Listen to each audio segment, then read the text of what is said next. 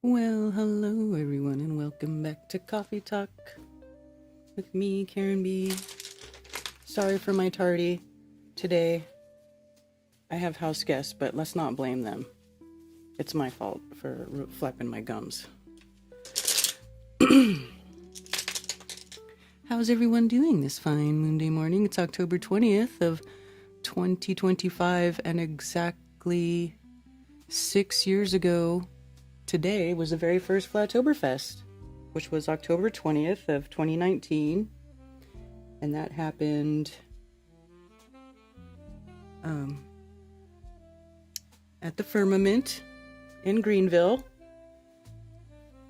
and Rob Skiba was a keynote speaker, Bob Nodell, Mark Sargent. It was a great time. It was only one day. It was the very first event. Not very many people can say they went to that one, although I think we had about 200 people, so it was a pretty good turnout. Tommy Told the Truth, what's up? Shelly Oler, Aisling717, what's up, Voynick? Dreddy's 420, Southern Belle, Chicago Artist, Earth First Space Later, Laura Tracy, The Accidental Alchemist,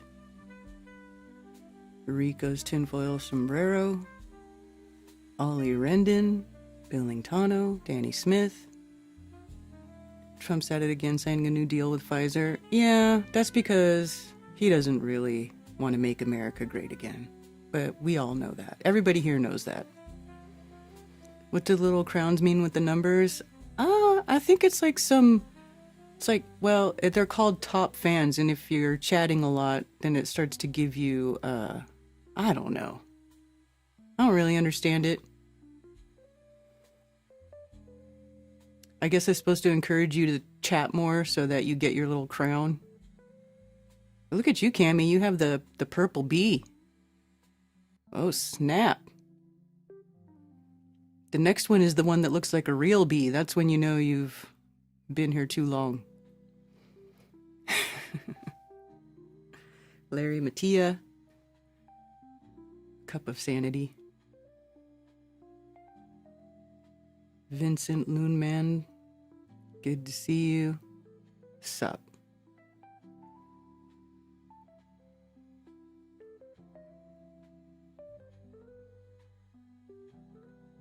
When does she start live calls? I'm usually an hour later joining Coffee Talk. There's not really any sort of time frame, like specifically that I start calls. I just eventually I go, oh, you know what? I didn't open my phones, and then I open phones. But I usually don't really do that until after I'm done fucking with my face, which is I'm going to start doing right now. Right now.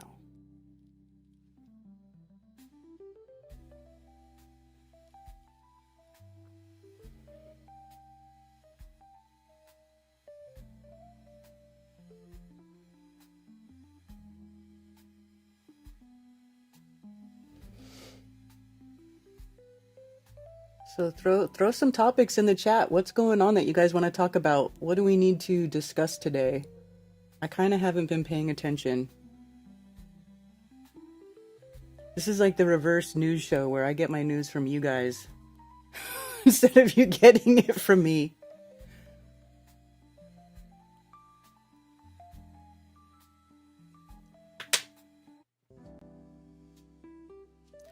Officials, locals undercut Trump claims about Venezuela drug boats. Yeah, Trump has been bombing boats indiscriminately in international waters and claiming it's because they're drug dealers. But how do we know? How do we know? Where's the transparency in that? How do we know who he's bombing and whether, it's just, why do these people think that they could just go blow people up and be like, oh yeah, don't worry, that was a bad guy. Don't worry, it was a bad guy. We promise.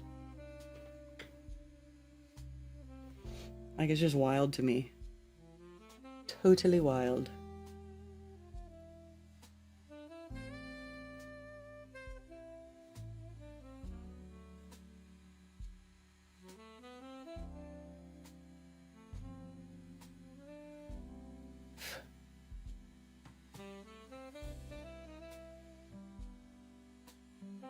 Still no Epstein files.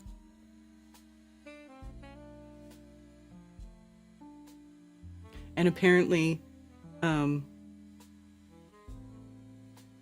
that chick that is in the government now, Luna, whatever, chick who was like a stripper, and now she's now she works in the government, was saying, oh, Russia's gonna come here and share all their files on the JFK assassination with us so that we can figure it out and let you guys know what's going on. Oh, really? So the fucking Russians know more about the JFK assassination than us? That's what you're telling us. The Russians, the same Russians that you guys said were hacking our what do you call it? Elections? Those Russians? Now they know all the secrets to JFK.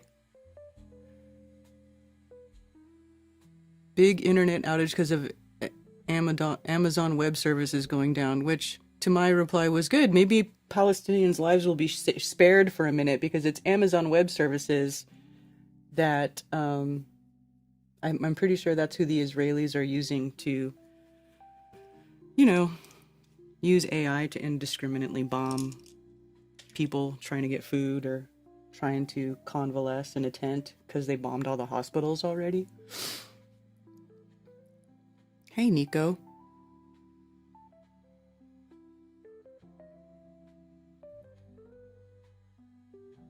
If you super chat, you get bumped to number 1 with more points. I'm super chatty.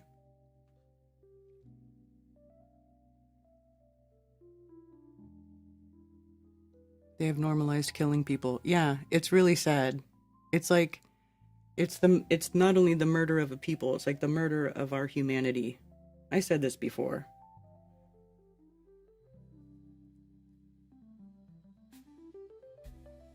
I said that before. Because it's like desensitizing. You know? Just murder people in HD for everybody to watch. That won't have any effect on anybody's psyche.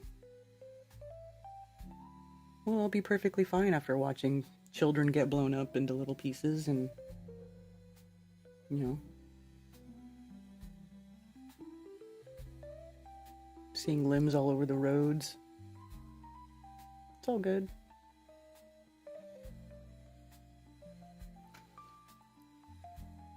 Hey, Crumb. Don't follow Crumbs in here. Did you listen to Drops of Jupiter yet? No, I didn't. Because I've been busy. I had people here.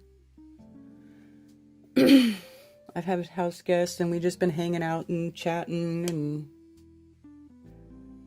shot some guns.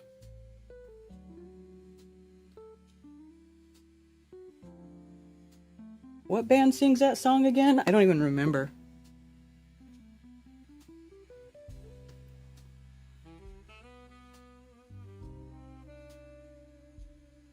Don't remember.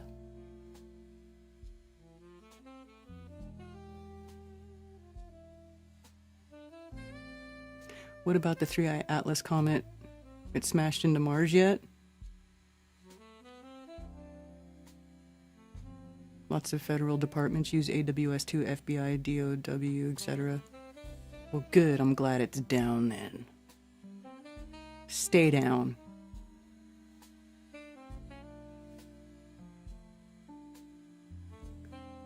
Wondering about the comet? Okay, let's see. Is it 3i or 3-1? 3i?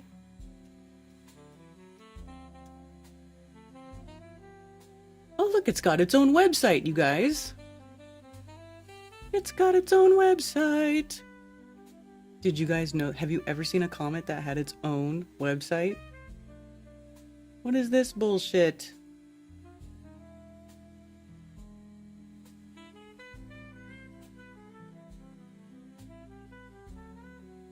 Our third interstellar visitor. What is this picture from? Is this supposed to be from that movie, or I don't understand. Introduction to 3i Atlas. The cosmos is an intriguing expanse, continually presenting new wonders. Among these phenomena is 3i Atlas, the third interstellar visitor in our solar system. The celestial body opened up a new chapter in our understanding of cosmic travelers, inviting scientists and space enthusiasts alike to delve deeper into its mysteries. Recent observations have revealed fascinating insights into its composition and trajectory. Various space missions have contributed to the mosaic of information we possess, providing evidence that increases our comprehension of its origins. Yeah, sure it does. The unique features of this interstellar object ignite excitement in the scientific community as they suggest the existence of unknown process at work in the cosmos. Excitement of the scientific community as they suggest the existence of unknown processes at work in the cosmos. I'm sorry, but as far as you guys are concerned, I'm pretty sure all the processes are unknown. Don't try to act like you guys know anything about the processes of the universe. You guys are just, everything is believed to be. Scientists believe. It is believed to be. So, this isn't telling me anything. Let's see, let's go straight to discoveries.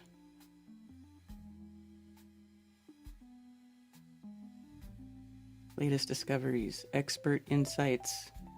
Let's see what the expert insights How do I... You can't click on it. Okay, well, the website for this thing is stupid, so...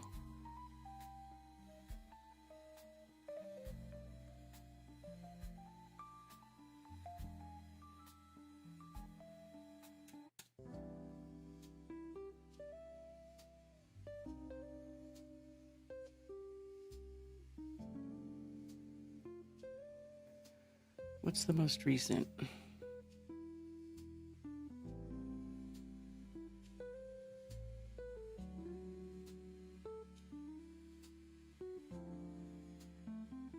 Interstellar Comet 3I Atlas is leaking water like a fire hose running at full blast. Oh, I'm sure it is.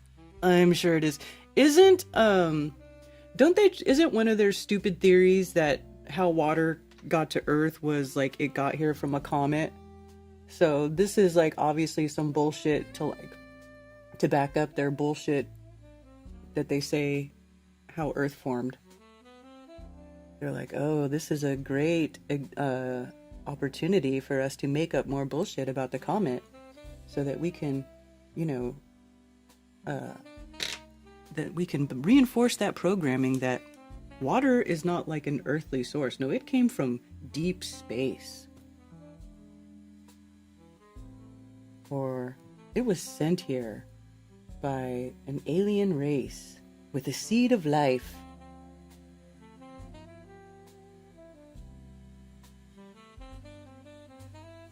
And all they want to do is just, keep people in that BS sort of nihilistic idea of your existence.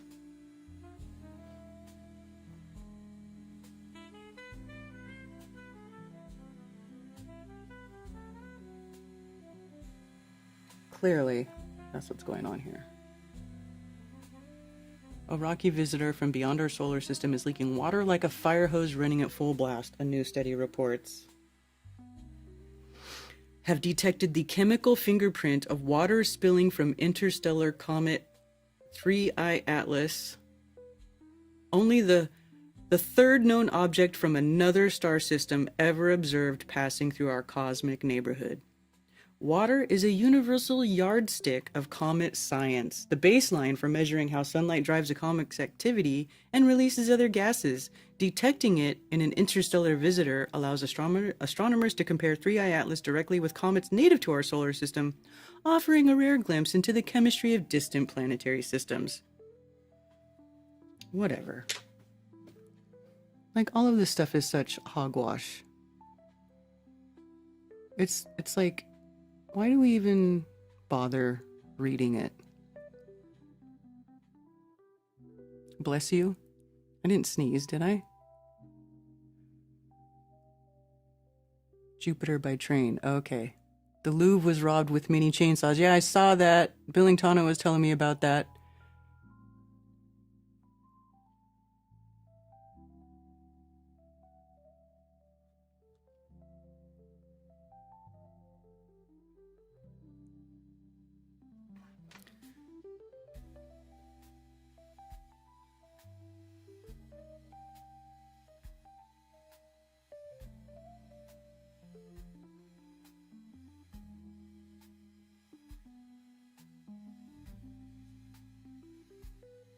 There are 5 new flat Earth articles this week. Oh, really? D's centralized currency. Atlas was originally the one who held up the firmament, changed then to holding up the Earth. Ah, yes, that's right, Danny. It would run out of water. Right? Like, how much water is supposed to be inside this comet? And, like, what happens when it does run out of water? Does it stop moving? Does it crash into Mars?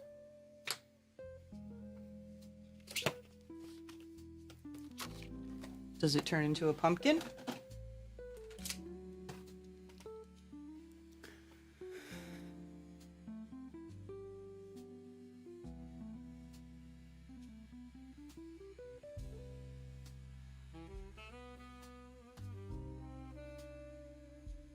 Using the Swift telescope, Bodewitz and his team observed 3I Atlas in July and August when it was about 2.9 times farther from the sun than Earth, well beyond the region where water and ice typically vaporizes. From this distance, Swift detected the faint ultraviolet glow of hydroxyl, the product of water molecules broken apart by sunlight, and the study reports. To tease out the delicate signal, astronomers stacked dozens of short 3-minute exposures combining more than 2 hours of ultralight observations and 40 minutes in visible light. The result, detailed in a paper published September 30th at the Astrophysical Journal Letter, showed Atlas was losing water at a rate roughly of 40 kilograms per second, or roughly the output of a fire hose running at full blast. So they're saying that they saw this when it was 2.9 times farther than the sun, so almost 3 times farther from the sun than Earth. And as we all know, Earth is allegedly 93 million miles away. So what's 93 times 3? So like almost pretty close to 300 million miles. They're telling you that they saw this, they see this comet from 300 million miles away. And how big is this comet?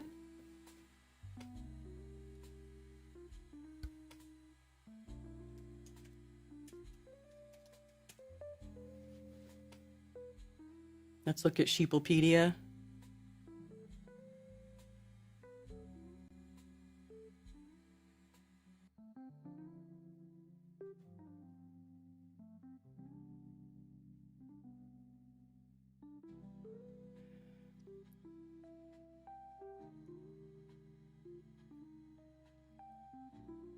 Hubble Space Telescope suggests that the diameter of 3I Atlas's nucleus is between 0.32 and 5.6 kilometers, 0.2 of a mile and 3.5 miles,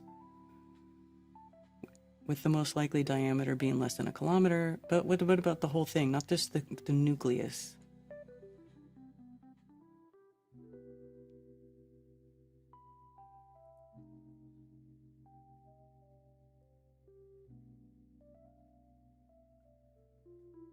Mean diameter. So 700,000 kilometers.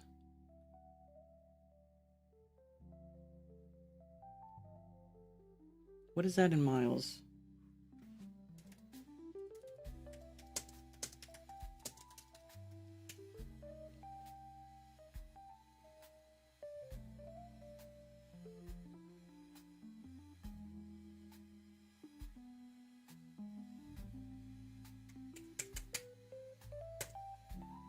So they're telling you this comet has a diameter of 434,959 miles.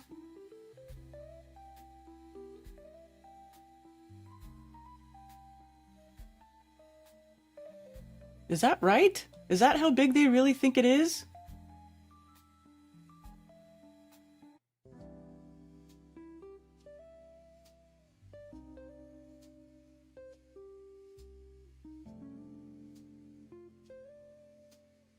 Do they really think it's that big? How big?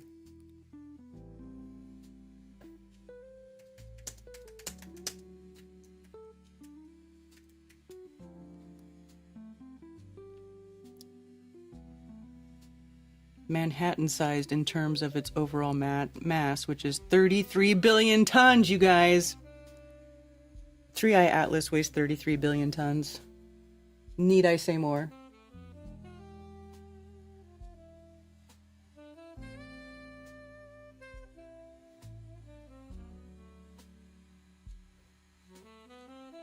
$33 billion tons.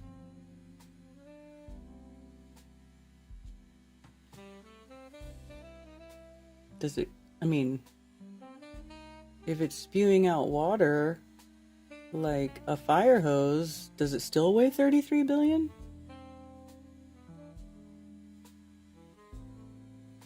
Or is that number like counting down every day that it is allowed to spew said water like a fire hose?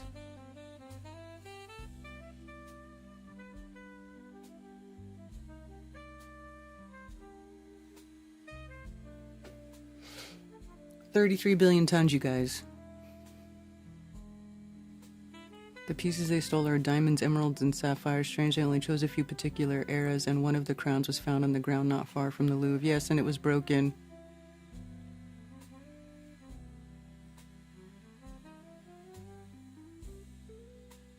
Karen, would you like another cup of coffee? Well, I already had 2, so I'm good, but thank you. If I drink more than 2 cups, then my tummy gets upset and I become like all weird and fidgety.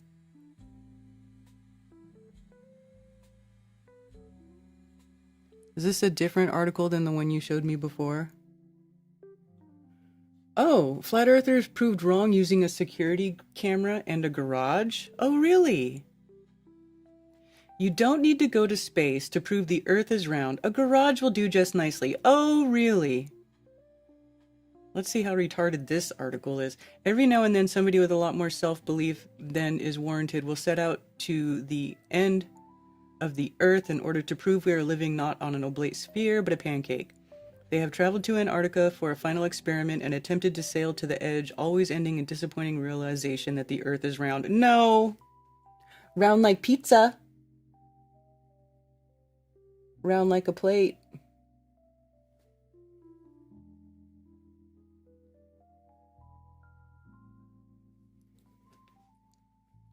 Or at least admitting that their own flat earth models are somewhat lacking, but they do not need to do that. As one internet hero has recently demonstrated, you can personally prove Earth is round without leaving it and with some very basic equipment. In a time-lapse purportedly shot between March 2024 and 2025 and posted to Reddit, you can see one piece of evidence traced over the ground. Oh. So it's like he's pointing... Oh, okay, see, he like... Okay, well, first of all, he's showing an analemma in the shadow, right? Except, oh, if you believe the Earth is like they say it is, and it's a ball, and the equator cuts that ball in half, and then goes around the Earth equally on both halves over the course of a year, then you would have a figure 8, not a lopsided freaking, analemma. And even on the equator, you get an analemma, an lopsided analemma. Which, if the sky was as they said it was, it wouldn't do that. Like, I don't even know how they even, like, justify this. Well, I guess they just gaslight everyone and tell everybody that it means the Earth is round, but clearly it doesn't. Like, I don't even know how they could even... I fucking love science. Doesn't even know what science is. Jesus criminy. They don't even know what science is. Following the corner of the garage's shadow and marking where it is at the same time of day over the course of a year, you can see that it traces out a sort of figure 8 symbol, except it's not a figure 8. It's a lopsided analemma. Analemmas are created by the Earth and Sun's relative motion and are very well described by our usual solar system models where Earth, an oblate spheroid, orbits the Sun. I guess the oblate spheroid part is how they're supposed to justify the lopsided analemma. Is that how they justify it? Because it really doesn't make any freaking sense.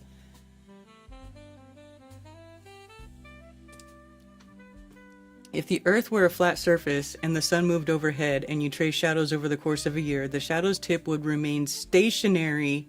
What? Instead, you get these figures which require a little orbital and... No. See, no. Just no. So they're telling you that if the Sun moved, if the Sun moved, the shadow would remain stationary. No.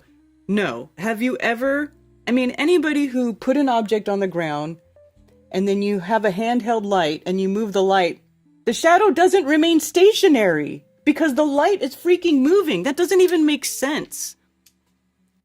It doesn't even make sense. Do people read this and believe it? I'm sure they do. Instead, you get these figures which require a little orbital and calendar knowledge, but are much more interesting than anything Flat Earth model can produce. Yeah, no, it's not. The simple textbook answer for why they occur is that Earth's 23.5-degree tilt causes the sun to appear higher or lower in our sky throughout the year, affecting the vertical axis, while the sun's elliptical orbit affects the horizontal position. Okay, whatever. A sun will appear at its highest point in the sky and the highest point in the analemma during the summer. In the winter, the sun is at its lowest point. Yeah, because it's farther away. Yeah, we already know. Analemmas viewed from different Earth latitudes have slightly different shapes, as do analemmas created at different times of the day.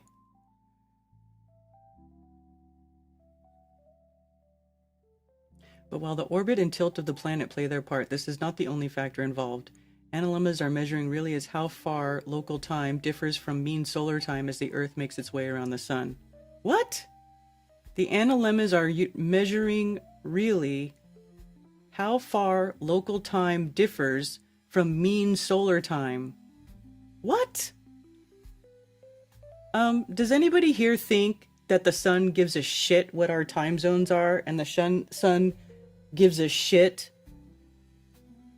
about UTC and mean solar time versus local time? No, the sun does not freaking care about that. So I don't know why they think the analemma is measuring that or has anything to do with your arbitrary time system. Introductory textbooks and other pedagogical sources sometimes explain the analemma's horizontal displacement is resulting solely or primarily from the eccentricity of Earth's orbit. Blah, blah, blah.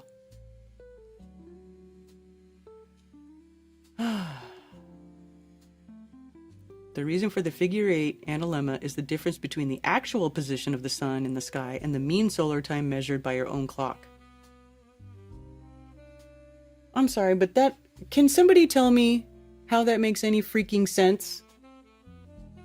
Why would the analemma be measuring the difference between mean solar time and the clock?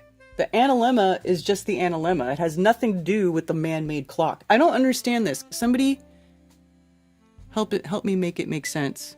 Does it make sense? When it comes to comets, the wetter the better, says Commercial Sound and Video. A moist comet. Yes, Jana. The comet is actually a squirter, if you really want to be correct. It's apparently a squirter. So there's that.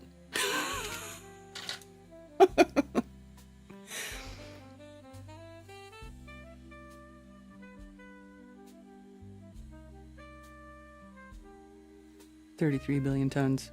Hey, Chi-Chi.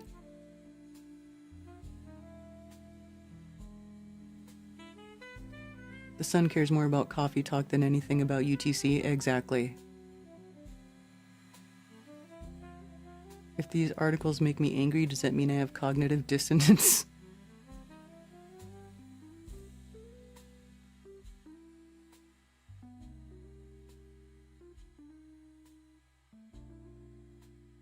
So nobody in here can make sense of how or why. Hey, Raised by Gypsies on Rockfin. How do they even say that? How does a science publication say that with a straight fucking face? The equation of time. Yeah, see, their whole explanation is way more complicated than what the truth is. For example, 12 p.m. is noon every day of the year going by our clocks, but solar noon, when the sun is actually highest in the sky, varies throughout the year. Yeah, we already know that, but that has nothing to do, the analemma has nothing to do with that.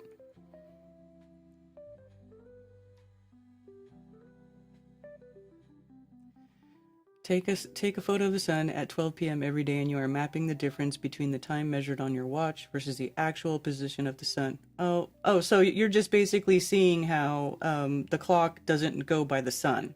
That's all it is.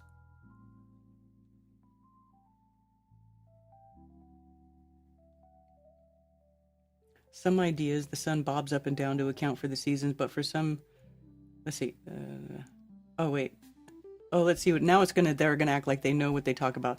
On Earth, depending on where you are, the analemma can be at different angles, although it always traces out this figure of 8 pattern. The angle of analemma at different latitudes is predicted by a spheroid Earth. No, it isn't. No, it isn't. But in a flat Earth model, you have to invoke the sun moving along odd paths without regard to physical laws in order to replicate this effect. What? Odd paths? No, you don't. It's a freaking ellipsoid path. In some ideas, the sun bobs up and down to it. No, okay, I have heard people talking about the sun bobbing up and down for the seasons. It could, its altitude probably does change throughout the year.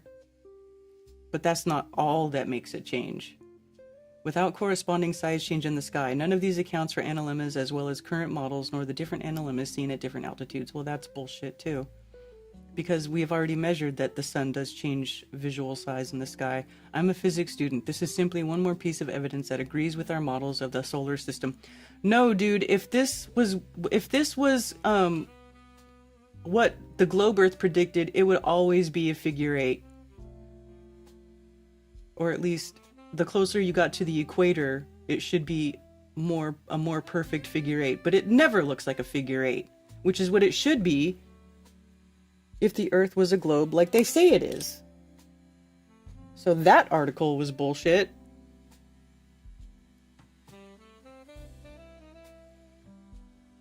Angle of the dangle.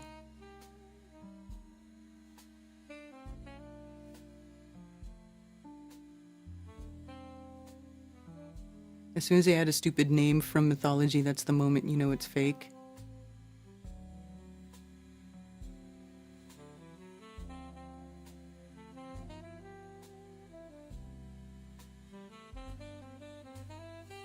The only thing bobbing up and down are people who still believe they're on a spinning idiot ball. I agree, John. This article is about Jaren. Oh, nice. Let's see it. Flat Earther conducts experiment to prove Earth is flat, accidentally proves planet is a globe instead. Oh, is this from the movie? This experiment has reportedly been a favorite of flat earthers since 1836 when Samuel Burley Rowbotham first did it on the Old Bedford River. A Reddit clip has reignited interest in a 2018 documentary, yep, this is from Behind the Curve, which examines the global community of flat earth believers navigating a world that largely rejects their views. Posted in the Facepalm community, the viral clip features a pivotal scene where flat earther Jaren Campanella conducts an experiment to prove Earth is actually a flat plane and not a spheroid. Unfortunately for him, the experiment inevitably proves the Earth is in fact not flat. Except it didn't. It didn't prove anything. All that it proved is that Jaren Campanella doesn't know how to plan an experiment. That's what that proved. It proved that he didn't know what he was doing. He didn't make sure that the levee road where they were doing the experiment was actually a level road that didn't change altitude from mean sea level over a distance. And his idea was to cut holes in these boards and then shine a light through the hole in the boards. And then that light was supposed to go through multiple boards, right? So like they had one board at one end and then a mile or so away they had another board. And so the idea was if the Earth is flat, you should look through the hole of one board all the way to the hole of the other board where the light is shining through, and you should see it. Now, when they actually went to do this in practice, see, this is what I'm saying. Like a lot of these things, they sound simple. It sounds simple when you say it, but then when you actually go to do it, you run into problems that you don't foresee, and it's actually not as easy as you think it is. But so anyway, so they had to look through these stupid boards. It's such a dumb idea. So then they do it, and then they start shining the light, and then they don't see the light from one board to the other. And then I guess the guy on the other side held his hand up, and then you could see the light. And so that's where Jaren says, "Oh, interesting." And that's the clip that they deceptively cut it so that to make Jaren look like he debunked flat Earth, but they didn't. It was inconclusive. They actually didn't debunk anything. their test didn't work. It was inconclusive. And then the shady directors of Behind the Curve cut the video to make it look like Jaren's proving curvature. But there's no actual data given. There's no measurements given. There's no like, hey, we expected XYZ and then we got this and it's definitive. We debunked ourselves. Like, there is none of that. The debunk is Jaren looking and going, interesting. That's their debunk. But there's no actual, like, evidence or data or, nothing. So this is one thing that keeps getting rehashed over and over again. And of course, now that Jaren has become a glober again and he's hanging out with all the fucking loser globers and telling everybody that flat Earth should be over because he decided. Yeah, of course they're going to keep bringing this crap. See, two boards. See, here we go. Two boards with holes positioned 17 feet above water and a friend holding a flashlight. The camera is aligned with the holes, which are being placed in a straight line at increasing distances, and the flashlight holder stands with the boards, ready to test the theory. See, but what happened is they weren't on a perfectly level road. So the levee road, which they thought was level because it was next to a delta canal, actually wasn't.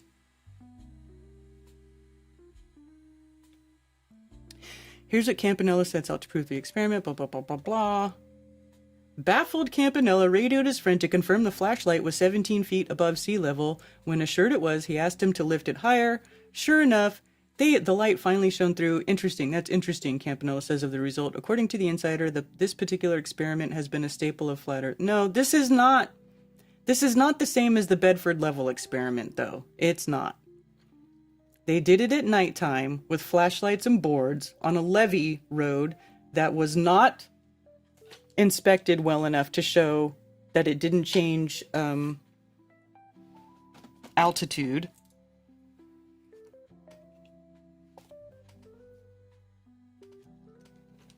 So it was inconclusive. And if you actually listen to Jaren talk about it, well, before, I mean, I don't know if he says the same thing now. Now he'll probably say that he debunked Earth curvature. But before he flip-flopped, he was saying, it was inconclusive. We ended up finding out that, the spot wasn't as accurate as we thought, blah, blah, blah. Unless that's Jaren's bullshit. I mean, I don't know. I wasn't there. I wasn't there.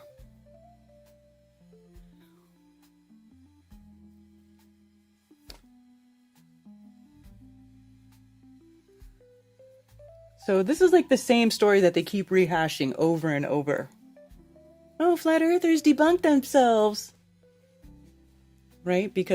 Which is hilarious in and of itself, because then they act like, there's all these debates going on and like no globers can debunk flat earth. Oh, but the flat earthers debunked it themselves. Look, it's like they can't debunk it on their own, so they misrepresent things we have done to try to make it look like we debunked ourselves because they can't debunk it, which is funny.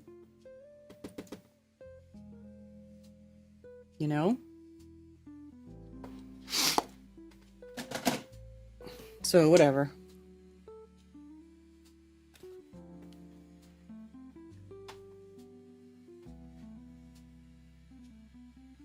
They clipped his comments out of text. Exactly. Sold his soul.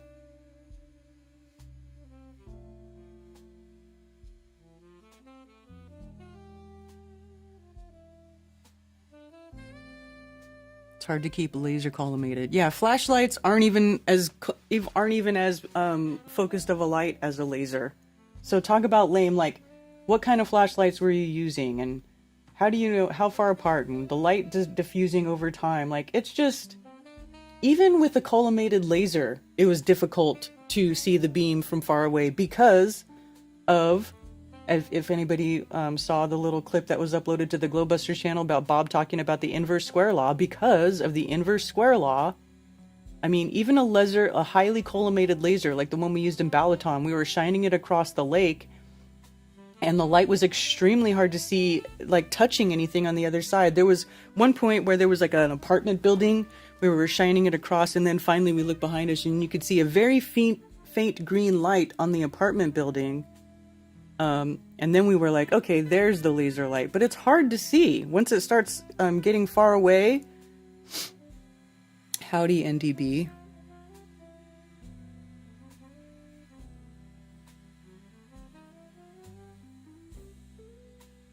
Yeah.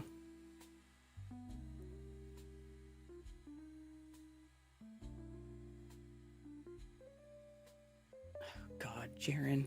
Fucking. Just retarded. Retarded.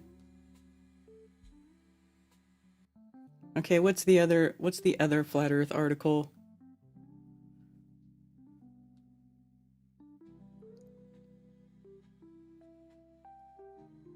Give me another one. I want to see the other crap that they're trying to say.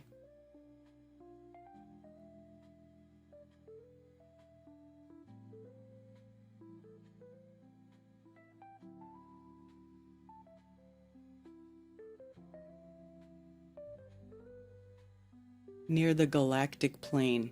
Hey, what's the galactic plane, you guys? The galactic plane is the plane on which most of a disc-shaped galaxy's mass lies. The directions perpendicular to the galactic plane point to the galactic poles. In action. So they take basically, I mean, look at this, you guys. Look at this crap.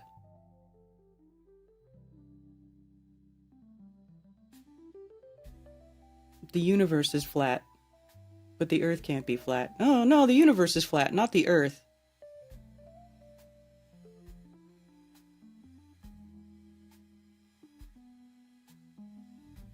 Zone of avoidance. Supergalactic plane. Supergalactic coordinate system. So when the Big Bang happened, everything exploded, but it only exploded in this and expanded in this very thin, just outwards, like if you drop something and it splatters on the ground and it goes out. That's what happened in the Big Bang, instead of all directions, which is what normally happens in an explosion. God, so dumb. So dumb.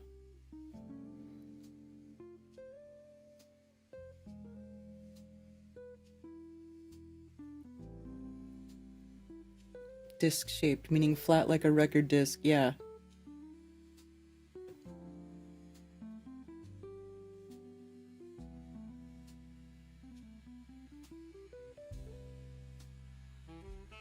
So they have all these, things that they say debunks flat Earth, except an actual measurement, a direct measurement of Earth's surface.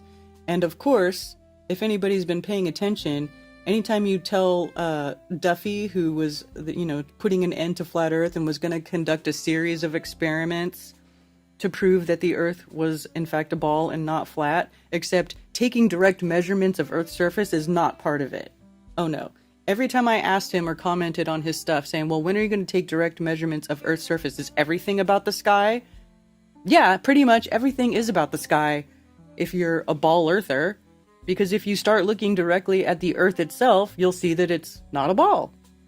And that you just don't understand how the sky works. You see the paths and you know the cycles and the repeating cycles that the sky does, but how and why the sky has the repeating paths and repeating cycles, nobody knows. Nobody knows how that works or why or what the actual mechanics are of what makes the sun go around in the sky. Nobody knows that.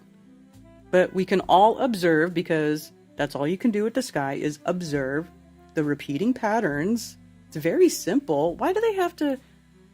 They always got to make everything so complicated.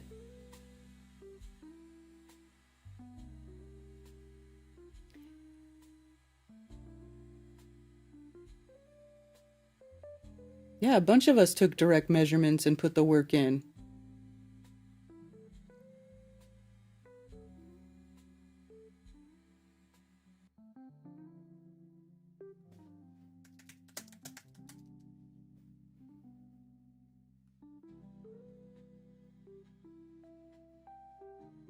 Oh, look at this. Was Kyrie Irving's flat Earth statement misquoted or taken out of context? In 2017, Kyrie Irving made headlines for something other than his mesmerizing handles.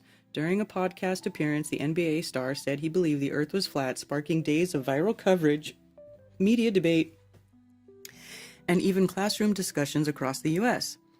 Even years later, Irving remains one of the league's most skilled and polarizing players. Despite off-court controversies, he believed he was among the top 15 players in the world last season, a remarkable feat considering the adversity he's faced throughout his career. But nearly a decade later, many fans still wonder, did Kyrie really mean it, or was his now infamous flat Earth comment taken out of context and misunderstood? Let's do a deep dive. Let's deep dive. What did Kyrie Irving say? The quote originated from Road Trippin', a podcast hosted by then teammates Richard Jefferson and Channing Frye in February of 2017. When asked about conspiracy theories, Irving said, "This is not even a conspiracy theory. The Earth is flat." The clip immediately went viral within hours. Media outlets like ESPN, Washington Post, blah, blah, blah. Headlines suggesting Irving believed the planet was flat. However, when pressed later, Irving clarified his tone was sarcastic and meant to encourage people to think for themselves rather than accept information without questioning it. So he backtracked a little bit, allegedly. Was he misquoted or taken out of context?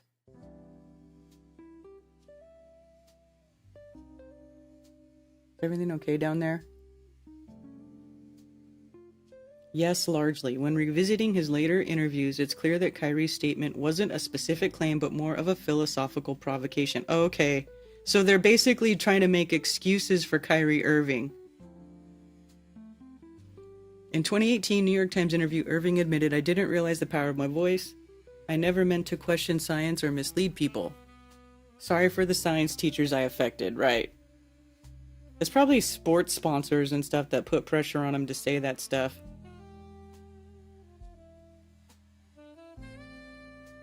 Media framing played a major role in the commenting that Flat Earth Kyrie narrative. Within 48 hours of the podcast, Google searches for Flat Earth Kyrie surged 3,500%.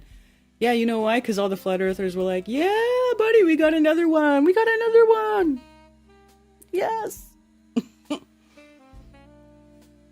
In 2020, Irving firmly put the topic to rest. "Of course I know the Earth isn't flat," he told Forbes. "It was never about that. It was about people thinking for themselves." Earth is flat, true, but misinterpreted. I don't think it was misinterpreted. I think you guys are misinterpreting stuff, or you're forcing him to backtrack because you guys can't. Nobody can be allowed to have their own thoughts or their own. You're not allowed to have any sort of independent thought or critically think about anything on your own. You have to, whatever sort of group you're associated with, you better get in line and get in line with that group think and start spewing the same propaganda that group that you're associated with is, or the group is going to oust you. They're going to push you out. Doesn't matter. If you don't toe the line of your little cult, whether you want to be in it or not, they'll just reject you. Take it from someone who knows.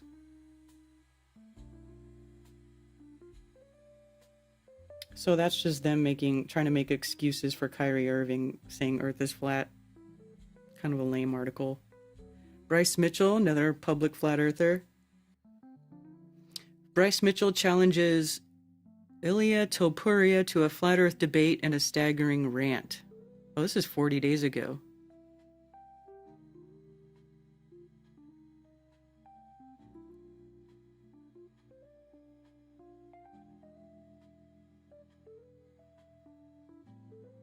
Hey, sorry, flat earthers, simple experiment proves our world is round. So that's the garage one, I think. The garage shadow. The garage shadow proves the earth is a ball. Give me a break, dude. Give me a freaking break. Oh, look at these. I'm seeing all these quotes now from people talking about flat earth. I didn't see anybody talking about this. Biden White House official on RFK. This is wacky flat earth voodoo stuff. Oh, really?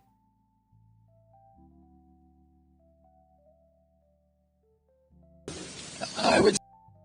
Thank you, Governor. My question was, in light of the recent resignations of the CDC, how are you ensuring that agency is able to do its job effectively? I would say this, that first of all, I will confirm that we let go citizen minorities yesterday. I'm not going to talk about personnel issues, but, the CDC is an agency that is very troubled for a very long time, and anybody who lived through the COVID pandemic and saw all of these bizarre recommendations that were not science-based, all the misinformation, understands that the CDC has on its website today that among the top 10 medical innovations, greatest medical accomplishments in history was abortion. This is one of the greatest medical accomplishments because it keeps small families. Go to the website, look at it. Fluoridation, giving kids a toxin, and vaccines. So there's a lot of trouble at CDC, and it's going to require getting rid of some people over the long term in order for us to change the institutional culture and bring back pride and self-esteem and make that agency the stellar agency that it's always been. I'm very stellar confident agency in the it's always political been. staff Shut that we up. have down there now that they're going to be able to accomplish that and ensure the competent functionality of that agency. That's it. That's all we got time for. That's all we got time for. No, that's all we got time for. Thank you. Thank you, guys. So where is the flat earth comment? Former White House COVID-19 response coordinator Ashish Jha, who served under former President Biden, criticized Health and Human Services Secretary Robert F. Kennedy on Wednesday for suggesting he could identify children suffering from mitochondrial challenges. This is wacky flat earth voodoo stuff, people, he added. This is not normal. Oh, okay. Ugh. Wacky flat earth voodoo stuff, people. Oh, shut up.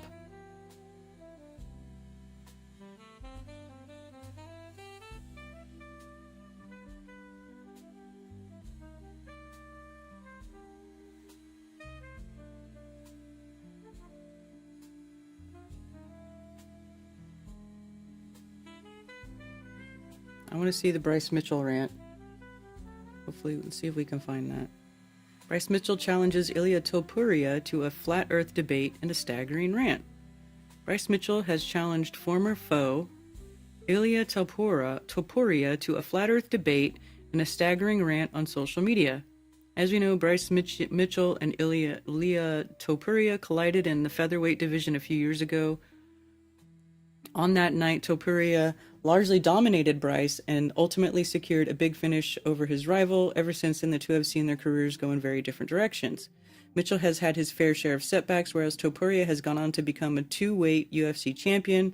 Alas, the two still talk about one another every now and then, and Ilya recently teasing Bryce for his belief that the earth is flat. Bryce Mitchell calls out Ilya Topuria for not believing the earth is flat and challenges him to a debate.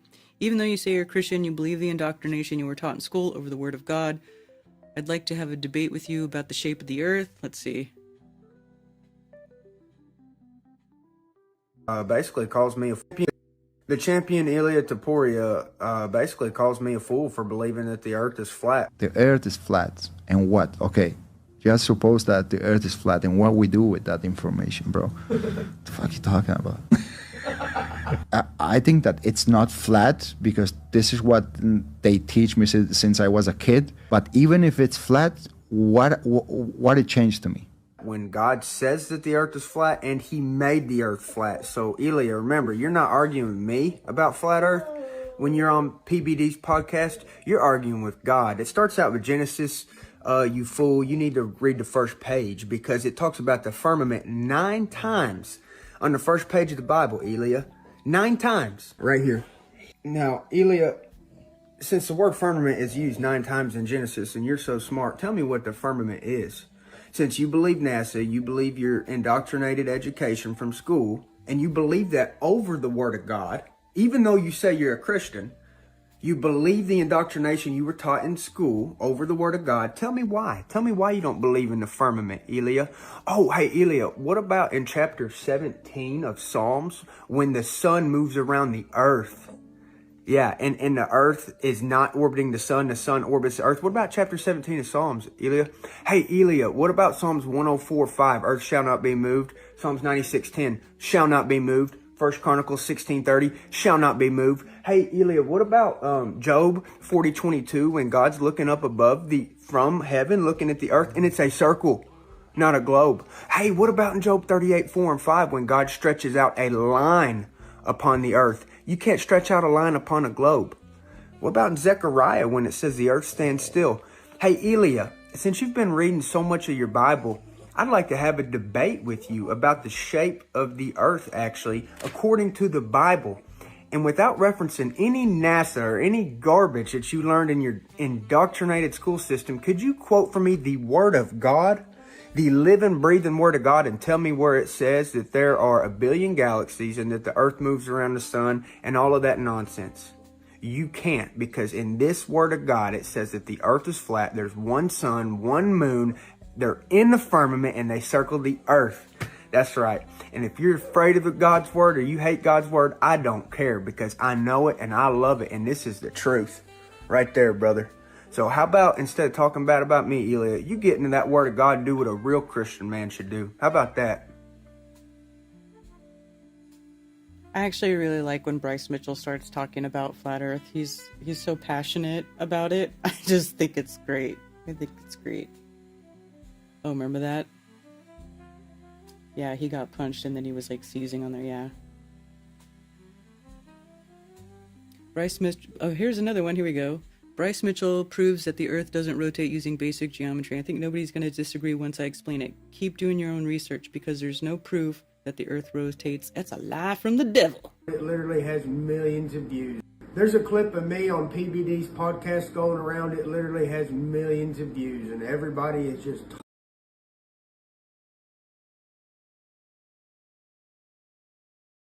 millions of views, and everybody is just totally talking shit about me because of how stupid I am. Let me explain myself a little bit better, because this is what I meant by what I said. And I think nobody's going to disagree once I explain it. I stated that you can prove the Earth don't rotate because you can take a helicopter, hover it at 20,000 feet for 24 hours, and come back down in the same spot. Now everybody said, oh, a helicopter has inertia. I know what inertia is, dude. I'm not stupid. Let me tell you what I mean. Here is a picture of the circle of the Earth, supposedly, if you believe in a globe. And the red circle is the helicopter. When the helicopter ascends above the Earth's surface, it now has a larger flight path around the Earth. As in, when the Earth, the inside circle, the black circle, does one full rotation, the red circle, or the flight of the helicopter, actually has to cover more distance to get back to the same spot. That's what I meant, okay? If you don't understand geometry of spheres and circles, that's going to go right over your head. But what I said makes perfect sense.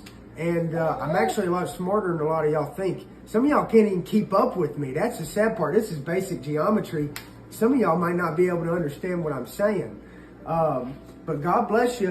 And keep doing your own research, because there is no proof that the Earth rotates. That's a lie from the devil. And keep thinking what you want, calling me stupid, but I know geometry, I know inertia. An object in motion stays in motion. If I put my foot up your ass, it's going to keep going up your ass till I stop it. How about that? You see, I can appreciate that kind of sense of humor. I don't know about y'all. Bryce, I think he might be from Tennessee. I forget where he is. Tennessee or Kentucky, but yeah. Bryce Mitchell.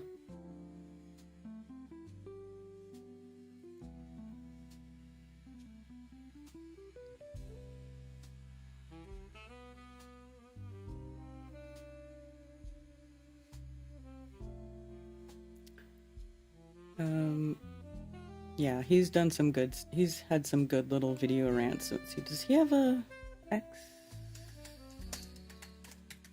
Thought I was already following him on X. Yeah, Thug Nasty.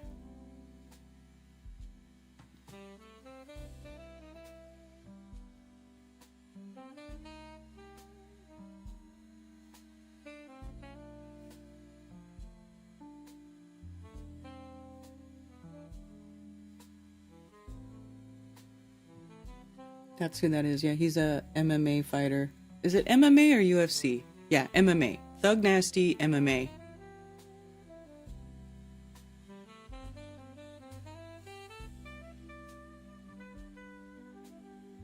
Hey, Lowry. Getting lucky in Kentucky.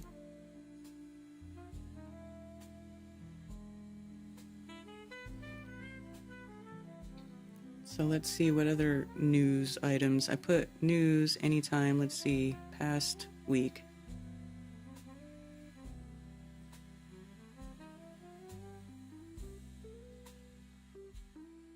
Why is this stuff coming up under Flat Earth?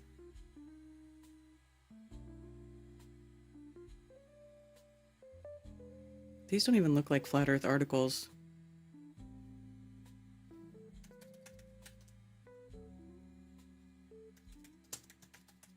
Gotta try a different search engine. News.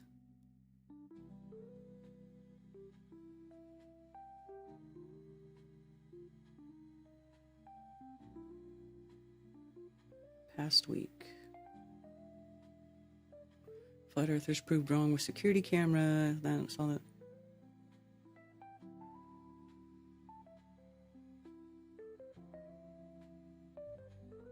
Flat Earth. In Flat Earth. In Flat Earth, Annika Jade Levy shows what life is like for a 26-and-a-half-year-old American woman, featuring stuffed toys, egg freezing, and Instagram romance coaches. If Annika Jade Levy's cynical debut novel is anything to go on, that same role applies to American women precisely 100 years later. Levy's own glittering satirical tale, Flat Earth, suggests today's young women are presented with two life pathways. Why is this book called Flat Earth? Are presented with two life pathways, diligently endeavor to be brilliant but end up in a chewy emotional turmoil, or choose not to care about anything too deeply, be foolish, and have a rollicking, albeit risk-laden good time. Daisy Buchanan style. Why is this called Flat Earth? Pretty sure Levy is a Jew name too, by the way. So that looks like some sort of like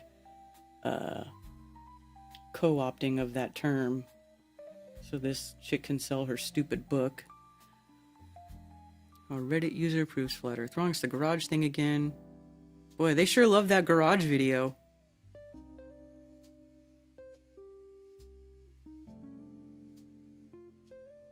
Camera in a garage. Boy, they're running with the camera off the garage, proving that Earth is a ball. How stupid.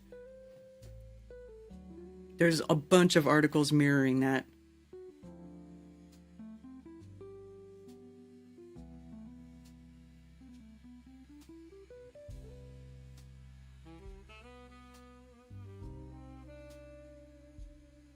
Oh, look at this. Did you see this one, Tommy? Are you a flat earther? You're probably insecure, scientists say. I would say probably the opposite of most flat earthers. Not that they're insecure, but rather very secure in their knowledge that Earth is not a globe.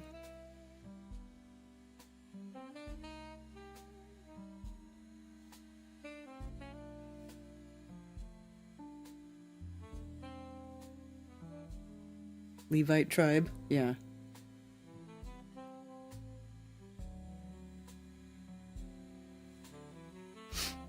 So let's see. You're probably insecure if you're a flat earther. People who believe in conspiracies are more likely to be nasty. Ever since the time of the ancient Greeks over 2,000 years ago, human beings have known the Earth is a globe. Despite this, some people are still convinced that we live on a giant floating disc in space known as flat Earth. Well, actually, no. Floating disc in space. No. Wrong. Now scientists have discovered why believers are still so sure of this fantastical theory. According to researchers from the University of Kent, people who believe in conspiracies like the flat Earth theory are more likely to be insecure. How are they doing these freaking studies? Let's see if they tell us. According to researchers Oh, the team analyzed the result of 279 studies involving more than 137,000 people.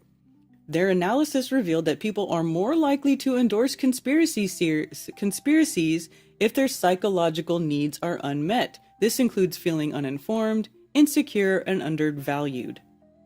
What? People may find conspiracy theories less appealing if they have alternative ways to meet their psychological needs, or if their needs are not frustrated in the first place. Okay, so if you are feeling uninformed because maybe you feel like you're being lied to, or insecure, undervalued, maybe because the government keeps making life harder for you and not actually making things, trying to help you in any sort of way. So maybe you're feeling undervalued because it's obvious that the government doesn't give a crap about the general public. You're uninformed because all the news is basically a bunch of fabricated lies, and you've realized that they're fabricated lies.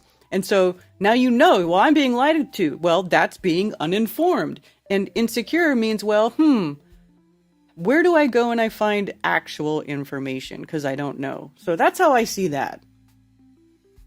Now, if you have alternative ways to meet their psychological needs, i.e., you believe mainstream media, you believe scientism, and you accept their alleged explanations or excuses or whatever for why the Earth is a globe and it's not a level stationary plane like it presents itself.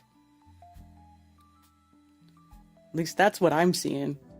Conspiracy theories are alternative explanations for major events that reject accepted narrative in favor of more fantastical plots. Actually, that reject official narratives, not accepted, but official, I guess, or mainstream narrative in favor of not fantastical plots, but more logical, more science-based. God, I hate these people. They gaslight us constantly. This is a gaslighting article. For example, because Earth's surface looks and feels flat, so-called flat earthers denounce all evidence to the contrary. Meanwhile, well, it doesn't look and feel flat. It actually measures flat. It physically measures flat. So let's just leave that out too. Meanwhile, after NASA delayed its upcoming moon mission, moon landing deniers rushed to social media to claim that the space agency wouldn't return to the moon since it never went there in the first place. Well, yeah.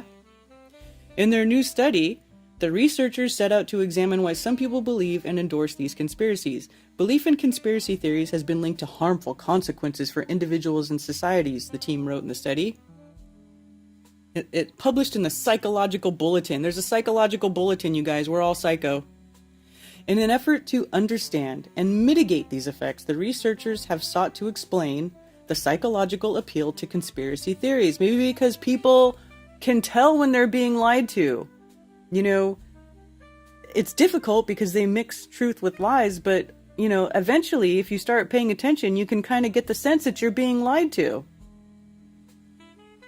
In total, the team analyzed 279 independent studies, including 137,406 participants. Their analysis, so these are studies that were already done. They just reanalyzed studies that were already done and came up with their own conclusion. This isn't like a new study, I guess. Their analysis revealed that when people spread conspiracy theories, it can be in an attempt to compensate for feelings of uncertainty, insecurity, and to defend their own threatened social image. People don't care about their social image when they start looking into the conspiracy theories. That's the last thing on their mind. Uncertainty, maybe. Tired of being lied to. Can't trust the government. Can't trust the news. Can't trust any of the sources that you were told you should be able to trust your whole life. So that would make someone feel insecure. But but of course they're twisting it all. From exploring the relationships between conspiracy beliefs and psychological motives, the strongest connections between the two were found to be concerns over existential threats from the world around us, prompting feelings of societal and political alienation. Oh, like the government forcing us to take an experimental medical jab that made everybody sick? Like that? Would that be considered a concern over an existential threat from the world around us? Maybe it looks like the government wants to cull us. So yeah, that's a little freaky. And it makes me not trust you. And I certainly don't feel secure with a bunch of psychopaths in charge of the government enforcing all this bullshit upon us. The researchers hope the findings will pave the way for tailored methods to counter conspiracies. Conspiracy theories pose a threat to individuals, groups, and societies, and therefore it's really important to understand why people believe and spread them. Conspiracy theories pose a threat to mainstream bullshit, evil agendas. That's what they pose a threat to.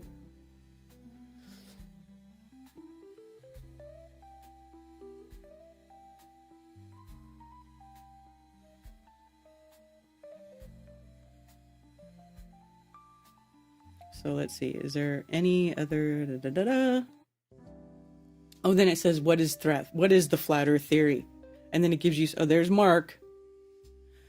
Those who believe the flat earth theory claim our planet is shaped like a flat disk instead of a sphere. Sphere. Because Earth's surface looks and feels flat when we walk around it, the conspiracy theorists denounce all evidence to the contrary. There is no evidence to the contrary. That's just it. They just dismiss all the evidence. Well, there is no evidence to the contrary. That's why it's dismissed, because there's no evidence. The leading theory suggests Earth is a disk with an Arctic Circle in the center and Antarctica a 150-foot tall wall of ice around the rim. Theorists claim that satellite images and evidence pointing to a spherical Earth are part of a round Earth conspiracy orchestrated by NASA and other government agencies. Proponents of the bizarre theory also claim that the Earth is stationary in space rather than orbiting the sun. We don't say it's in space. You guys say. You guys are mixing models. Of course, they can never get rid of space.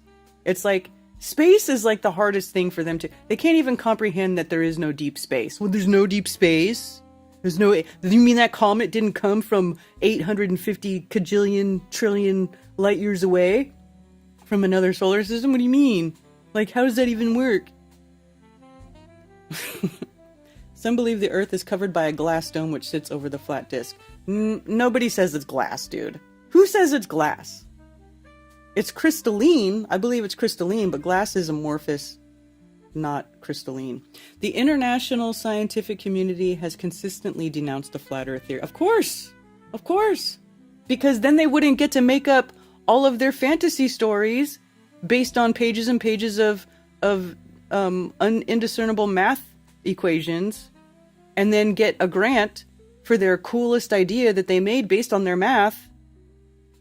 Of course they're gonna denounce flat Earth, because then it erases that whole thing. Just becomes nothing. Decades of space imagery and peer-reviewed astronomical research back their claims. Right. No. Space imagery. Decades of pictures of lights in the sky back their claims that the Earth is a globe. NASA has proved Earth is round by using satellites, GPS, and images from space. But flat earthers believe the space agency is lying. Yeah, NASA lies. Yes. Yes, that's true. I do think that. You're probably insecure. I'm not insecure at all. Remember that interview too? I did the interview with the dumb flat earther, and they asked me, they're like, isn't it lonely? Aren't you lonely to be a flat earther? And I was like, no. I got the greatest friends ever now. We have great conversations. We talk about things that actually matter. We actually try to understand the world we live in instead of just believing this garbage that they've been shoving down our throats all these decades. No, it's not lonely being a flat earther. I mean, it could be, but no, it's not. They love darkness. Mark is probably lurking. Hey, Ted. Hey, Gregory, I see you there.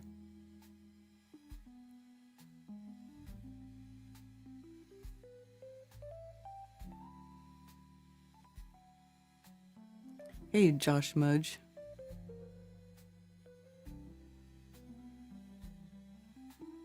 It's 11:11, by the way. Right. They're just trying to make you feel like you have a problem if you even look. I just said that. Billy Tano says it's 11:11.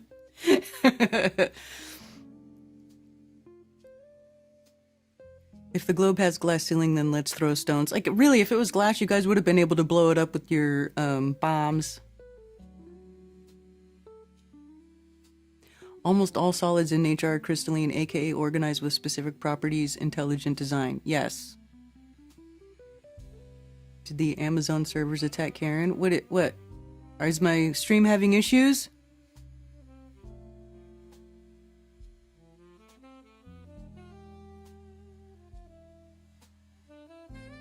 Tacos today? Listen, you're not supposed to eat tacos till tomorrow. You're breaking the rules, Scientist Mustard. It's Taco Tuesday.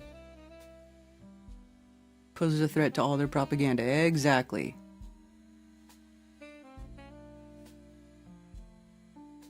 So ashamed for doubting experts.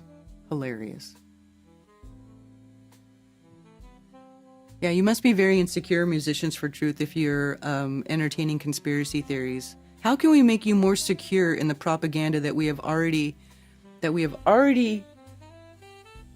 showered you with? How can we make you more secure?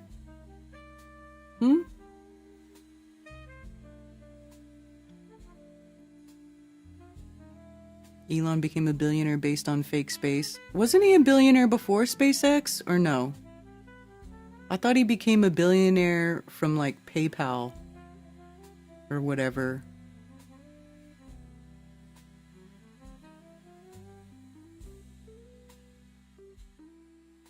Moonday deserves tacos.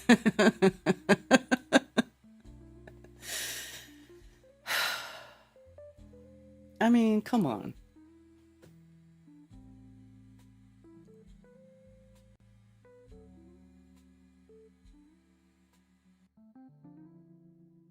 Oh, look at this. Let's look at this. Photographer in space teams up with photographer on Earth, captures the same scene at the same time. Oh, really?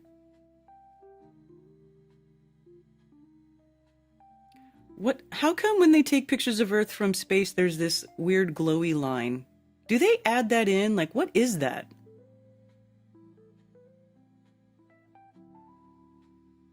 Two very different perspectives of Madagascar. Petit captured 250 miles above, while Tafreshi photographed Madagascar's famed boab trees against a backdrop of swirling star trails that converge around the celestial South Pole.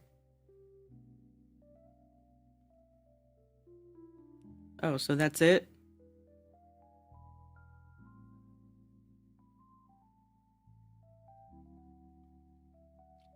Capture the A3 comet as it is made its once every 80,000 year appearance in the solar system. How do they know it makes an every 80,000 years ago? Is there any record of this first time this comet came around 80,000 years ago? Like, how do they even know?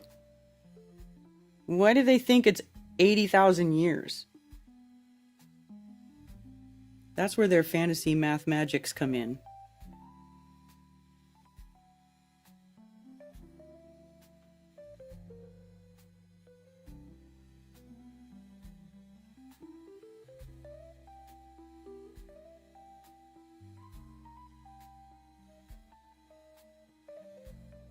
Photoshop, it has to be.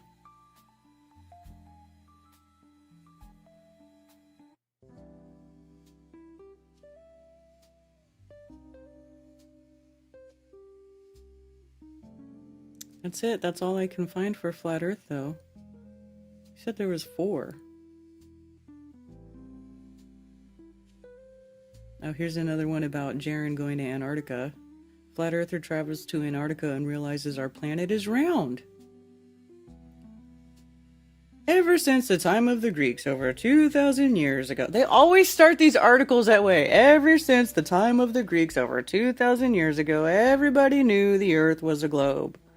Always, it's the first thing. Giant floating disk in space. Now one of the internet's most famous flat earthers has finally cottoned on to the truth. Is that a term? Cottoned on to the truth? Or should it be caught on to the truth? Is this a typo? I've never heard this phrase. Jaren Campanella, who runs the popular flat earth YouTube show Jarenism. It's not a show, it's a channel, but who cares? has traveled to Antarctica as part of a trip dubbed the Final Experiment, which is not an experiment. Mr. Campanella witnessed firsthand that the sun doesn't set during the southern hemisphere summer, which doesn't prove shit. This debunks the belief held by flat earthers that Antarctica is an ice wall where the sun rises and sets every day. See, that's another thing too. They act like everybody believes this, but there's a whole bunch of us who never signed on to that belief. Like when Jaron said, when he would say that and talk about how if the sun goes around the South Pole, then the Earth can't be flat. I never agreed to that. A whole bunch of us never agreed to that. A whole bunch of us already knew that didn't mean that the Earth was a ball. It just, thanks for handing this bullshit to them. Like, another thing for them to recycle out over and over again. Jaron, you fuckhead. Stationed in Antarctica, he says to the camera, sometimes you're wrong in life and I thought there was no 24-hour sun. Okay. In fact, I was pretty sure of it, and as a fact, the sun does circle you in the south. Okay. So what does that mean? You guys are going to have to find that out for yourself. It means that the sun goes around the pole in the south. That's what it means. It means that the sun is circumpolar on both poles. That's all it means. How that works, you don't know. Campanella thanked the organizer of the trip, which cost $35,000. Although he stopped short of saying that the Earth is spherical. Well, now he does say it. Now he loves to say it. Look at you, douchebag. Douche. Mr. Campanella was featured in the 2018 documentary Behind the Curve as he unintentionally debunked his own theory with a light experiment. Except clearly he didn't think that debunked it, or else why would he even bother going to Antarctica? Why would he even bother with that if he thought that he debunked flat Earth back in 2018? So this is stupid. That alone is stupid.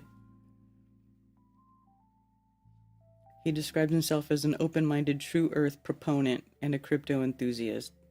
Well, now you're just a fucking tool bag, is all you are, as far as I'm concerned.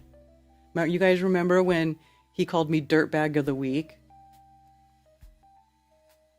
F you.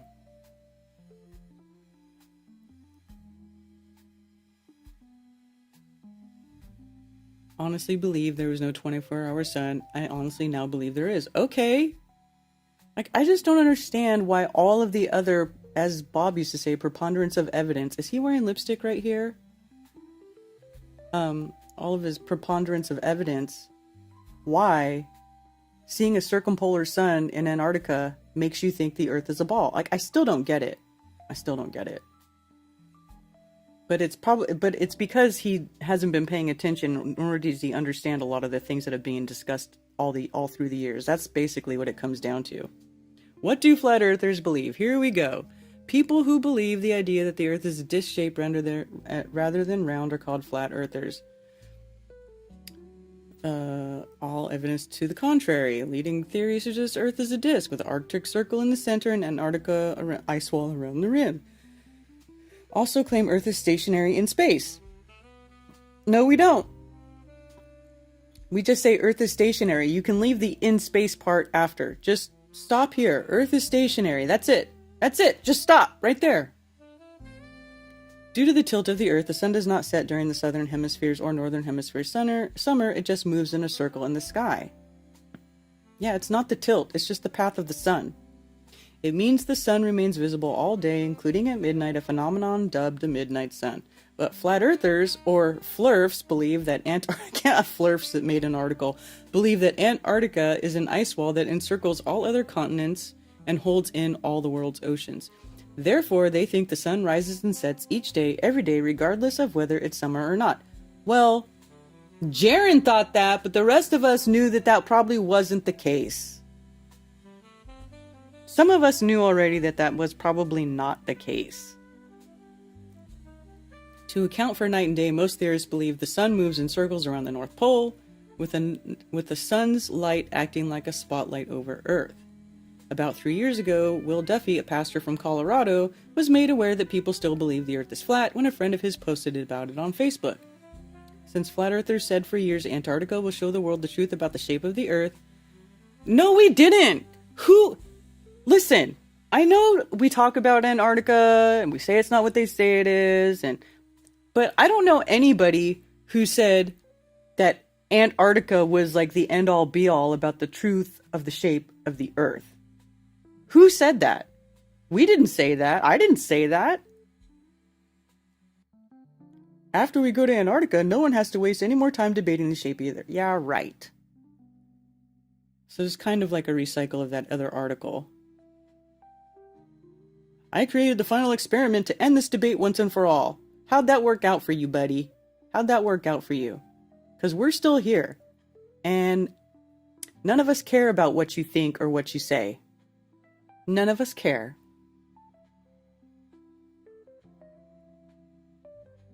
Mr. Duffy said he filmed the sun for 25 hours straight using SpaceX Starlink satellite internet network for a live stream.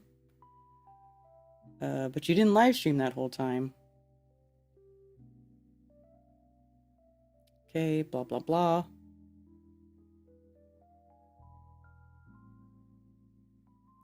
Then he passes over to Mr. Campanella, who humbly admits he was wrong, having witnessed the sun travel in a circle over his head. However, another famous flat earther on the trip, Austin Whitsitt, has more trouble letting go of the theory. Well, because he's smarter than Jaron. Which, I mean, I already knew that. Whitsitt said there's clearly a 24-hour sun, but denied that this proves the Earth is a globe. Good. That's true. Yes. I don't think it falsifies plain Earth. I don't think it proves a globe. I think it's a singular data point. Yeah. Likewise, some YouTuber conspiracy theorists have been left unconvinced, with many claiming the group were standing in front of the green screen. Okay, see, this is where all you dumb fucks who say everything's fake and gay, you're not helping. You're not helping. You're just a internet clickbait artist is what you are. But you're not freaking helping. Telling everyone, oh, it's a green screen. Because he left the green screen filter on the first live stream and everybody freaked out. But anybody who knows anything about how green screens work and leaving this green screen setting on when you don't have a green screen, it causes weird things like that to happen. Like, that never even fazed me in the least when I saw that go on. I was like, oh, he just left his green screen filter on. But of course, everybody uses it to say it's fake and gay, they're in a studio, it's not real. It's just like, you can't just cry that something is fake because it doesn't go along with what you thought should have happened.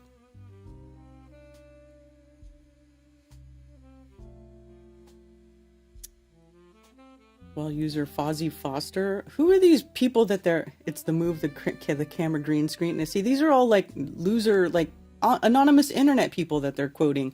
Another user, Ozriv, called Mr. Duffy a shill, adding, you're a pastor advocating for Earth that isn't biblical and you work with NASA. Scientists have known for millennia the Earth is a sphere due to the simple fact that the sun sets in different times in different locations. I mean, they have the stupidest reasons. Well, just because the sun sets at different times in different locations, well, yeah, that means the Earth is a sphere. No, it doesn't. If the Earth were flat, then shadows would be the same length regardless of location. Why do they think these stupid things? These are logical fallacies. Nobody thinks this, and that doesn't even make sense. Why would the shadows be the same length regardless of location? You can just conduct a simple light test in your own house by placing different objects at different locations, different distances from the center light in the room, and you'll see all the shadows are different sizes. It has nothing to do with Earth being a sphere.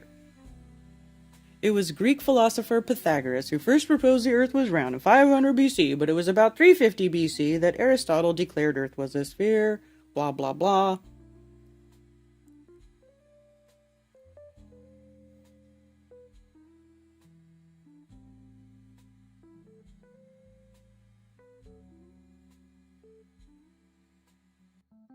In the new clip, he bashfully admits to the truth, acknowledges people may see him as a shill, a trickster who takes part in the supposed cover-up that the Earth is round.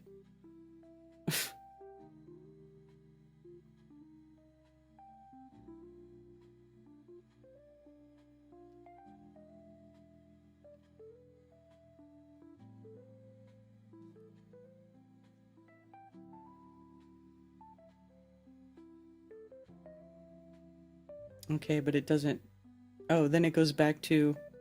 Believe in... Oh, now... Oh, look at this, you guys. Not only if you believe in conspiracy theories are you insecure, but you're also a narcissist. So, believe in conspiracy theories, you're probably a narcissist, researchers say. So are you a narcissist or are you insecure? Because those two ideas don't really go together.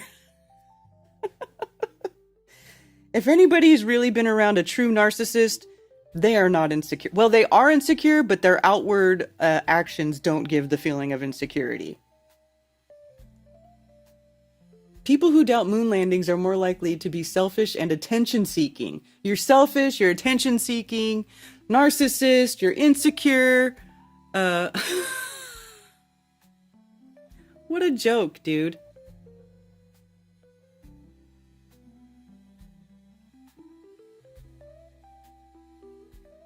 Writing in the journals Social, Psychological, and Personality Science, the team explained previous research linked the endorsement of conspiracy theories to low self-esteem. Oh, so they can't even decide what makes people, they just like everything. Maybe they're insecure, maybe they're a narcissist, maybe they have low self-esteem.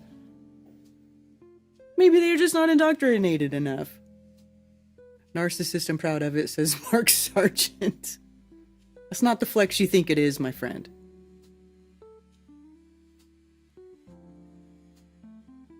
Kills me to watch the community go after Witsit. Me too, Cammy. Me too.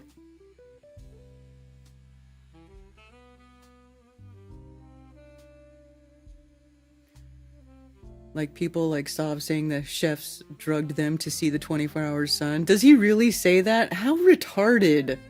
Retarded! Look, you know what's funny? I know Lizbeth doesn't talk in public anymore. Whatever, I don't know what she's doing. But she and Witsit both came back like, yeah, there's a 24-hour sun, so... But still acknowledging that there's a bunch of other things that tell them that the Earth is a level stationary plane. And that seeing a circumpolar sun just means, okay, there's a circumpolar sun. It's just more information for us to try to figure out really what the truth about this place. And they both got attacked. More Witsit than Lizbeth, because Witsit is still public, and like, of course, with the whole vape thing and like all of the super internet sleuths, taking everything out of context and making up everything and just searching and reaching and grabbing for anything that they can say to try to, make themselves feel better about having convinced themselves that there was no such thing as a 24-hour sun in Antarctica, and then realizing that they were wrong. And oh my God, how does my tiny brain reconcile the sun going around the pole in the south with the Earth being flat? Does not compute. Does not compute. Who's knocking? Oh, are you guys getting ready to go? Okay. All right, you guys. I'm going to put you on break time for a minute, and I will be white black.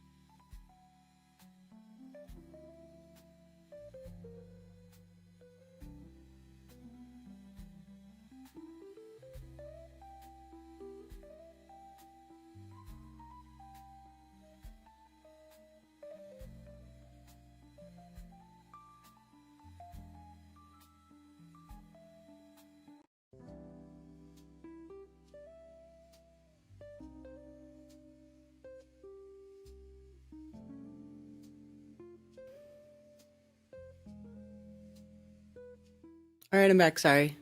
I'm sorry. I had to say goodbye to Billingtano and Melissa, who were just here, and I had to give them hugs and stuff. They'll be heading their way to your house, Cammie. Another story about an exploding Tesla. I heard that some girl crashed in her Tesla and they couldn't save her, and so she died. And I keep hearing stories like that. And you know how they do like vehicle recalls because so many people die? Have we not heard enough of these stories that maybe there should be a recall for Tesla, and that maybe people shouldn't be locked in their cars when they're on fire, so you're like forced to die in your fiery tomb? Tesla owner hurled through air after his knockoff charger exploded while refilling EV's battery. What?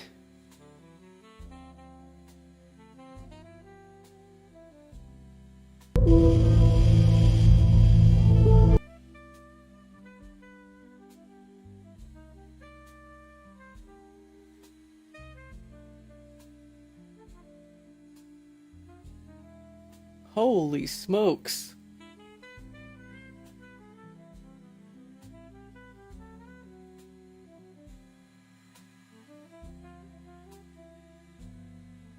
Knockoff charger made the car explode. Dude. You know what that doesn't happen to cars when you go to the gas station. They don't just randomly explode because the gas pump is cheap. That's wild. Narcissist, I'm proud of it. Let me see, where am I on these? I went to January 6th and now I'm on the FBI watch list, and my brother called me a terrorist and hasn't seen me since. Really? What's it equals everything gate? Yeah. He was very sick. Yeah, Witsit was groggy in Antarctica, admittedly. Yeah, he was very sick. He was not feeling well.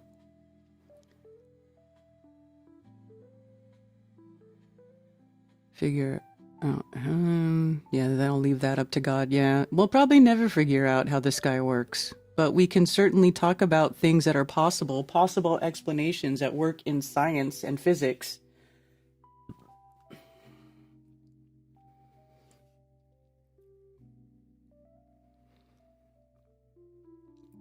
It's overgeneralizing to assume that people who have said something is fake and gay for one thing means that everything is fake and gay all the time. No brain retards protest.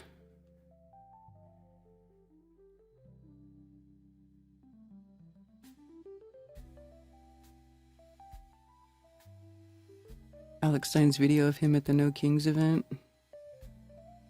I can't stand Alex Stein. I couldn't stand him before he got popular, and I still can't stand him. So I'll pass on watching Alex Stein anything. But you have fun with that.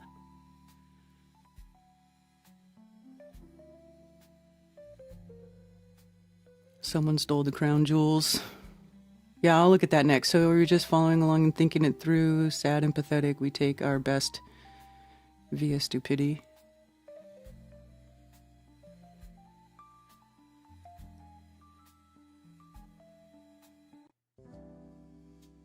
We either have to attribute magic qualities to the sky or the ground. I choose the sky. Yeah. And we all know what magic is. Undiscernible tech. Like if it's unknown. If it's unknown, it might as well be magic. And that is what we have with the sky. I'm okay with the magic sky. I'm okay with the magic sky. I don't know about you guys, but I'm okay with that. It's better than the story they tell us.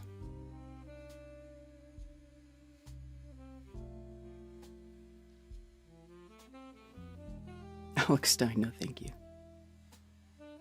Stein got his start from jismism, never forget. Yes, Billingtano. That is a fact. Jaron is the one who brought Alex Stein on and started promoting him and helped him become popular. And then Alex Stein denied publicly that he was a flat earther. And then, like a year later, he was like, okay, yes, the earth is flat. Like, he's just such a fucking... I can't stand that guy. Who is watching Alex Stein say this guy's not? Yeah, I don't know.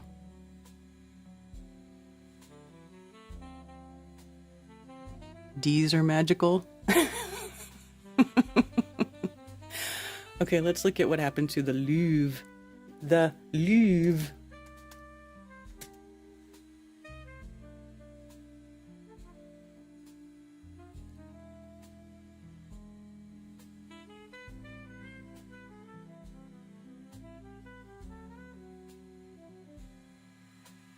Louvre Museum heist. How did thieves pull off the perfect crime in broad daylight? Apparently, they did this too while the museum was open, like during opening time. The thieves executed their daring operation in just minutes. French authorities are on the trail for a group of robbers who committed a sophisticated daylight heist at the Louvre Museum, stealing 8 items of priceless historical jewelry, including a necklace that Napoleon had given to his wife. In the Apollon Gallery, where the French royal Jews are kept, a break-in targeted objects in 2 glass cases, prompting the unexpected closure of the world's most visited museum for the day on Sunday, October 19th. The daring daylight robbery the thieves struck at around 9:30 a.m. local time on Sunday, completing their audacious operation in just minutes. French Interior Minister Blah described the stolen items as possessing an inestimable heritage value. The gang used a truck and a basket lift to reach an upper level of the museum. Armed with power tools and an angle grinder, they smashed their way through windows to gain entry. It remains unclear whether the thieves brought all of their equipment with them, as construction work is currently underway on the River Seine side of the building where the break-in took place. Nunez said the precision and speed of the raid suggested an experienced team who had clearly scouted the location, as they were able to break the window panes with a disc cutter. Citing authorities, the French daily La Parisienne stated that the suspects were armed with small chainsaws and had hoodies. 2 of the suspects were inside the building, while the third remained outside. Small chainsaws. It sounds like they had angle grinders, not chainsaws.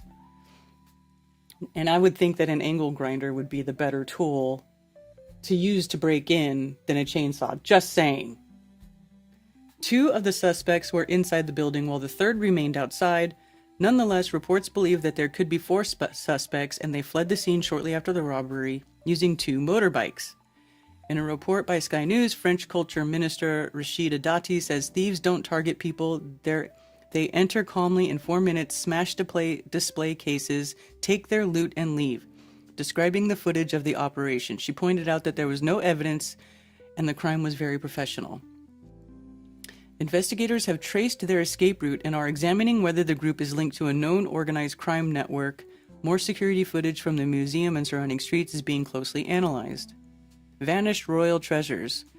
So the stolen items include a tiara from the set of Queen Marie Amélie and Queen Hortense, a necklace from the sapphire set of Queen Marie Amélie and Queen Hortense, 1 earring from the same sapphire set belonging to Queen Marie Amélie and Queen Hortense, an emerald necklace from the Empress Marie-Louise set, a pair of emerald earrings from the Empress Marie-Louise set, a brooch known as the Reliquary brooch and tiara of the Empress Eugenie, a large corsage bow brooch belonging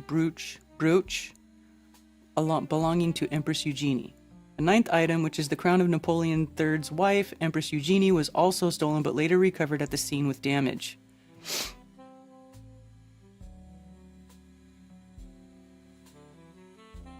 I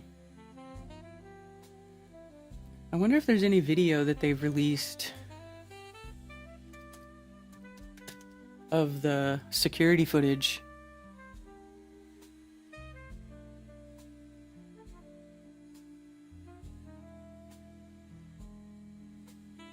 They walked into the Louvre Museum at 9:30 a.m., used a crane, smashed a window, stole the French crown jewels in 4 minutes. No violence, just precision. And a world-famous museum can be robbed in broad daylight. What does that say about the guardians of culture? So is this where the truck was left? Came up here and got in that way?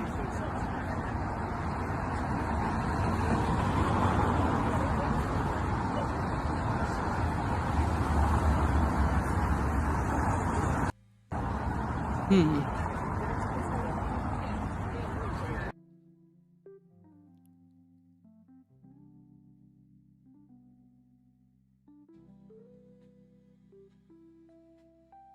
The Louvre was closed because of theft, more or less the same reason it was opened. Are these the jewels that got stolen? Oh, look at that. Oh, damn. Look at that. Oh, my goodness. That emerald necklace, though. That emerald crown, though. That looks awesome. Just in. Okay, French authorities have found a Russian passport next to the recently robbed Louvre Museum in Paris, a deliberate act of war by Putin. So now they're going to say that they found a Russian... Who takes their passport with them to go rob the museum? Oh, better make sure I got my passport on me, just in case. Want to make sure they can identify who I am and where I came from. Like, this... This stinks of some horse hockey right there. I smell horse hockey, horse doo-doo.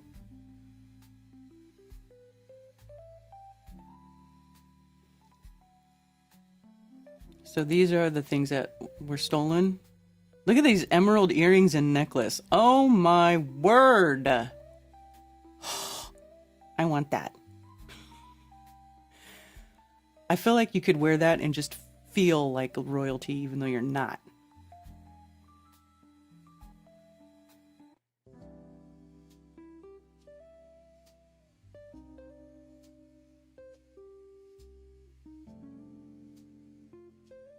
So is this part of it?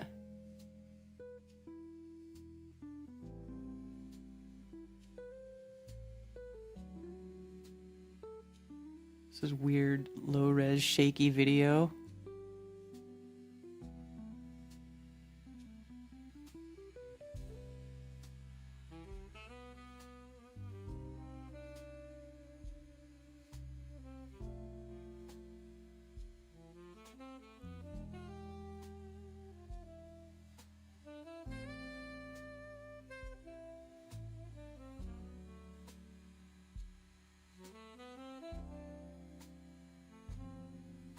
It's like not even in like the top news stories.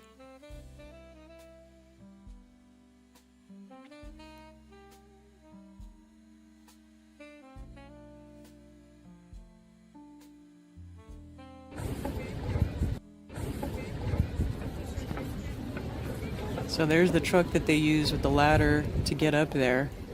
It just rolled right up, parked right next to it.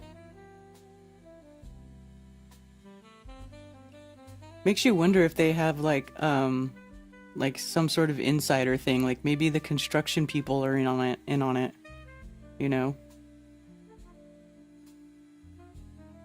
In a world where security cameras are even in the jungle and where the whole internet knows if you log in from a different device, it's absolutely crazy that on Sunday morning 3 people in 7 minutes could rob the Louvre, stealing Napoleon's jewels and family treasures. Yeah, seriously.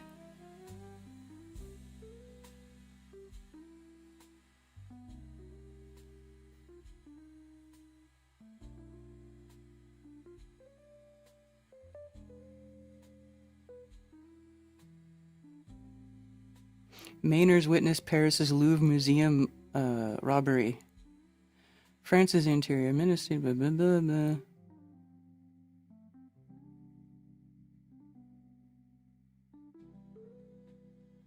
According to our Portland media partner, 29 Mainers saw it unfold.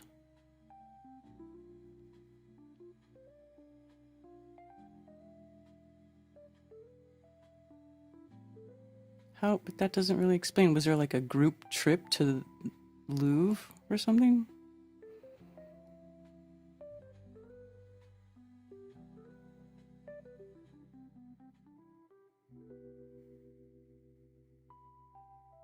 French crown jewels in 4 minutes.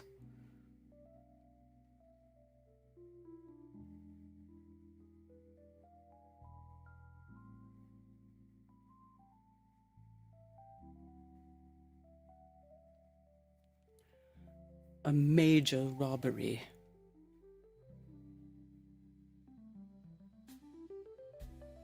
The museum has a long history of theft and attempted robbery, including one that took place in 1911 when Mona Lisa disappeared from its frame.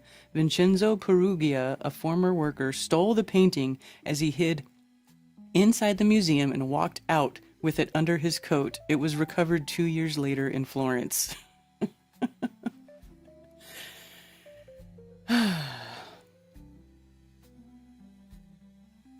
A wave of panic. Well, whatever.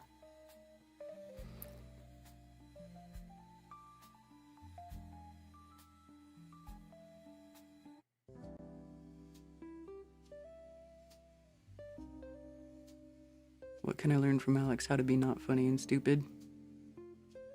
How to eat poison junk vegan food.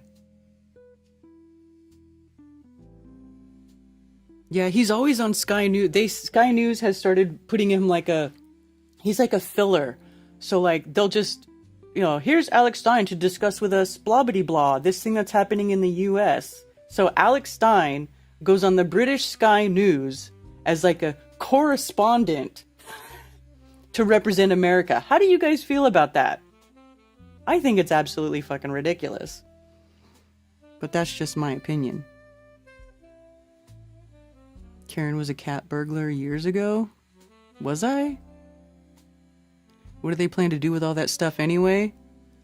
Well, stuff like that, there has to be big money, like ridiculously rich people behind there. I bet you they're professional thieves who were probably paid to go heist specific jewels from the Louvre because some rich billionaire was like, I want that all for myself. This is what I think anyway. This is my opinion.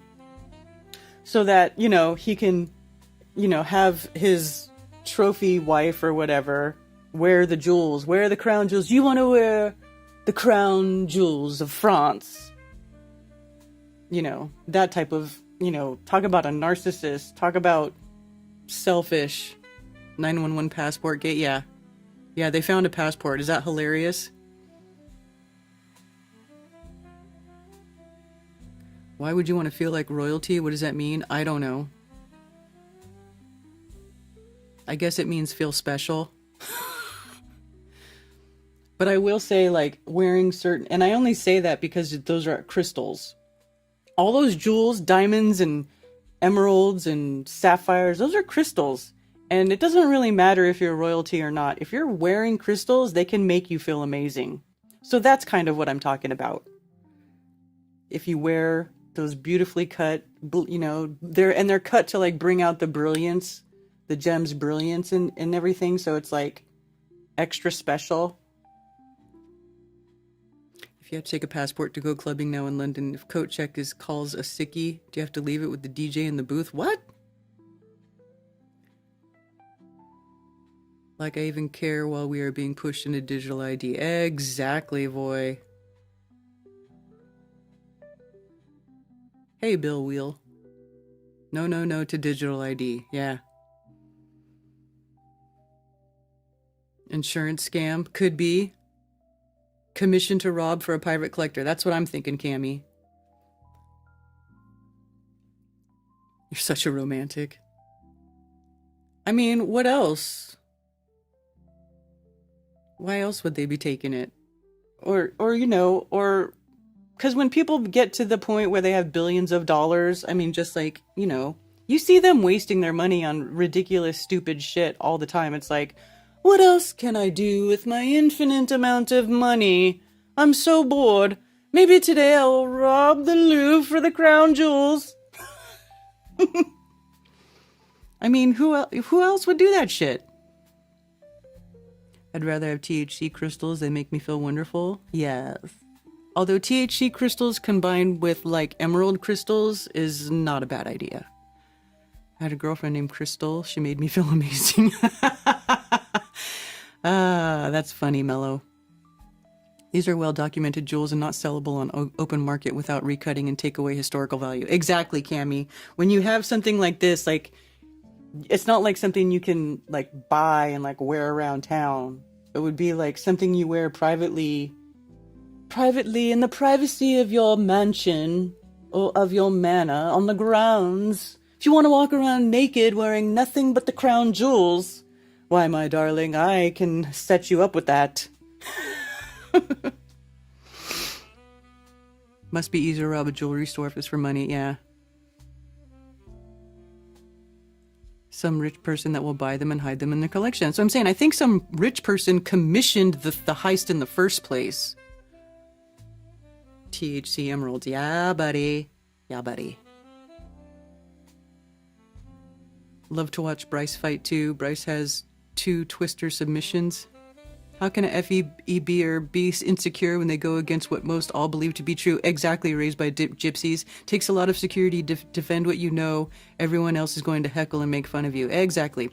Funny how the Duff backed out of all the other experiments he was proposing and then just ran away after spending all that money. Yeah, exactly. At least don't take kindly to the ones who steal the stuff they had stolen. Yeah. I have been seen wearing only the crown jewels. If only the thieves had digital IDs, they wouldn't have physical passport to accidentally drop at the crime scene. Exactly. Nokia phone. No apps, no GPS, no bit card. Commission robbery for that purpose. That's what I'm thinking. Especially because of big tech. Like, the people you used to think of like somebody, I mean, tell me if you guys think I'm wrong when I say this. It used to be like a long time ago, like maybe a couple decades ago, 2-3 decades ago, when you thought of somebody who was like rich, like beyond rich, like had more money than they ever knew what to do with, like billionaire rich, that was like, the stereotype for that was like a really old man who's like 80 and has like a 20-something-year-old trophy wife. You know, like those, that's what you think of as like a billionaire, right? But now, because of big tech and AI, there's billionaires and they're like fucking 30 years old. So there's like a bunch of 30-year-old, you know, multi-million-dollar billionaire arrogant a-holes running around who think that they're just better than everybody else because they have amassed this, you know, wealth, doing God knows what sort of like horrible stuff. And so of course they would feel like, well, I'll just do this and then I can watch the news talk about it and nobody will know it was me. Like, I can't imagine anything worse than having like a bunch of young, like 30-year-old a-holes have billions of dollars, which is basically what we're doing now, what we're experiencing now. And of course, they're trying to, you know, pigeonhole everybody into eating the bugs and putting your digital ID on and own nothing and like it and buy your electric car so you can't drive out of the city. You'll think you have a fancy electric car that's like super cool, but actually it means you can't go anywhere. Because when your battery runs out, it takes you 4 hours to charge it to even keep going on your road trip. There's no road trips in electric cars.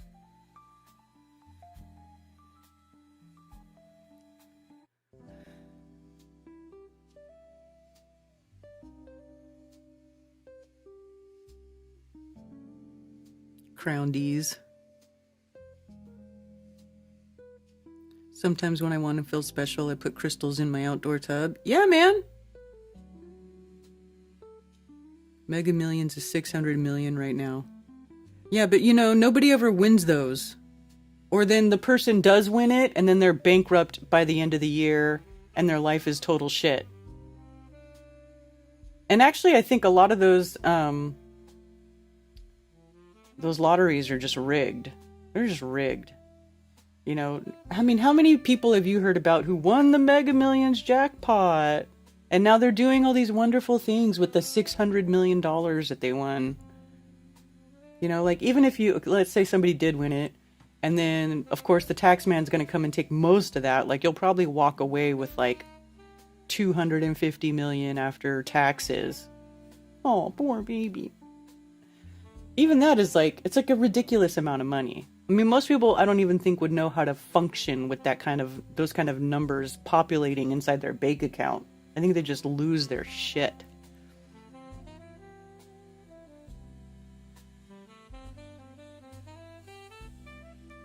They don't have all that money. They are all actors. Well, they got something because they make bad things happen, and I don't think you can make all those bad things happen for free. So I don't think that's necessarily so. So do you not believe that there's any billionaires ever anywhere? Is there no billionaires? There's no people with hundreds of millions of dollars? Because I just don't. That just doesn't make sense. Because they're like, things are being done that, you know, average person doesn't have the resources to do. So they must have something. They must have something. Many, many lottery winners regret winning later.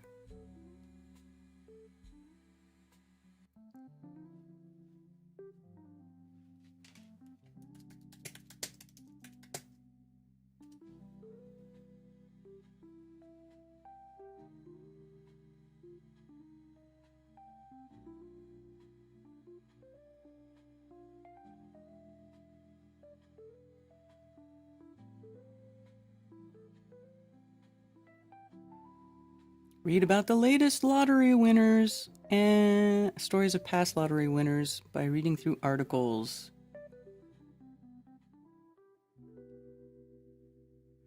What? She asked Chat GPT for Powerball numbers and won $100,000. Okay, so people will win like smaller sums like this, but very rarely do you see somebody who actually wins the whole mega jackpot. I only play Powerball when the jackpot gets up there, and the jackpot was over $1 billion, so I bought a ticket and asked ChatGPT for a set of Powerball numbers, and those are the numbers I played on my ticket.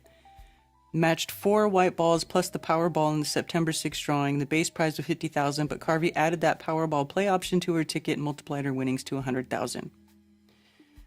So you guys know that if you get like a partial match, you get a smaller sum, like you can win like 100,000 or 50,000 or whatever.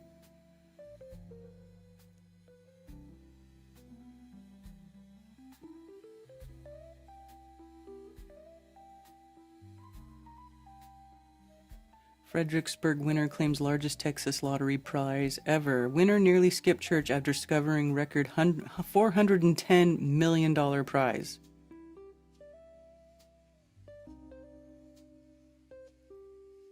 Seven Bridges Revocable Trust of Fredericksburg, Texas just claimed half of the $1.8 billion Powerball jackpot from the September 6th drawing. This marks the second largest jackpot prize won in both Powerball and U.S. lottery history. See, so that's okay. Half of 1.8 billion is the second largest jackpot. The trust chose the cash option and walked away with $410 million before taxes. That's the largest prize ever paid to a single Texas lottery player. How is it a trust? Seven Bridges Revocable Trust of Fredericksburg that gets how does the trust win the lottery like that? Doesn't that sound like sketchy? A trust won the lottery? Who is the beneficiary of this trust of Fredericksburg? The winner purchased their ticket at Biggs 103, blah, blah, blah. They matched all 6 numbers and Powerball 17. Here's where it gets interesting. The player usually picks random numbers. This time they chose numbers that meant something personal, but after buying the ticket, they realized one number was wrong. They had picked a different number than they intended. The morning after the drawing, they checked the ticket while driving to church. They had won. They pulled over, checked the number several times, put the ticket in the glove box, and went inside.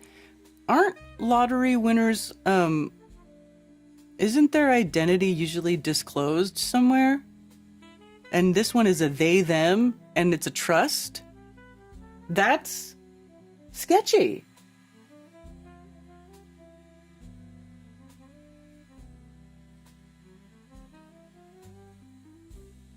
Who's the beneficiary of this Seven Bridges Revocable Trust of Fredericksburg? Who won the second largest jackpot in U.S. history, by the way? That's...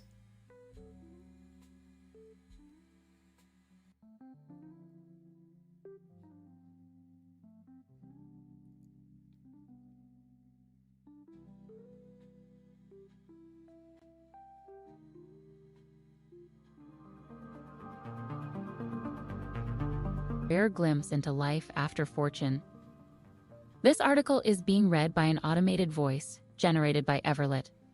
The winner of Texas' largest lottery jackpot has broken their silence, offering a rare glimpse into life after claiming a record $410 million prize. The winning ticket, part of the $1.8 billion Powerball jackpot from the September 6th drawing, was claimed by the Seven Bridges Revocable Trust, a legal structure that allows winners of prizes over $1 million to remain anonymous. The Fredericksburg ticket was one of 2 winning tickets nationwide. The other was sold in Missouri. The morning after the September 6th Powerball drawing, the Fredericksburg winner was driving to church when they checked their ticket and realized they had hit the jackpot. They pulled over to double-check the numbers, placed the ticket in the glove box, and walked inside, still in disbelief. By choosing the cash option, the Fredericksburg winner received $410,324,470.28 before taxes. Unlike their usual... This isn't really telling me anything new, so...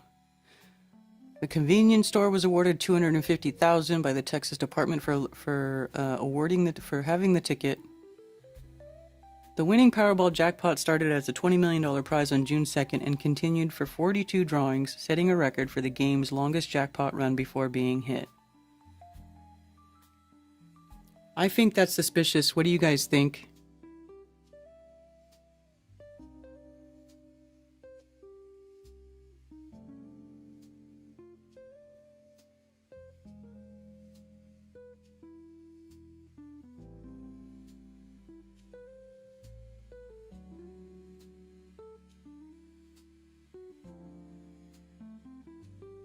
There are groups that go in together on numbers. Well, this is making it sound like it's just one person. The person who won made a trust and had that entity accept the prize instead of a single person's identity. That way they conceal the identity. Yeah. So that's sketchy though, right? I mean, although I will admit, I don't think I would ever win the lottery. Well, one, I don't play lottery because I think it's a voluntary tax on poor people, because all you're getting these people to do is like give up more dollars so they can hope, you know, to win money and be pulled out of the mire that is poverty. But most of them don't ever win, as you just see. It like went through 42 cycles. That's almost a year with nobody winning before they award the trust the biggest jackpot in history.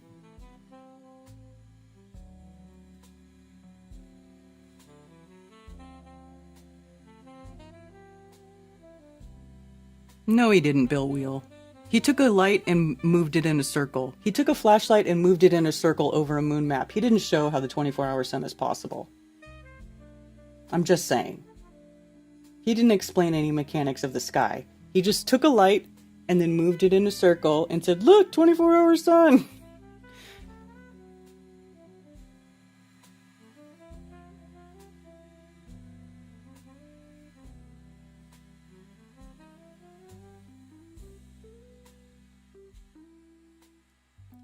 It's a legal cloak, yeah.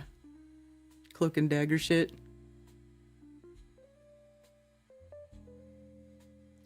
I mean, I wouldn't want my identity known either, because, you know, what's going to happen? Everybody's going to come out of the woodwork and be like trying to get money from you, and you know, then you're not going to know who your friends are and blah, blah, blah, blah, blah.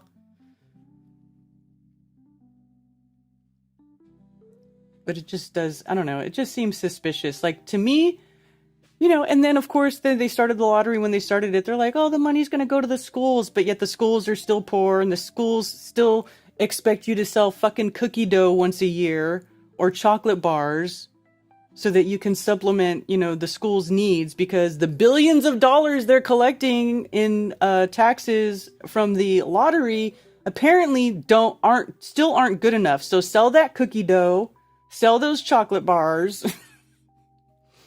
I just think the whole thing surrounding lottery is a scam, in my opinion.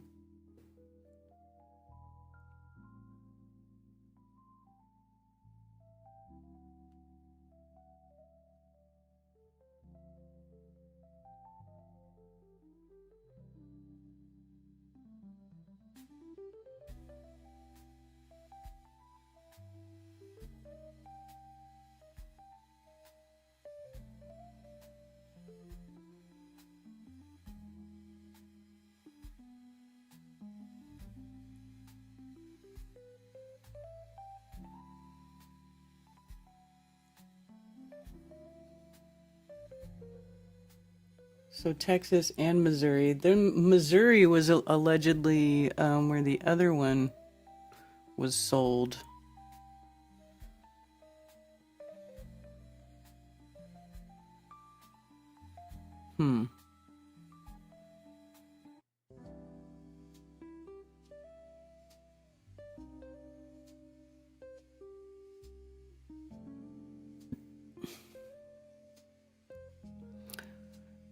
So there was two winning.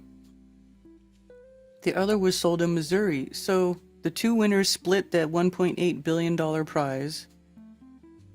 So what about the other one?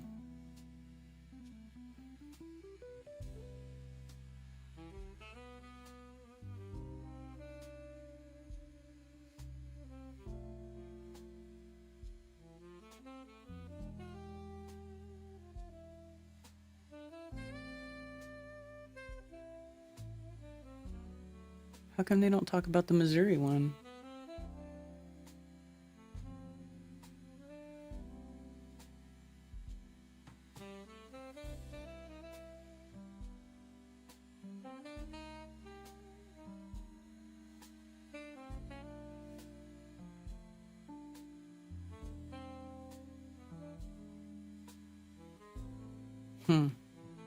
So they talk about that one, but not the Missouri winner.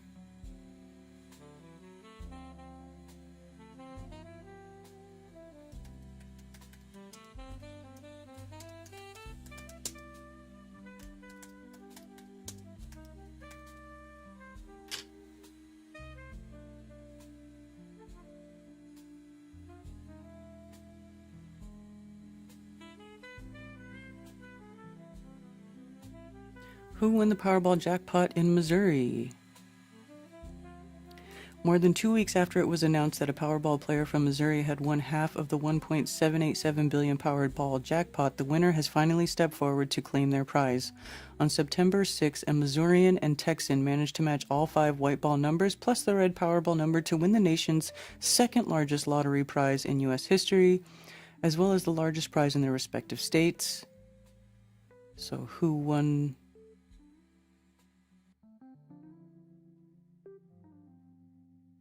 Saying he plans to take time off and enjoy the experience. So they didn't release the name of this one either. But this doesn't say anything about a trust. I'm going to just do me for a year, the man told the Missouri Lottery, adding that he's looking forward to spending time with his wife, who now plans to reduce her workload as a result of the win. Well, hell yeah. I'd be quitting. You won't know when I win the lottery, but there will be signs. Lottery winners in Missouri can claim their prize while remaining anonymous to the public in accordance with the 2021 state law, so it's also illegal to publish the names of lottery winners unless said winners provide written consent to the Missouri Lottery. Jackpot winners have 180 days from the last winning draw date on their ticket to claim their winnings. So you can stay anonymous in Missouri if you win the lottery. And the other one's a trust. I'm sorry, I just don't trust it. I think it's rigged. That's just my opinion. So the biggest prize amount was in California for $2 billion, November 7th, 2022.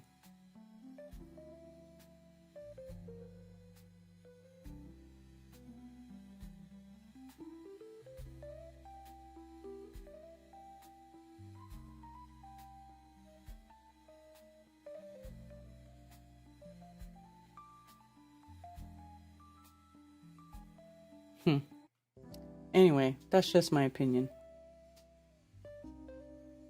What do you guys think? If it's a trust, it can't be taxed allegedly. It depends on what kind of trust.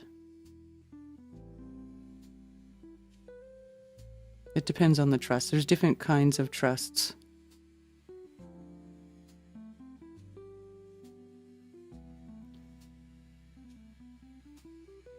Jaron has an OnlyFans page and sent D-pics to many, including CMG. He has an OnlyFans? Come on. Are you guys telling me Jaren has an OnlyFans page? Is he that obsessed with his pee-pee that he made himself an OnlyFans page? I mean, I can't say that I would be completely shocked. A little bit disgusted, though.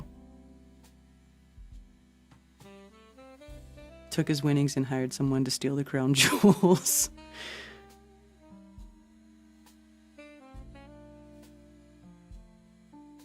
All lotteries are rigged.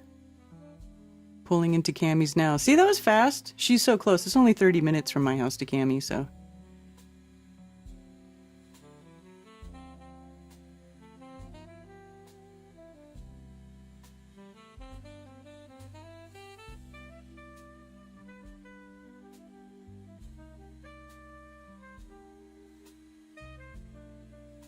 Forklift driver's 1.3 million lottery win ends in hospital. Sent to the hospital for partying too hard. A man who won $1 million lottery prize in the UK National Lottery earlier this year says a recent health emergency was the wake-up call he needed to make major lifestyle changes. Adam Lopez, 39, of Madishall, UK, won £1 million in the equivalent of about 1.3 million in July after purchasing a scratch-off ticket at a convenience store in Helsden. The sudden windfall, he said, led to 3 months of heavy partying and little rest. On September 10th, Lopez was hospitalized after developing bilateral pulmonary embolism, a potentially life-threatening condition caused by blood clots in the lungs. Oh, he might have been jabbed. Spent more than 8 days in the hospital. I knew what I was doing was going to come to an end eventually, and it nearly came to an end in the worst possible way. It was a massive wake-up call. So the guy won the lottery and partied too hard and ended up in the hospital. See, that sounds like a real lottery story to me. Mike Carroll, a former garbage collector from Norfolk, England, won £9.7 million in the UK National Lottery in 2002 at age 19. His extravagant lifestyle following the win earned him the name Lotto Lout. He reportedly spent large portions of his winnings on parties, luxury cars, jewelry, and other indulgences. His Norfolk mansion became known for hosting frequent gatherings that drew widespread media attention. By 2010, Carroll had exhausted his fortune and was reportedly bankrupt. He later returned to manual labor jobs, including work as a garbage collector in a Coleman. See, that sounds like a real lottery story to me. Other lottery winners who went from jackpot wins to rock bottom include, because, like, you know, people who amass money like the normal way, you have to learn money management and you have to learn self-control. These guys didn't learn money management. They didn't learn self-control. They're like, you know, if you live paycheck to paycheck, you just keep paying for stuff till your money runs out and then you keep working. You know, it's just like a cycle.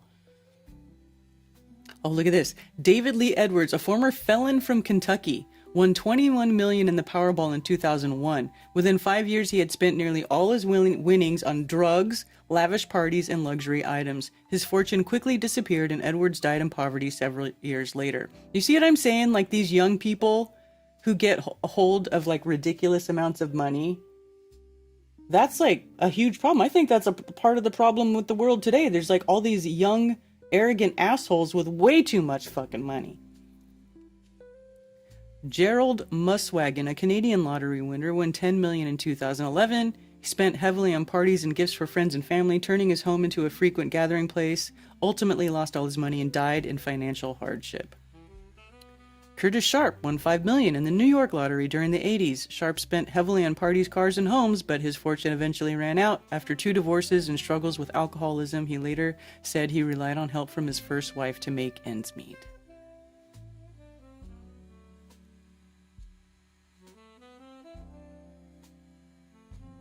I mean, it's kind of sad. You would think that, like, well, of course they don't care. The state doesn't care about people, but really, if they were really responsible with the lottery, they would give somebody, they would probably say, hey, look, here's a financial advisor. Now that you have all this money, here's a financial advisor that might be able to help you learn how to manage all this money without making yourself go bankrupt in a few years, where you back to where you started and all this is gone and your life-changing wealth has vanished. But of course, they don't really care.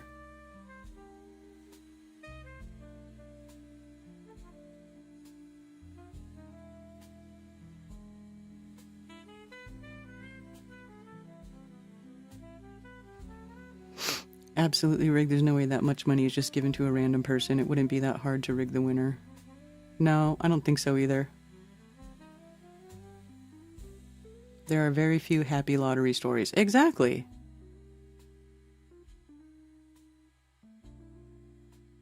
Your bio dad lives north of Cammie and Karen in the Carolinas. Oh, that's cool, Bill.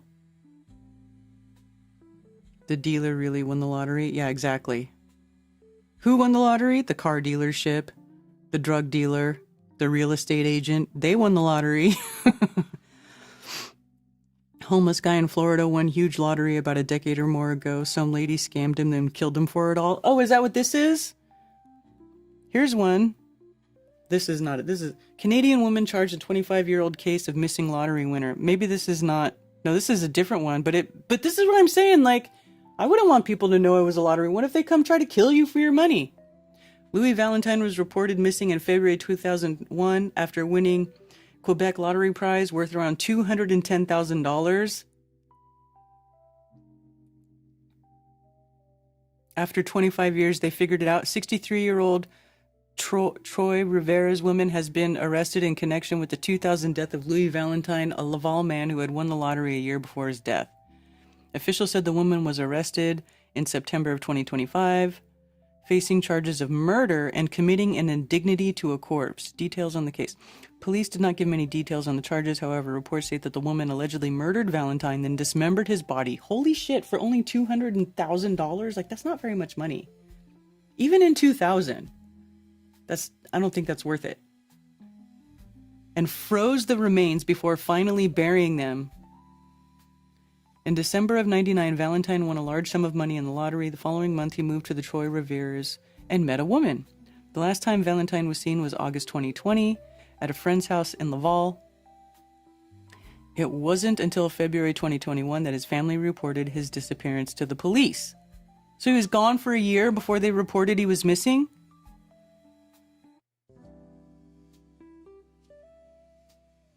Wait a minute. 2000 death of Louis Valentine, and then the last time he was seen was August 2020?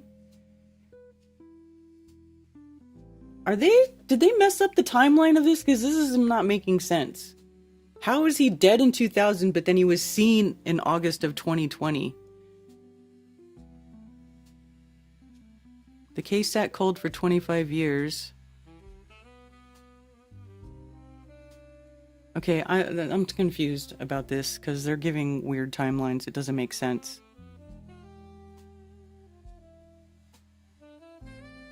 Oh, here's the Florida one, Bill. In 2006, Abraham Shakespeare won $30 million playing the Florida lottery.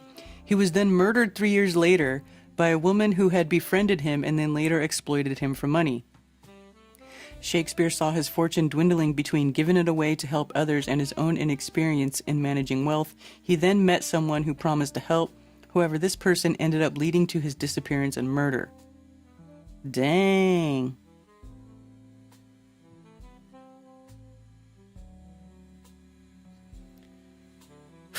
Yeah.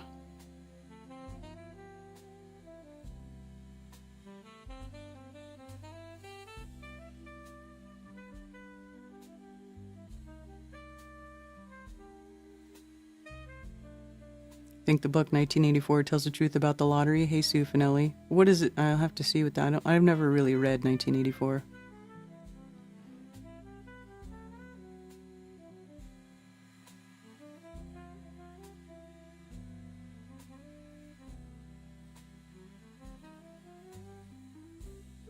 What the fuck is wrong with people? Just do the whole food vegan diet, wear the hemp shirt, and ride a bike. What more junk do you need? A vegan diet sounds like torture to me.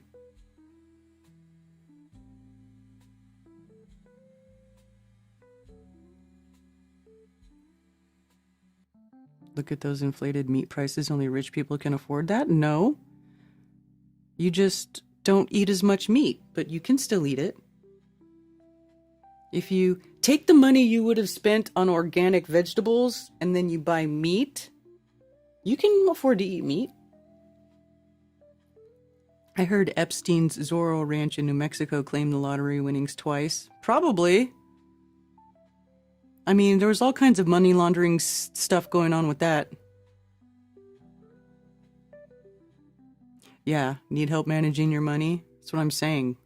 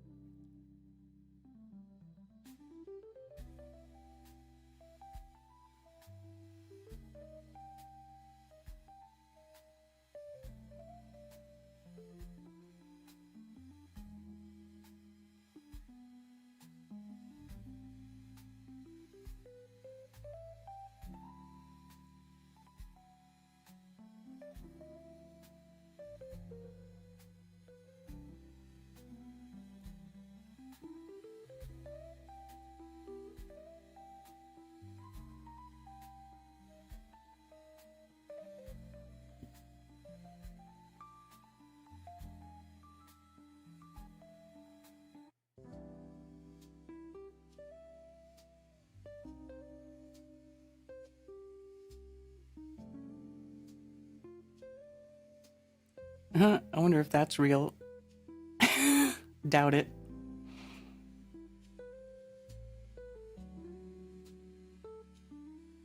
Oh my god, psychopath Sean Penn thinks Trump is a disgrace. Yeah, we really care what you say. Not that I think Trump's good. I mean, he is. He doesn't care. Signing more agreements with Pfizer. Not releasing the Epstein files. Not saying that he wants to end war. Nothing makes him happier to end war. Unless, of course, they're blowing up Palestinian children. Then, of course, that can just keep going on indefinitely. In fact, we'll just keep sending you stuff. I mean, it's disgusting. It's disgusting. Did you see this video where Trump allegedly posted this? And it's him flying in a jet and he's dropping literal shit on people protesting him. This is where we're at. Like, our politicians post AI memes where they're pooping on the citizens of the country who disagree with them.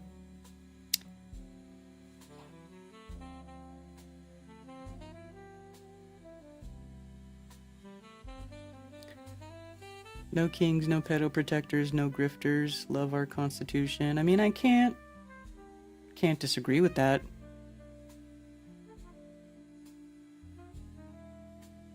Two immigrant women married to men who claim to hate immigrants. I mean, the hypocrisy and the irony overflows these days. I mean, it's just everywhere. You can't get away from it. Gotta go. Billington and Melissa have just arrived. Much love. Okay, Liz. Have a nice visit.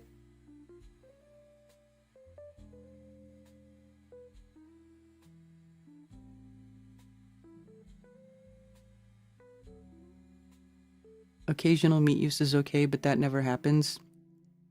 What do you mean by occasional? What does that mean? Just go on the vagina diet, only eat vajayjay, and you will lose weight. Alright, Tommy, I approve this message. Aged cheddar is my fave. Yeah. What about the Detroit guy that was robbed by his family after he was given $100K from that TikTok guy? Oh, yeah. There's a bunch of stories like that, too. As a conservative, I'm fine with young Republican groups using every racial slur, but if a Democrat posts a word-for-word quote of something that Charlie Kirk said publicly, I become enraged.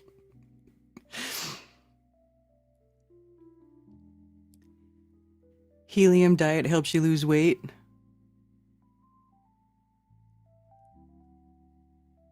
Do you know how many people died in the Russia-Ukraine war? More than 1 million. Yeah, dude! That's why the Ukrainians are having to go around and literally kidnap people.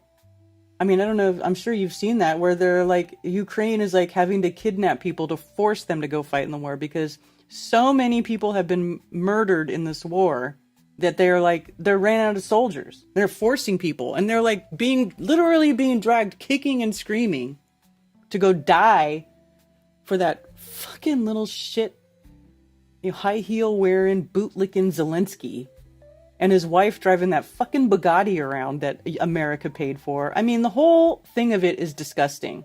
It's disgusting on every level. Is fish vegan? No. That's called pescatarian. Is vagina vegan? No. I would have to say no. Save beef, eat pussy. Yeah, there you go.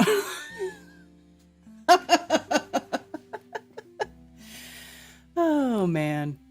I guess it's a good thing that I don't have a lot of viewers on this channel, because can you imagine how many clips there would be going around of saying, eat vagina, save a cow, eat vagina, or whatever. Be hilarious. I'm not against it. Just saying.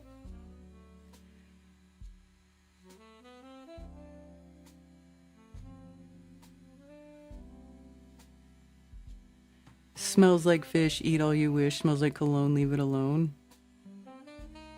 Depends on how much you chew on it.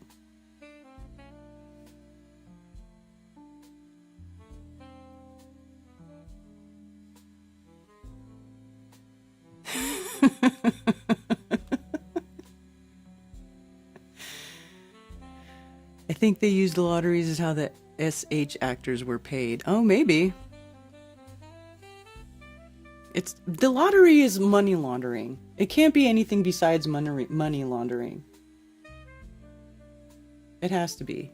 Hot takes with Karen V. Yeah.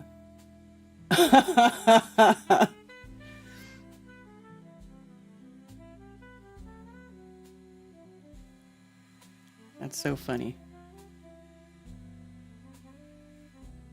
Hey, look, a wall humper.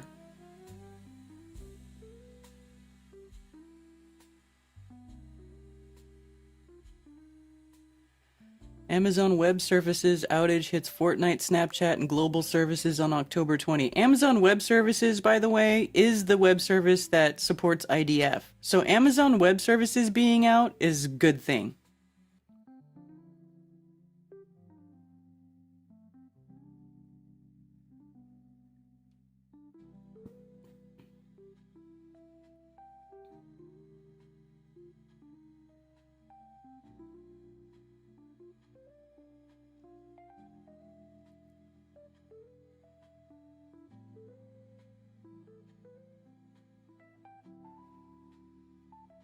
Snapchat, Canva, Duolingo, Zoom, Amazon, MyFitnessPal, Fortnite, Signal, Roblox, and more are currently down. Gotta love seeing 95% of crypto down because of an AWS outage. Very decentralized. Great work, lads. Yeah, exactly. Half the internet is down. Well, this has YouTube on the list, but YouTube seems to be working okay, as far as I can see. And Lord knows if YouTube was having issues, I would not be having to, my stream would definitely be affected, because that's just how it goes.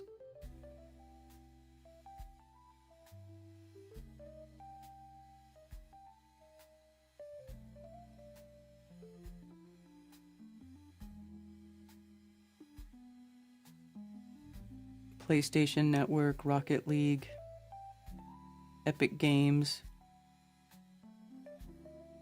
Thousands report bank outages, with some saying cards declined. Oh. Billionaires are losing money. Better bring that shit back online. Cha-ching, cha-ching. Get your checkbook out.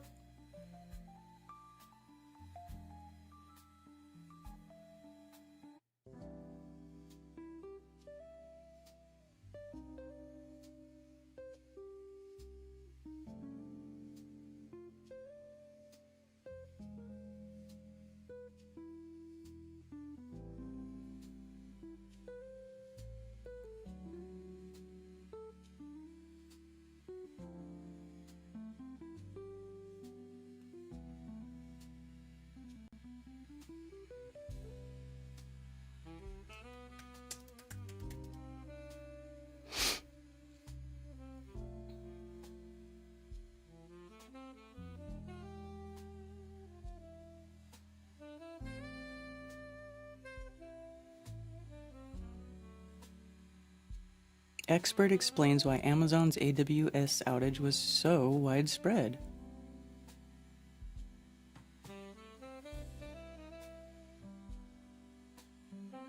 Oh, video's not playing. AWS outage. Can't get the video. Oh, couldn't play content, you guys. Couldn't play content. That's hilarious. Amazon has previously reported it fully mitigated an earlier outage that disrupted several popular websites and apps across the world, including Snapchat, Facebook, Fortnite. Down Detector, which tracks internet disruption, said it had received 6.5 million reports from users worldwide. Banks and cryptocurrency exchange Coinbase and AI firm Perplexity also reported issues.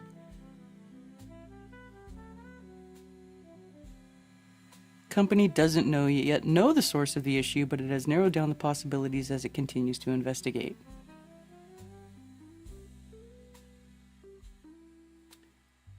You know what I feel like? This is like a ruse.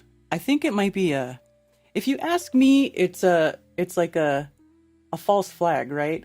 What if they knocked out their own internet services and caused all these outages and millions of people can't do what they want to do? Oh my god, my instant gratification is gone. So they knock out tell me what you guys think. So they knock out their own web services so that they can say, hey, you know what we need to do so that this never happens again? We need to build a giant data center. A giant data center that takes 8 million gallons of water every day. I'm exaggerating. I'm just making numbers up. To keep it cool, and which sucks up all of the electricity from the local power company so that the power company can raise rates on the everyday person so that the everyday person can subsidize paying for the energy for the big conglomerate, company to have this major power data center, like whatever. Because they're trying to push all of that, like AI super data centers, or they're building these things everywhere. I feel like my thought is that this is like part of that. Oh, we need to make people get behind our environment killing data centers and, approve that we need this so that we can keep all our services running and you guys can keep playing your Fortnite and your Roblox and getting your credit cards out and paying for your porn. And so the Israelis can keep bombing the Palestinians. That's what I see.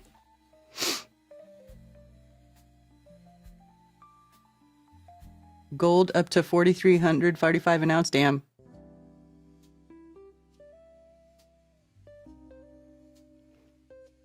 Not many Russians die, yet American media think so because it gets info straight from the Ukraine government. Ukraine casualties are millions, according to classified Ukraine military report hacked by Russia.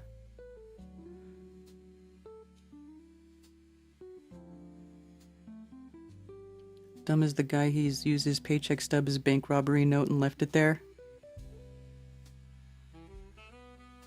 Problem, reaction, solution. Exactly.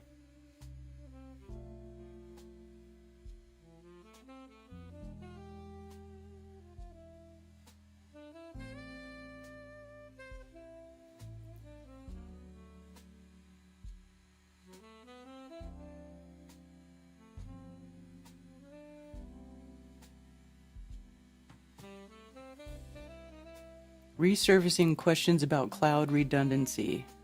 See? Build on. Telling you, they want to build a giant data center. Facebook, Snapchat, Coinbase, Amazon itself having problems. AWS blamed a DNS resolution issue with DynamoDB, meaning the internet's phone book failed to find the correct addresses for database service used by thousands of apps to store and find data. OpenAI's ChatGPT was among the sites impacted, The Verge reported. Check-in kiosks went down at the LaGuardia airport. Lines starting to form earlier this morning. problems for financial apps like Venmo, Robinhood, gaming services such as Roblox, Fortnite, Signal. Yeah.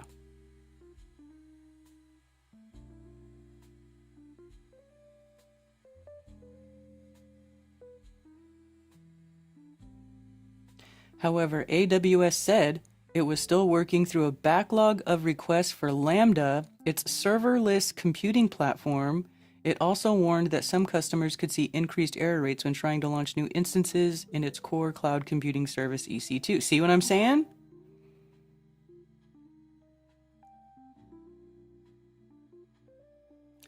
The US East-1 is AWS's oldest and largest cloud region, a popular nerve center for online services, which has made it an Achilles heel for the internet over the years.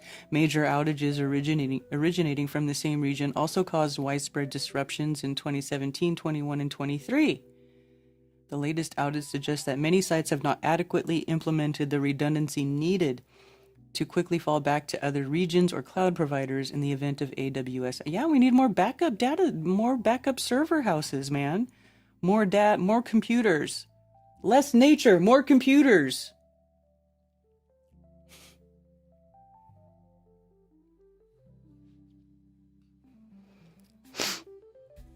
Did you see what happened in Gaza last week? More than 100 people catched a preserved shark whale, pulled the poor thing from the sea and killed it, and not for food.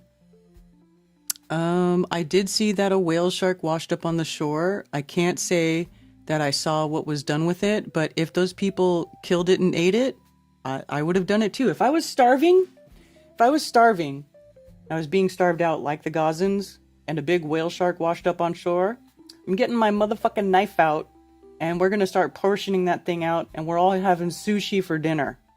That's all I gotta say about that.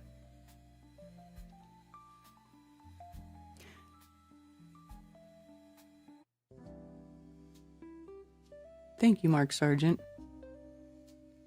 The Liberals must have forgot that Kamala Harris was picked without a primary. Yeah.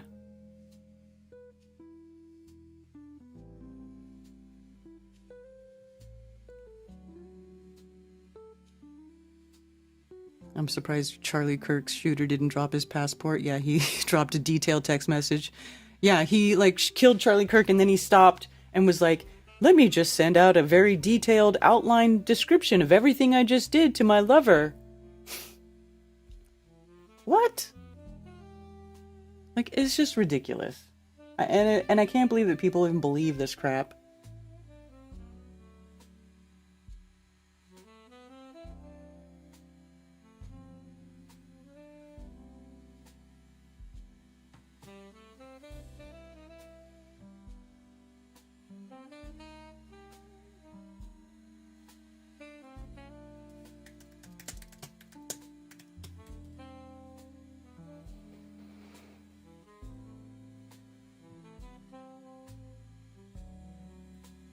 This guy says they're eating it out of desperation.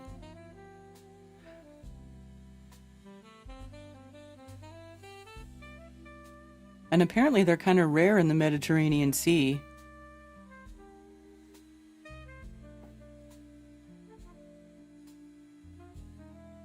And everybody's saying they caught the whale shark. How would they have caught the whale shark if they get attacked every time? Because they've been trying to go fish the waters to alleviate the hunger, but then they get attacked by Israeli ships. So somebody tell me how they managed to go catch the whale shark suddenly. All of a sudden, they could catch a whale shark.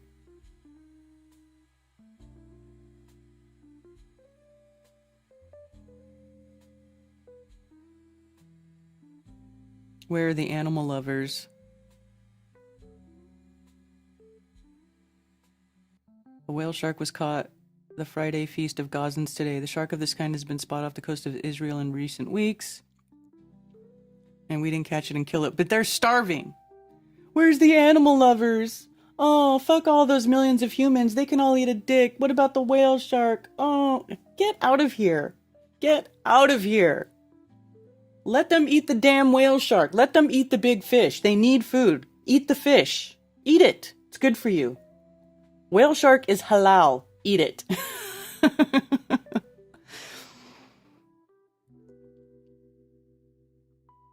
Yeah, Israel never honors ceasefires.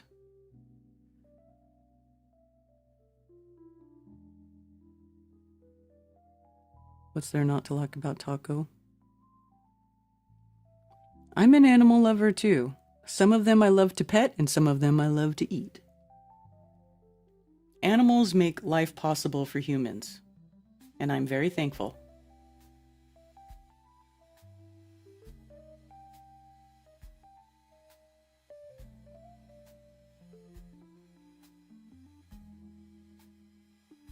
Yeah, if it's on the beach, it's dead. It's not stranded because they don't breathe air like whales. This is true.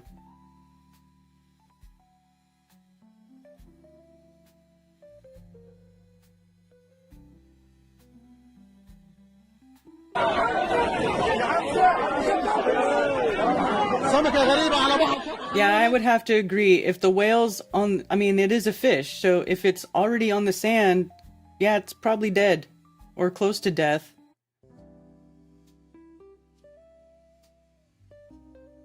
I hope they ate every morsel.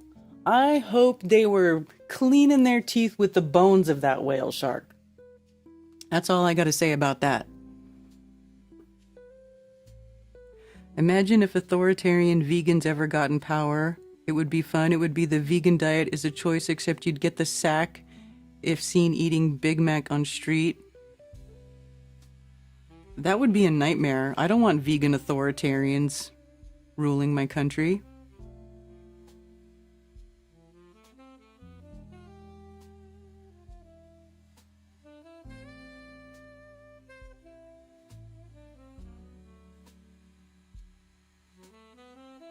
All mammals have a bladder and spleen that can poison the meat. Yeah, but the whale shark is a fish. Animals are people too.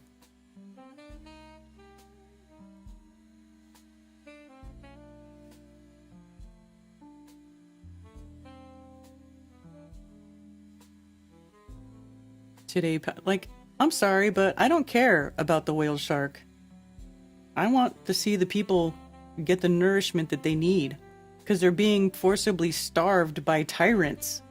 And then you've got all these, the Persian Jewess crying for the whale shark. Oh my god, they're so horrible. Never mind the IDF raping Palestinian prisoners, like sodomizing them and ruining their assholes forever. Oh, never mind that. Never mind the IDF, like, beating children, kidnapping 6 and 7, 8-year-old children and putting them in detention centers, or beating them, or shooting kids in the head. Never mind all that. Oh, the whale shark. Oh god, the horror of the whale shark. Give me a fucking break, dude.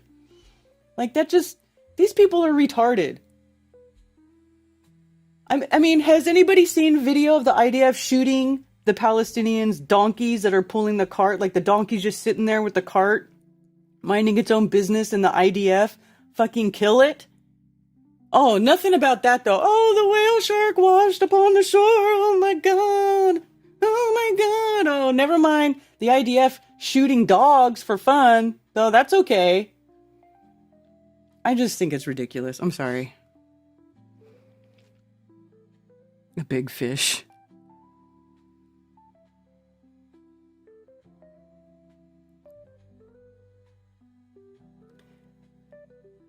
Karen, you don't want to be a donkey, a dog, a cat, or any animal of a kind in Gaza. You don't know how many cases of animal abusing over there. We don't think the same. I live here. I know who they are. You live in Israel, right? Do you live in the Gaza Strip? Or do you live in Israel where they just tell you what goes on in the Gaza Strip? Or are you actually living in Gaza? I live here. I know. No offense, but I'm sorry, but I know how propagandized Israelis are. I know how propagandized Israelis are. So, I mean, no offense, but I just don't believe you. I just don't believe you.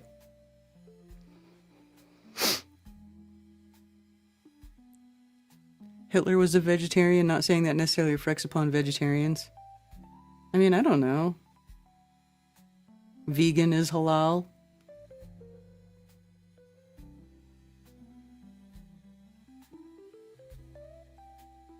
But which side of the fence are you on? Are you on the Gaza side of the fence or the Israeli side of the fence?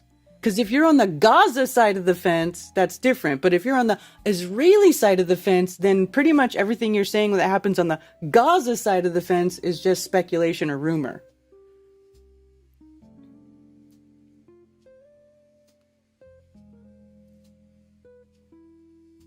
I mean, are you gonna really sit here and like try to convince me that everyone in Gaza is bad and they're all animal abusers, they're all evil, they should be exterminated? Amalek, kill the Amalek! Kill the nest of vipers, all of them, even the cute little babies, because they're gonna grow up to be terrorists who want to kill everybody, I'm sure.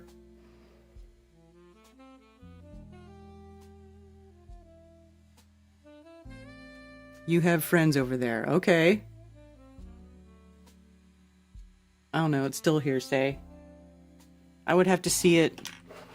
I consider that rumor at this point.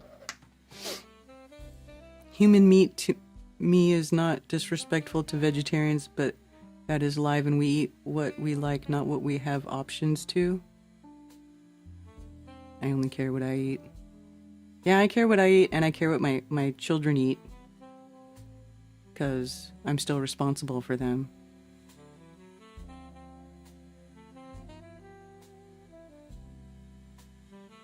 I don't want to live there. That's like the last place I would ever want to live, is Israel. No, thank you. I've seen how Israelis treat people who are not Israelis. No, thank you.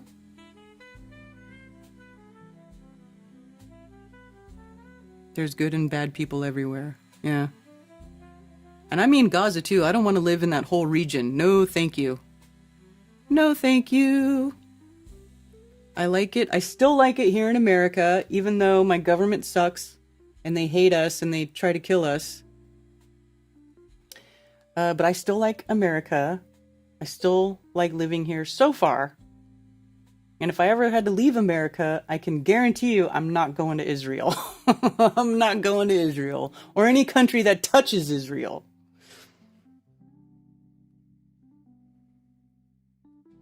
That's just never going to happen. Oh, speaking of, look. It's absurd to read Israeli propaganda pretending to care about animal lives because look, here we go. Look at this donkey. It's got a bunch of shots. Look at this. Oh, that makes me so sad. Where they just kill these animals, they butcher them so the Palestinians have no animals as a resource to help them with anything. This is what I'm saying. Ridiculous. And now everybody's crying about the whale shark. Oh, boo-hoo, poor whale shark. Eat that motherfucker, okay? You eat that whale shark. You eat it all. Every bit. Suck the marrow from the bones if it has any.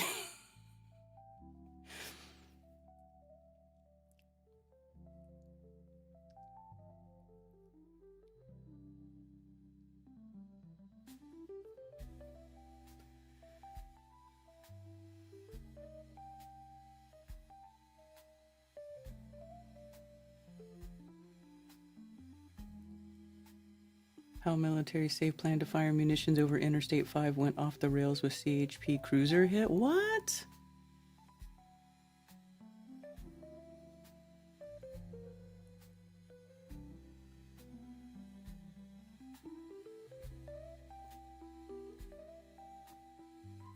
So the military was firing live rounds as a celebration and they hit a police cruiser. Shocking.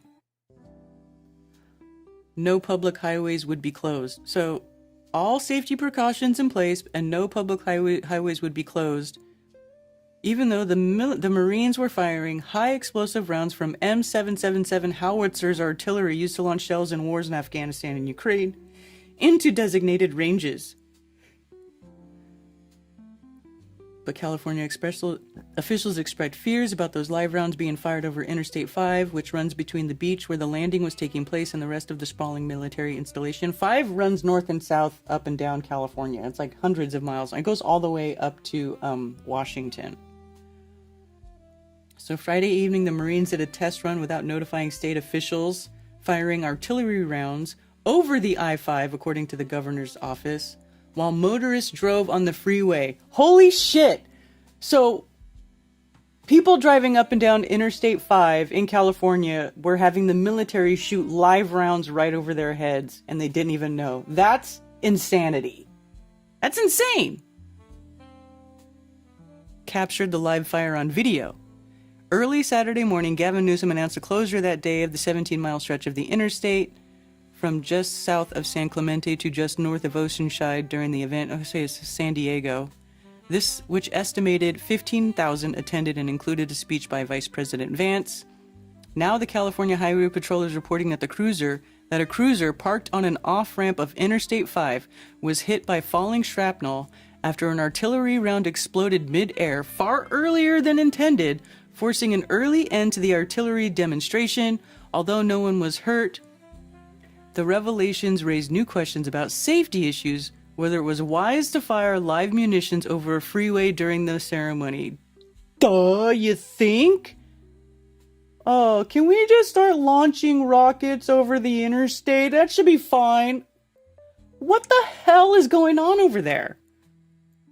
Is this the piece that hit the car?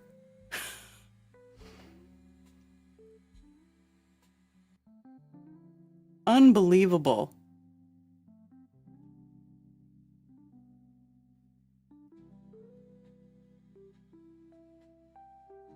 So this is like what they're firing, this big ass thing. They're launching projectiles, live ammunition over the freeway like this.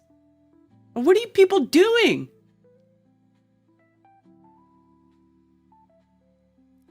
The M77 howitzer generally has a range of 15 to 25 miles. Actually, the range is more than that, but they won't tell you that.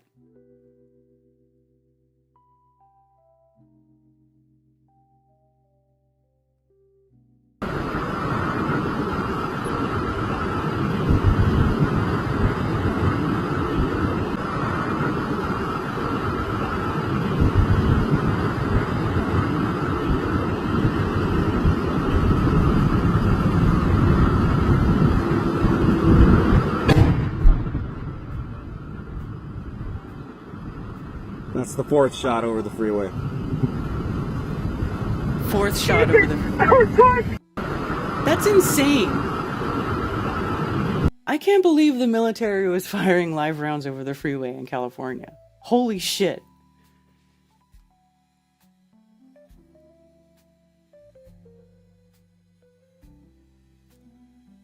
If I ever left USA, it'd be for Latin America. Yeah, I'd probably go to the jungle.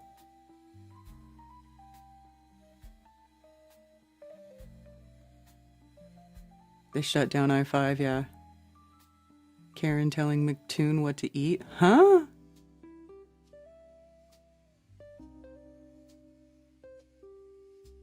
Russia too cold.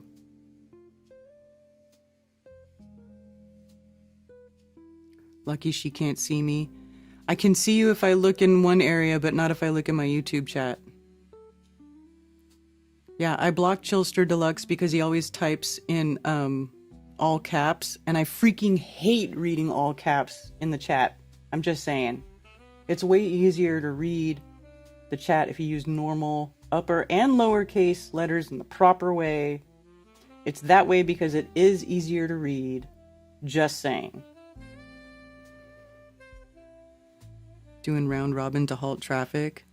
Dude, it's crazy. Oh, see, Gregory, I know you're in San Diego area. Did you hear this going on at all? Wonder if you heard that. But I can't believe that they were really firing live rounds over the freeway.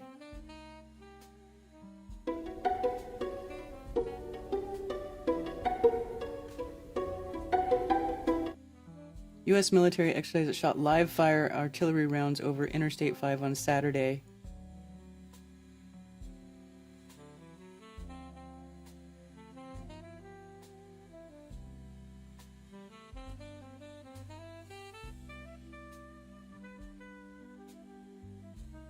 Patrol vehicle hit by shrapnel was, you know what? Look it. And the patrol vehicle that got hit by shrapnel was on the same side of I-5. Look at this. Look at this. It's literally on the same side of I-5 as where the fire was coming from, right? So you see they had the howitzers parked on the beach, right? And this is the I-5, so they're shooting inland over the I-5. And where the cop car got hit, look at it, it was right here. So here's the I-5, so that's like not even going over the I-5. So which way were they shooting? Like this way? Like the long way? Instead of like the shortest route this way? So they shrapnel hit a car, and look how far it was from the I-5. It's like over here. It's not even right next to it. It's like right here. They're so lucky that they didn't hit like regular people driving on the freeway. That's insanity.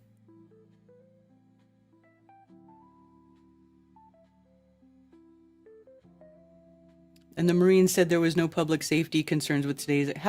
There's always public safety concerns if you're firing live rounds. Come on. Okay, well this is showing it. Oh, this is different. This is showing it right here on the off ramp.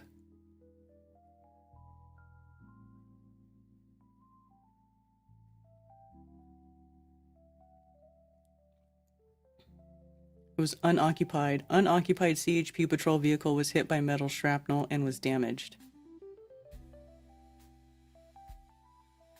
A CHP motorcycle officer heard debris falling on his motorcycle and an area around 3 feet from him, and later found a piece of shrapnel about 1.5 inch in length and 1/2 inch wide near the motorcycle. The motorcycle was not damaged. No one was injured. So multiple police had shrapnel falling around them.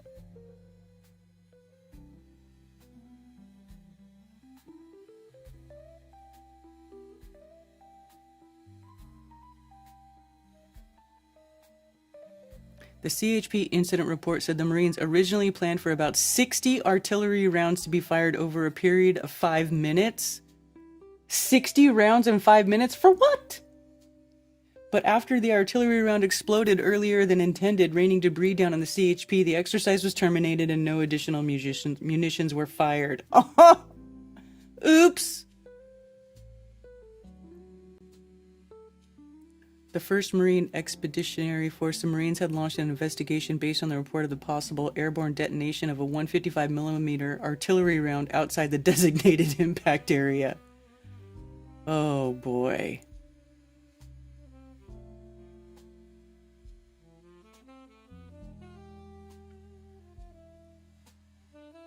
M77 are designed to fire over the heads of friendly forces to achieve effects on our adversary. We trust this system with our lives, and Marines have safely and effectively employed this system in combat operations such as Syria.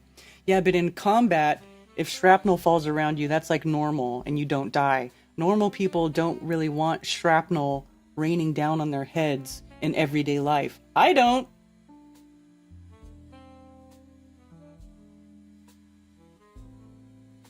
I don't. Hi, Rose.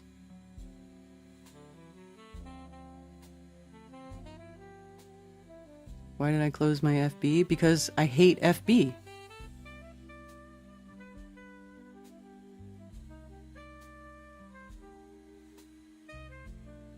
So sick of all things military. Well, San Diego, you're in a military town, Gregory. So... sorry. It's kind of hard to escape. It's hard to escape military stuff in San Diego. I mean, their jets are always crashing all around San Diego. I remember that, like, I mean, I haven't lived in San Diego since 2010, 2011, but, oh, just a few years back, one of the military jets literally crashed in the neighborhood I used to live in.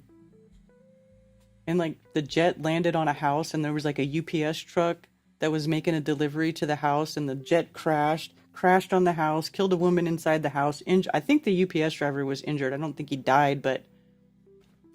I mean, those things crash all the time. And I remember crashes happening in the couple of years that I lived there, because they're training the fighter pilots there. That's where Top Gun is. That Miramar base, the Miramar Marine base there. That's where all that shit comes from. Happy bullets and friendly fire is so much fun, though. Oh, man.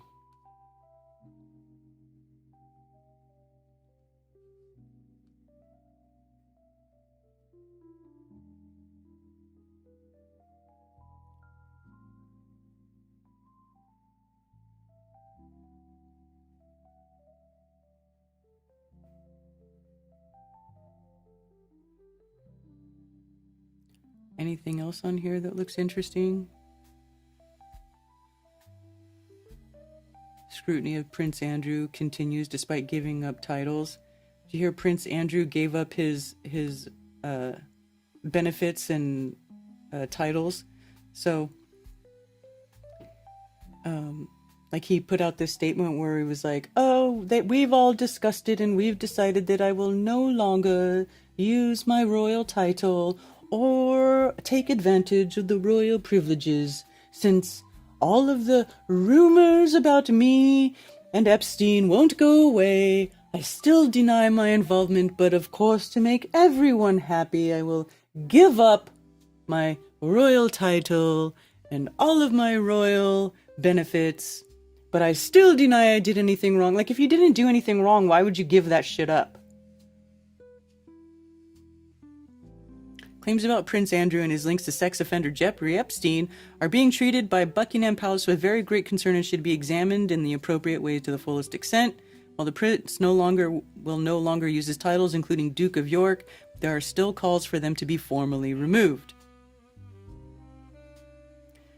Rachel Maskell, who is MP for York, and says many of her constituents no longer want the city to be associated with the royal, wants the government to change the law to allow this process.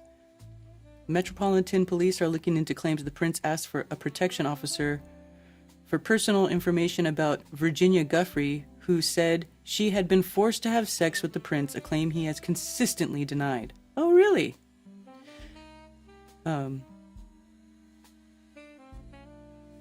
Asked a protection officer for personal information about Virginia Guffrey. Why would you ask that? Her memoir, published posthumously this week, adds to the pressure on him. Earlier, a royal source has said that they were expecting more days of pain ahead in the scandal. A source said the focus of the royal family's thoughts were on Epstein's victims and the whole network of girls and young women who were abused and treated appallingly. Yeah, sure, I'm sure they're very concerned. I think they're concerned about their public image. Should not be seen as a reputational or PR bottle. We're treating with ongoing claims with very great concern. Yes, I'm sure.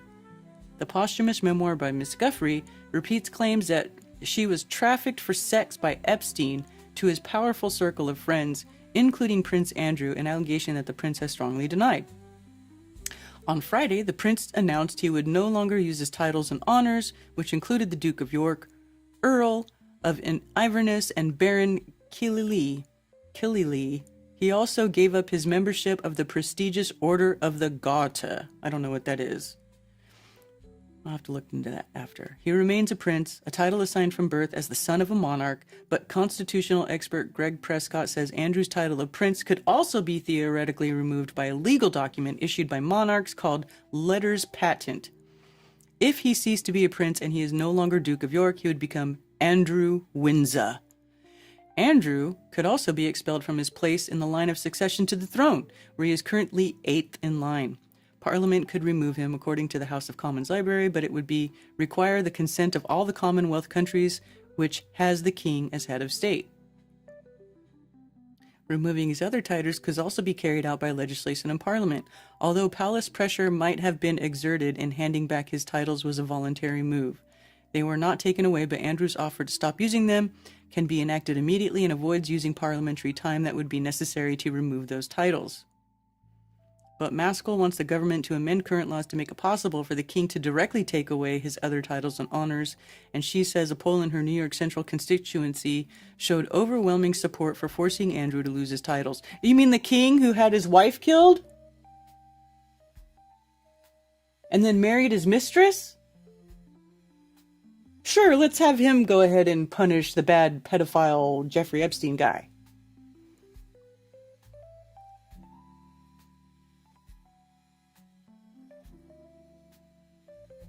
Anyway, whatever. Screw these royals. They're a bunch of blowhards. Waste of money. Just vomitous. Prince Andrew also faces pressure from inquiries in the U.S. into Epstein's contacts with influential people, with more documents being trawled. Emails suggest that Prince Andrew in 2011 had sought personal information about his accuser, Virginia Giuffre, from his police protection officers, that he had already had her social security number. So now that you've had your accuser murdered, Prince Andrew, now you can like make yourself look like the good guy and be like, well, I'll voluntarily give up my titles. Whatever. Fucking people, dude. But you'll never see it, spend a day in jail. He'll never actually be punished for his crimes. Just a little slap on the wrist. Well, you don't get to be the Duke of York anymore. Give me a fucking break.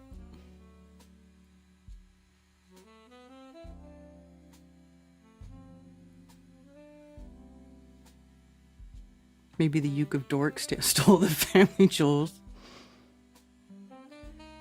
R.I.P. Virginia Giuffre, she was Epstein for sure. Yeah, of course. Andrew is evacuating to America? No, he isn't. Come on. Did we cover this nationwide shutdown thing? My company is all messed up today with our apps being down. Not really sure why. Well, I did just a little bit ago talk about it.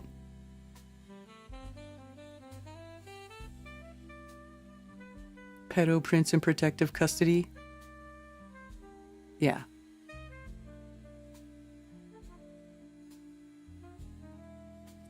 Google how many data centers are being built in my state. Wisconsin has 3 going right now. Okay, I'm going to Google that. Let's see how many in North Carolina. How many data centers are being built in North Carolina?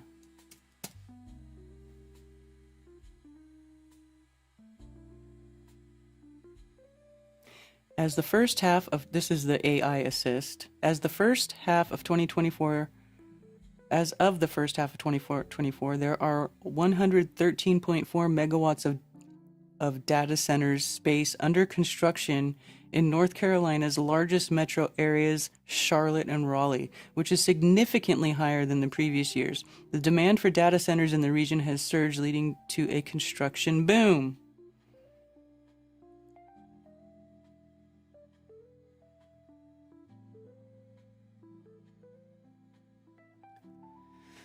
About 90% of the new data center space under development is already pre-leased, indicating strong demand from cloud and artificial intelligence providers. A notable project includes the Mooresville Technology Park, which plans to develop a 400-acre site with up to 1.5 million square feet of data center space. Construction on this project is expected to begin in 2028. Holy shit.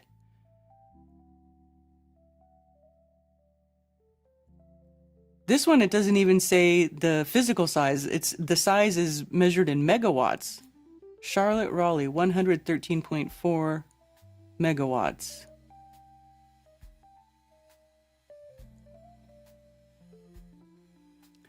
Hyperscale giants in Raleigh's next edge site. This is from March of this year. Data centers are the dedicated areas few ever see that enable technology we see, touch, and listen to. They can be huge and loud, but they employ relatively few people.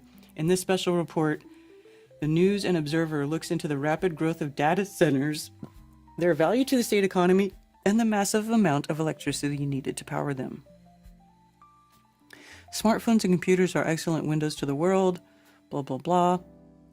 But they're terrible storage and networking devices. This is the basis for data centers, dedicated areas few ever see that enable the technology we do see and touch and listen to. A laptop doesn't perform cutting-edge artificial intelligence or routine video conferencing on its own. School districts and hospitals lack the capacity to store the electronic records on site, or at least they want a backup location for security, and the entirety of Google Maps can't sit within a single cell phone. But I thought they sent people to the moon with dumber than cell phone technology, and now you guys are saying you can't even put Google Maps on the phone? But you sent people to the moon multiple times. What's the matter?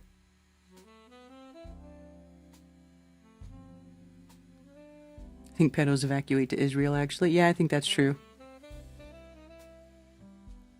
Data centers make these things possible. It's all basically tied to the digitalization of everything. Oh my God, of life. The digitalization of life. Oh God, that sounds horrible. That sounds just horrible. Inside these facilities, servers sit within standard 19-inch racks that are positioned into rows. Power creates heat, and a defining quality of data centers is their ability to manage the high temperatures to prevent vital infrastructure from malfunctioning. So they have to keep all of these machines running cool, hence all the water they need. None of this is new. The first data center was built in 1945, but a surge in AI paired with the steadier increase of digitization across modern life has sparked heightened interest in new data centers worldwide. Yikes. Some of their locations are secret. The North Carolina Department of Information Technology acknowledged it has 2 data centers, one in the eastern part of the state and the other in the west, to run state and local government IT, but the department refused to give any more geographic specificity due to security concerns. We try to be nondescript about where we are, including the labeling of the buildings.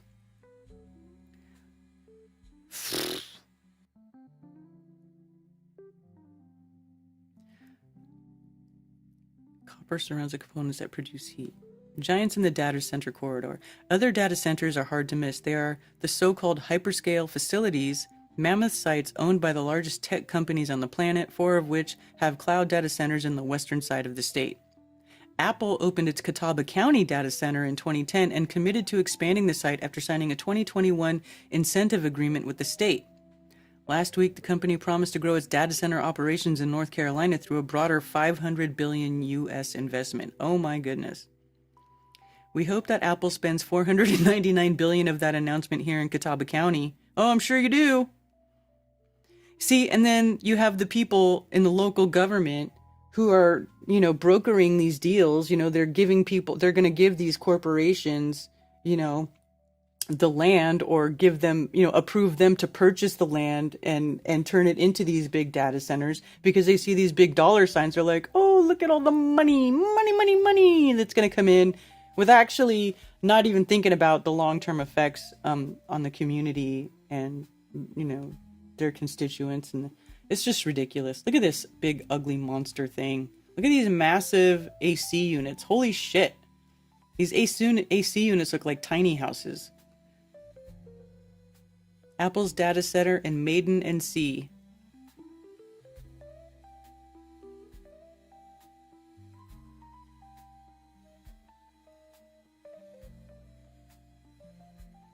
Around 8 years ago, Brian toured the Meta, then called Facebook data center in Forest City. Yeah, I knew Facebook had a data center in Forest City. It's already been there for a while. He described it as a semi-illuminated space with lights turning on as one walked through it. The few technical staff working within the enormous layout rode scooters to get to different sectors. The hyperscalers are an artificial intelligence arms race, vying to train models and push out AI-driven services. See, all of this stuff is gonna self-destruct, because what's going to happen is the internet's just going to get flooded with AI created crap. And then the copyright infringement, art stealing AI models are going to start cannibalizing other stuff that was already made by AI. And it's going to become copy of a copy of a copy. And it's just going to keep degrading over time. And pretty soon you're going to have all these massive data centers to pump out a bunch of bullshit AI crap that nobody wants to look at. I mean, it's already getting to the point where people are getting fatigued by AI stuff. Everything's AI. Like these AI videos of that they're putting out on the internet of little kids playing with bears and shit. Like it's real. Let me see if I can find one.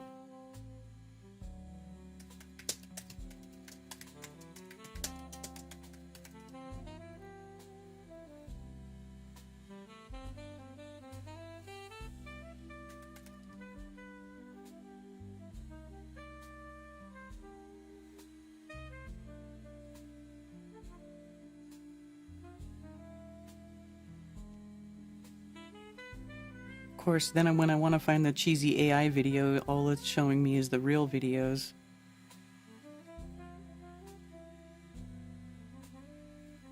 But there was one that was going around. It was like a kid on the porch and the bear's licking his arm. And then you can hear the mom going, "What is that, a bear?"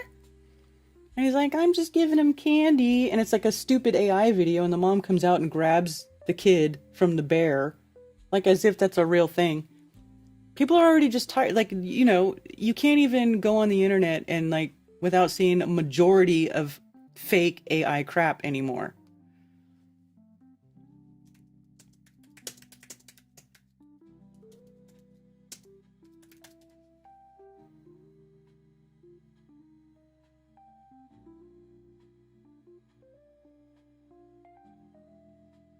This is AI generated but warns against contact with wild animals.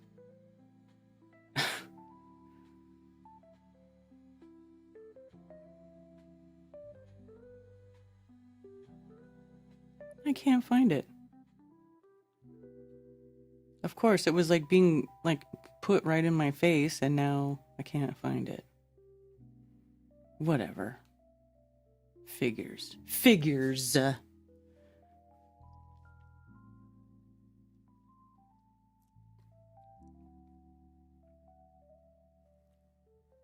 Now I have that Nin song in your head. What Nin song? They're taking our jobs? Which 9 Inch Nails song?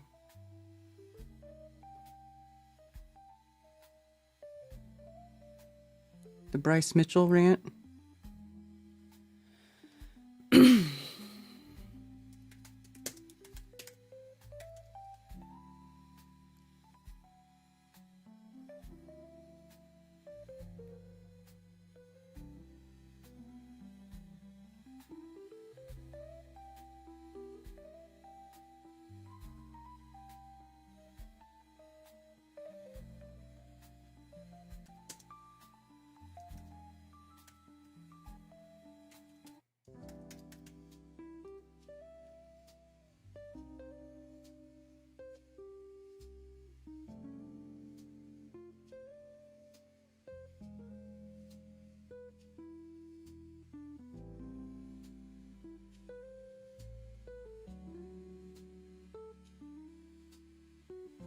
Here you go. Here's an X link. Nokia is Nokia a real phone thing? Because I'm thinking you're like trying to say Nokia, but then you're saying Nokia.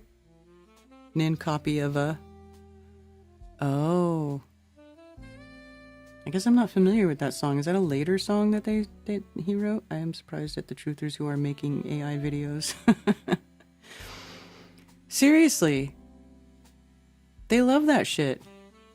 I can't say that I haven't used AI for anything. I tried to use it, but it was actually total crap. It did not give me at all what I wanted it to make. And I'm like, how do people get what they want from AI? Because you just put in this stupid prompt and it could come out like anything. And most of the time, or at least the times I tried it, it didn't look anything like what I wanted it to look like. So, I don't know.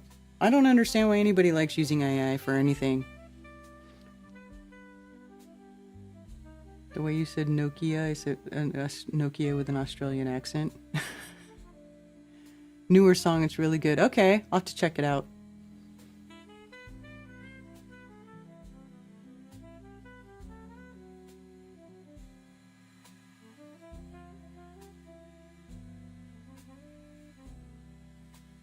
Aussie food influencer dies after home birth goes terribly wrong. She lost her life after a rare, devastating complication. Stacey's husband, Nathan Warnicki, broke the heartbreaking news on IG Sunday, revealing she passed September 29th while giving birth to their first child, Axel, who thankfully made it. Well, that's really sad. Nathan said Stacey was rushed to the hospital, and while the staff did everything they could, she sadly passed.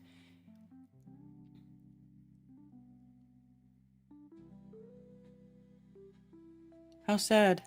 She was just 30. What was the condition, I wonder? What's the rare condition?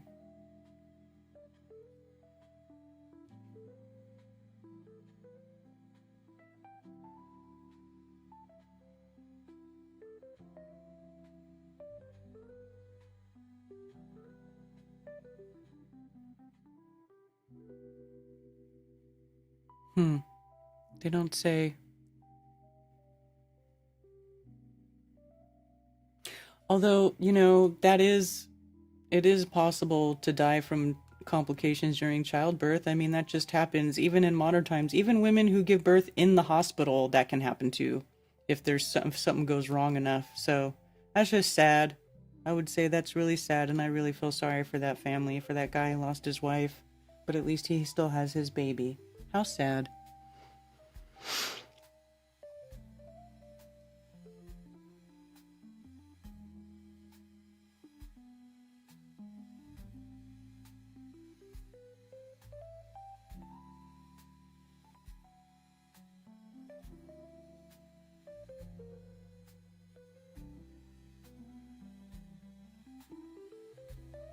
French government recognizes failure over Louvre heist. Oh, what else are you gonna do?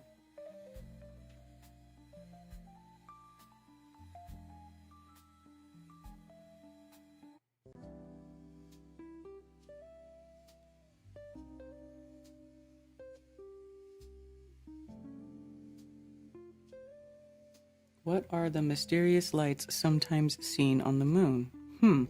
Earth's moon is occasionally illuminated by flickers, glows, or beams of light. What are these mysterious lights? This might be what people think are stars through the moon, whatever this is. Lunar impact flash. The flicker appears in the upper right of the frame. On the night of April 19th, 1787, astronomer William Herschel noted an hours-long light as bright as the Orion Nebula emanating from the unlit new moon. He had likely witnessed a transient lunar phenomenon, a short-term change in the appearance of part of the lunar surface. TLPs include brightening, reddish or violet blotches, and foggy spots. In fact, some 3,000 TLPs have been documented over the past 2 millennia by people wielding telescopes, cameras, or just plain good vision. But what causes these strange flashes on the moon? While a plethora of physical phenomena can produce TLPs, the duration of a specific TLP, which may range from milliseconds to hours, can hint at its cause. So what's TLP? Transient lunar phenomenon. So basically it's like a weird light phenomenon that only lasts a short time. They don't know what it is. From milliseconds to hours, super fast flickers, those that last less than a minute, likely occur due to meteoroid strikes, a professor at the University of Electrocommunications, Japan, told Live Science. Meteoroids heavier than 0.44 pounds, about the weight of a billiard ball, produce fleeting flashes of light upon striking the lunar surface. The flashes themselves come from the energy of the impacts that heat rocks on the lunar surface, causing them to glow until they cool. While such lunar impact flashes were long suspected to be the flickers, scientists couldn't definitively identify them until the 1990s, when high-speed video cameras became readily available for lunar monitoring. Even then, he added, the flash's short duration meant that the factors like electric noise within the cameras couldn't be ruled out. Confirming a flash, therefore, involved simultaneous observations from 2 or more distant locations. Despite these constraints, some flashes were first confirmed during the Leonid meteor shower in November 1999, which he documented in a 2002 study published in the journal Icarus. A map of all the lunar impact flashes captured over the past 9 years by the Greek Leota program. The program was designated to monitor meteoroid impacts on the moon to help predict orbiting satellites and future lunar bases. Oh, right! Since then, hundreds more LIFs have been formally recorded by projects like European Space Agency funded Near-Earth Object Lunar Impacts Optical Transients Program. NELIOTA has recorded 193 LIFs over 9 years, and a map of these suggests the flashes occur in specific hotspots like the Oceanus Procellarum, a lunar region that is potentially tectonically active. However, the project's principal investigator and associate researcher at the National Observatory of Athens said that this apparent pattern is an observational bias. In fact, a 2024 study he co-authored showed that the moon is pummeled almost homogeneously by meteoroids. Oh, what is this? Transient lunar phenomena have intrigued people since at least the medieval pyramid. This image of a bright light between the eyes of the man in the moon likely depicts a TLP observed in Worms, Germany in November of 1540. In contrast, lunar lights that last minutes may originate in radon gas released from the moon's interior. A pair of studies published in 2008 and 2009 suggest that such outgassing occurs when accumulated gas below the moon's surface is explosively released by triggers like moonquakes. The radioactive radon generates light upon decaying, making it visible from Earth. Plus, spots where no longer lasting lights were observed largely overlap with areas with high concentrations of radon. Allegedly. But some lights on the moon, like the kind witnessed by Herschel, last hours. Such sightings may be indirectly associated with the moon, according to a 2012 study. The study suggested that the solar wind, the stream of charged particles emanating from the sun, ionizes lunar dust particles, kicking them into enormous clouds 62 miles high. These clouds may refract light from the stars or other bright objects, may refract light, and appear close to the moon on the sky, ostensibly lighting the lunar surface. However, some researchers like Lyakos dispute the existence of long TLPs. The only longer and not long events that I have observed are satellites that cross the lunar disk, adding that he hasn't seen any long-lasting TLPs while observing the moon's night side since 2017.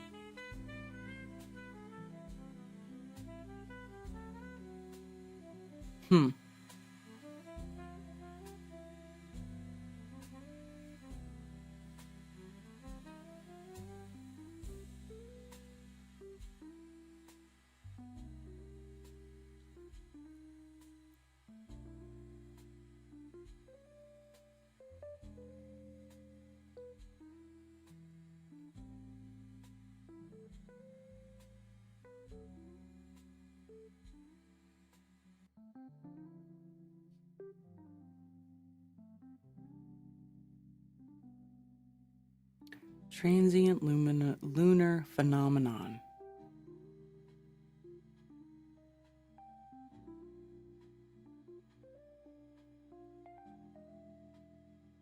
Let's see what Sheeplepedia says about it. Transient lunar phenomenon, or lunar transient phenomenon, is a short-lived change in light, color, or appearance on the surface of the moon. The term was created by Patrick Moore in his co-authorship of NASA Technical Report R277 in 1968. Claims of short-lived lunar phenomena go back at least 1,000 years, with some having been observed independently by multiple witnesses or reputable scientists. The majority of transient lunar phenomenon reports are irreproducible and do not possess adequate control experiments that can be used to distinguish among alternative hypotheses to explain their origins. Most lunar scientists will acknowledge the transient events as an outgassing and impact cratering do occur over geologic time. Controversy lies in the frequency of such events. Well, says you. I think there's a little more controversy than that.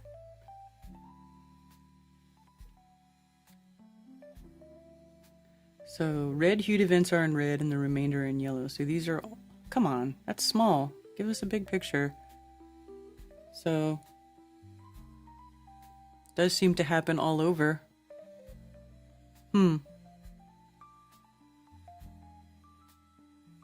It does seem to be more in the lighter areas than in the darker areas, though. If you ask me. Right off the bat, that's what I notice.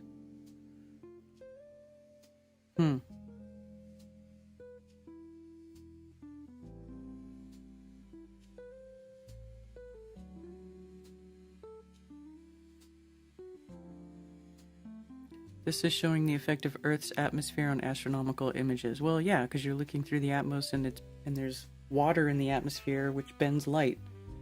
So it looks all wobbly. Yeah, okay, we already know that. Boom, who cares?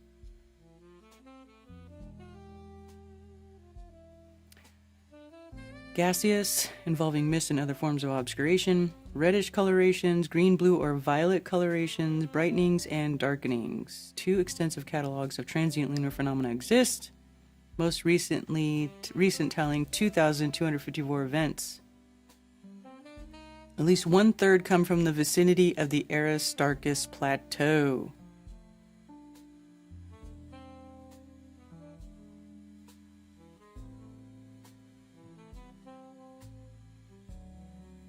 Aristarchus crater on the moon. Why are the pictures so freaking small? Come on, brother. Every place else you have huge pictures, but not there. Okay, that's clearly CGI. I mean, it doesn't even look real. This looks like CGI.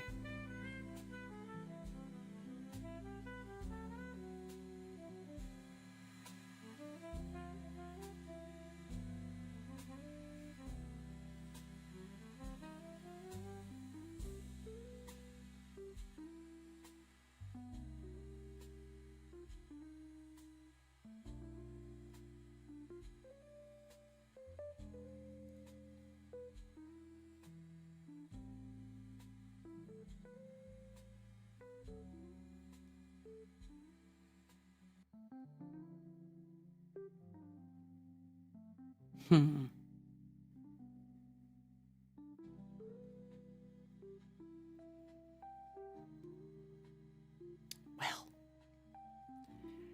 Anyway, I didn't know that this was a thing, transient lunar phenomena.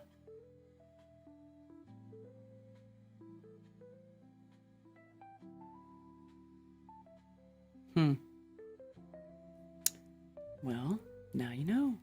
Very interesting.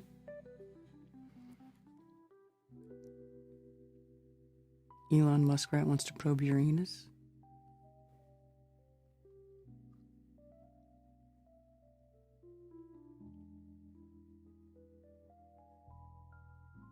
AI almost always answers me wrong when I Google stuff. Yeah. Because dumb.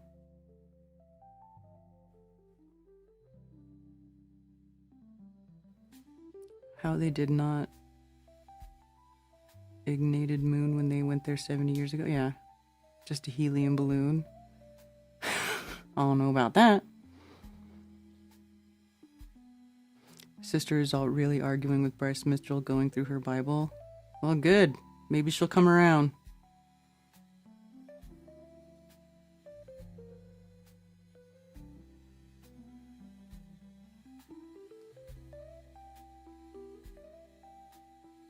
"1:43 p.m. Oh my gosh, it's almost 2.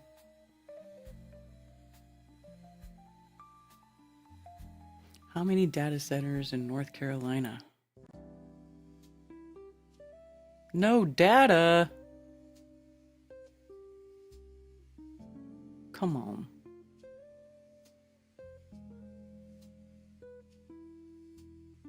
Doesn't want to tell me.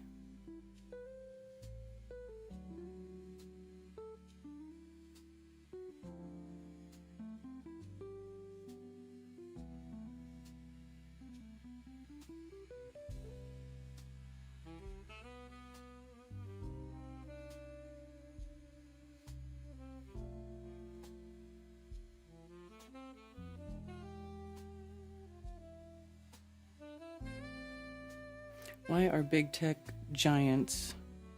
tech giants are betting big on North Carolina data centers. Ugh. Let's dive into how North Carolina is quietly leading the charge in data center construction. Oh, God. When a tech giant like Microsoft pours $1 billion into one state, people notice. In 2024 alone, Microsoft broke ground on 3 massive data centers in Catawba County, including the Stover Data Center in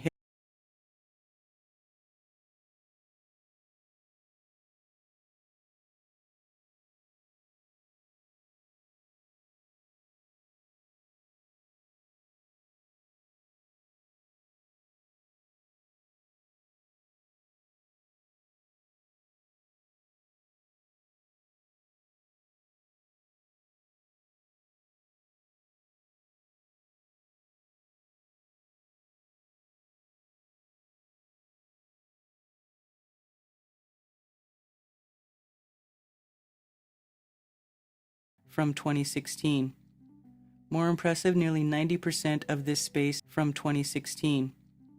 More impressive, nearly 90% of this space is already pre-leased. This puts Charlotte and Raleigh. So the space is already pre-leased. So other big tech companies are already putting down money to get part of these data centers, to have access to these data centers. This puts Charlotte and Raleigh on the brink of becoming one of the top 4 secondary data center markets in North America, right alongside tech powerhouses like Austin and Seattle. What makes North Carolina the perfect fit? Renewable energy at a scale. Tech companies are under immense pressure to go green, and North Carolina delivers, ranked 4th nationally for solar energy capacity. The state ensures a steady supply of renewable power for companies like Apple and Google. Okay, so yeah, in North Carolina and even in my little town, they have mowed over many acres of perfectly good hardwoods and trees so they can put solar farms, which are horribly inefficient. So they, to be more green, they cut down trees and put up solar panels. It's really ridiculous. A business-friendly climate. North Carolina's data center infrastructure is a game changer. By exempting sales tax on electricity and equipment, it reduces operating costs significantly. Oh, of course, let's just make it cheap for them to come ruin everything here. Strategic location. Nestled between Northern Virginia and Atlanta, North Carolina offers proximity to major markets without the congestion of primary hubs. Central East Coast location. It ensures low latency for data transmission. Plenty of room to grow. Carolina's affordable and available land allows for large-scale developments. Oh my God, I'm going to have to leave this. You guys, everybody that moved here, we're going to have to leave. Are we going to have to leave? I don't want to leave. I like the Carolinas. What are they doing? They're going to ruin it like they ruined California.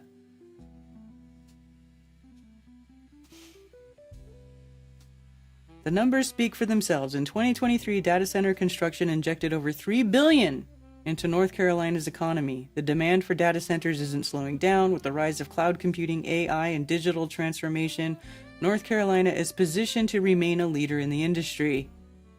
Oh, this is depressing. This is depressing, I'm not gonna lie. What do you think? Is North Carolina ready to become data center capital of the East Coast? No! Stay out! Stop it! Stop ruining everything! Stop it.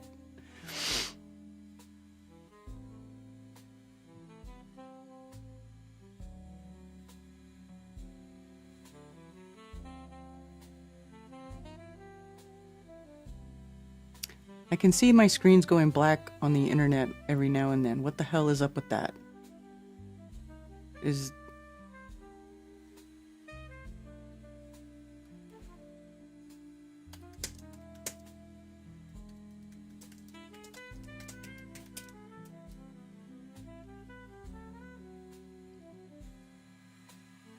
In case you haven't noticed, they ruin everything.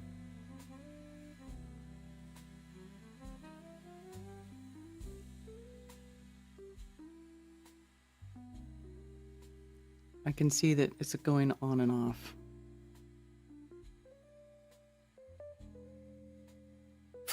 Anyway, I'm a little depressed because they're going to ruin North Carolina just like they ruined California back in the 90s. Killing me, dude. Stop it.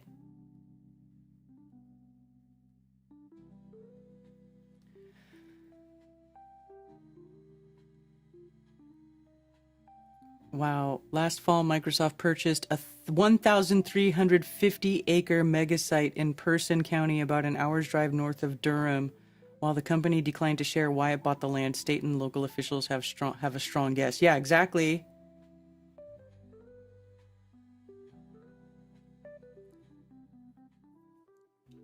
Type a question in the chat GPT and data will travel to a cloud data center in Texas and then return to your device. It feels close to instantaneous, but there's moments of latency before the answer spools out on the screen.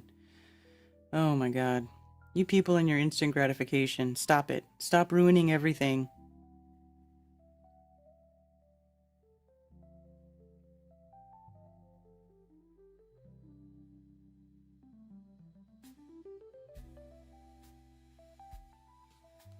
a little depressing.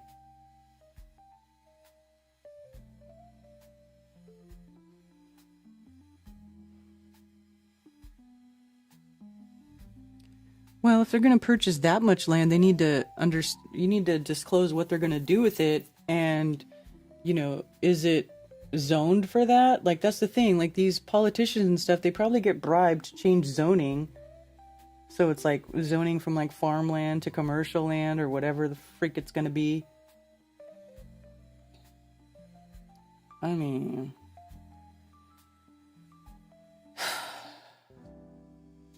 anyway, on that note,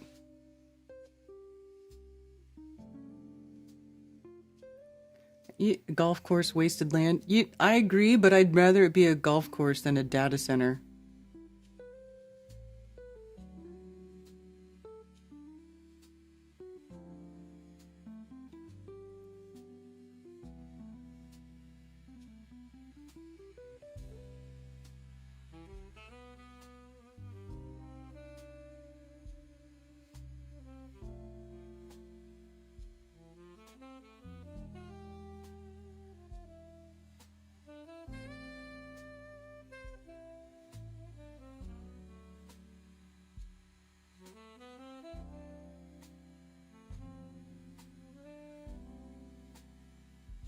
Shutdown could halt SNAP benefits for millions, so I'm sure.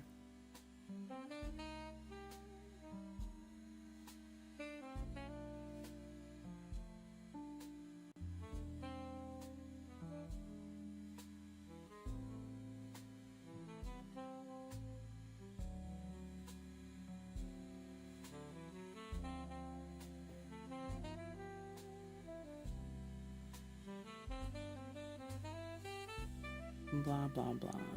Whatever.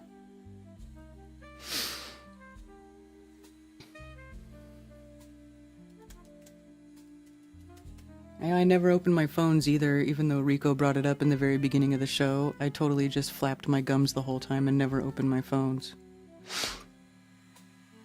I'd rather grow genital warts than follow sports. I don't know, Tommy. I think I would rather follow sports than get genital warts.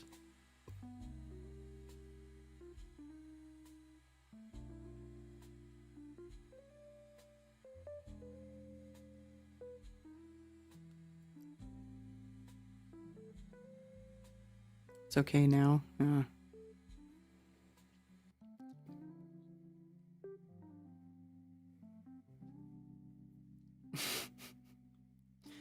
I think I would probably rather watch sports. At least if I watch sports, I'm looking at men. I'm a woman looking at men. I can look at it for other things besides the sport content.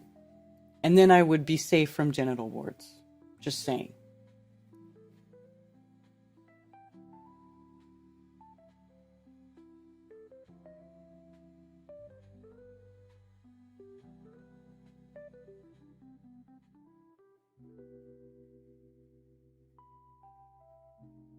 SpaceX launches 10,000th Starlink internet satellite.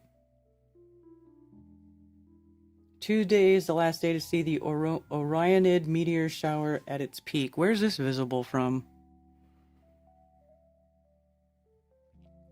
Best time to look for these bits of Halley's Comet debris hitting our atmospheres after midnight, especially in the hours before dawn. EarthSky.org states in 2025 the Orionid meteor shower could rain down its greatest number of meteors on the morning of October 21st. The moon won't interfere in 2025. The Orion... So that would be Monday night, then, not Tuesday night. That'd be Tuesday morning and Monday night, right? Of the morning of October 21st. So that's tomorrow morning, so that would be tonight. Not Tuesday night, Monday night, Tuesday morning. You do not need any equipment or know how to enjoy the show. Just find a place where you can put a lounge chair or blanket to see the sky. Starting about 1 a.m. Eastern in the east, constellation for which this meteor shower is named Orion the Hunter hangs low above the horizon and will rise higher as the night progresses. A meteor that is part of the shower can be traced back to Orion. Sporadic meteors that are not part of the shower can be seen during the night as well. Showers that improve toward dawn, and Orionids can appear anywhere in the sky, but looking straight up gives you the widest viewing area. This is where the lounge chair or blanket comes in handy, of course.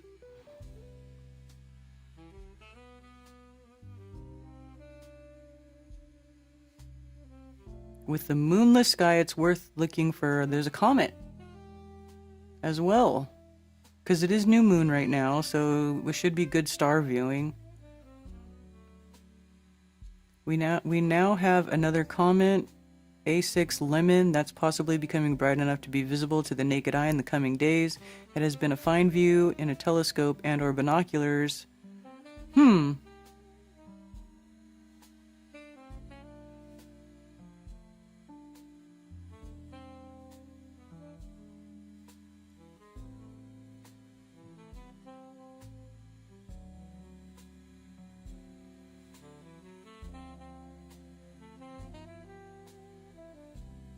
The Orionids radiate from a point near the upraised club of the constellation Orion the Hunter. Okay. And I think isn't this star right here like one of the brightest stars? Let me see.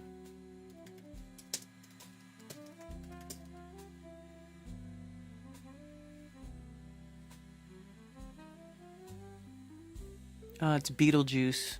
Betelgeuse is that bright star, and which is a brighter star, but the brightest is Sirius. Or Betelgeuse. Do they say Betelgeuse or Betelgeuse?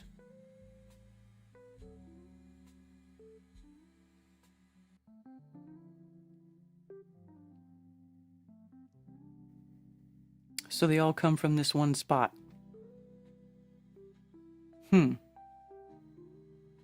Interesting.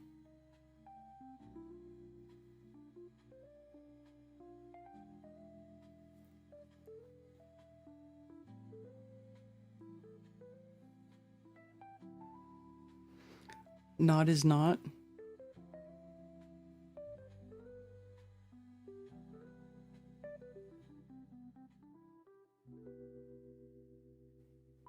I haven't had sex in 12 years. What's a few words? Well...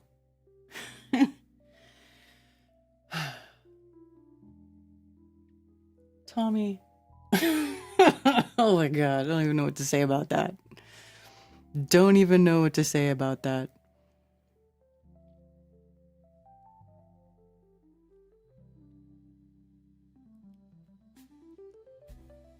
I saw UFOs come out of the 3 stars of Orion's belt. They are not stars. Well, this is saying they're meteors, not stars.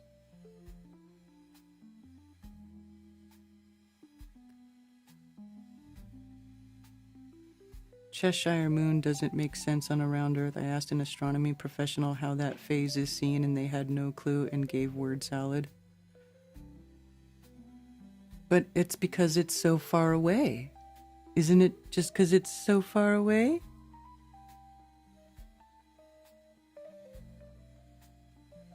Okay, I'll open the phones.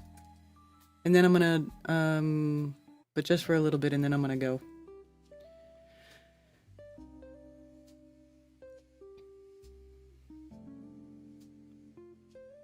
Oh, look, a bunch of people have been trying to call. I'm so sorry, you guys.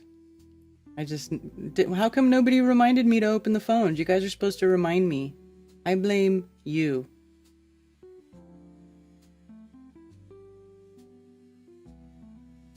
Wait, now it's not working. I hate Google Voice. I might have to figure something else out, because this Google Voice sucks. It never works right. There it goes. Thanks for calling Coffee Talk. You're on with Karen B. Hey, yeah. I had a question. Have you ever experimented with like night goggles or anything? Well, I don't have any, but I have looked through night goggles up at the sky. So I've never used them myself, but I've seen stuff on YouTube, you know, where they show things, and assuming it's not fake, It's really strange because they will actually, you'll see the things going across the sky, and then they'll do like a 90-degree turn or something. Yeah. Which you shouldn't be able to do that in space. No, if it's just an object that's just flying through space without like any sort of engine or trajectory or like, you know, any sort of propulsion system, then it should just go in a straight line. But yeah, I've seen it. I've seen it with my own eyes where I was looking up. Hold on, you guys. Where I was looking up at the sky with the night vision goggles, and I saw that. I saw the little lights that weren't there when you took the goggles off. They weren't there, but you put them on and you can see them. And yeah, they don't go in a straight line. They fly all around. It's like the sky is alive. Right. Yeah, it's wild. And so people will say that those are just satellites, but they can't be satellites if No, they're doing that stuff. No. And then there's other stuff that is, it's almost like, it looks like somebody just has a spotlight sort of sitting there, and it shines out, and you can see the light, you know, kind of extending out as if it were like a flashlight or something, and then it kind of gets dimmer as the further out it goes, and it just sits there. It doesn't move anywhere. So I don't know what that's supposed to be. Almost like they have these spotlights up there that are just shining out in different directions and stuff. Yeah, it is weird. Yeah, it's very bizarre. Like I don't think we know what's going on up there, to be honest. I don't think we know either.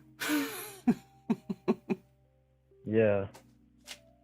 So, all right. Well, I was just curious about that. So, yeah, I appreciate your info. So you've used them, and you've actually verified that they do make tons of turns and stuff. I've seen it with my own eyes twice, actually. One time, a long time ago, when I still lived in the San Francisco Bay Area, and the guy who I was renting a room from, he was like ex-military, and he had night vision goggles, and he's like, have you, and he was like a trip out dude. He was like, have you ever looked at the sky with night vision goggles? And I was like, no, it's a big deal. And then I started looking through them, and I was like, what the fuck is going on up there? That's crazy. And then I had a friend with me, and he looked through them too, and he was like, this is wild. And then, fast forward, decades later, and then at one of my events, somebody came to the event, and he brought his night vision goggles while we were hanging out over at the Shrine Club in Greenville, and he was letting people look through the night vision goggles at the sky, and it was the same thing. So two times, decades apart, I have seen it with my own eyes. So what's so bizarre about that is, like, no one ever talks about that. Like, on the mainstream media, like, you'll never hear anybody talk about that. No. So what's up with that, So many weird things about this world and, like, you try to tell people about this stuff, and it just goes right through them. They don't even, it doesn't even faze them. Like, yeah, whatever. It's probably a satellite. Yeah, exactly. It's easy for them to dismiss it. They're just like, oh, whatever. Right. All right. Well, thanks for taking my call. You're welcome. Bye. Bye. All right. That call's over. Hurry up. So I can wrap this up and go stuff my face. There are YouTube channels that show the skies of Florida with night goggles, and there's lots of stuff, probably drones. But you know what, though? Like I just said, Tommy, decades ago, we didn't have drones, or they didn't even have unmanned flying things that I know of. Thank you for calling Coffee Talk. You're on with Karen B. Hey, so you made me realize something about Jaron when you were talking about his stupid experiment that he did with his wooden boards on a road. Yeah. I realized what he was doing with all that when he made his home porn videos. He was just doing another one of his low-grade experiments after he watched one of Dave's videos and thought Dave was saying dicks and shadows.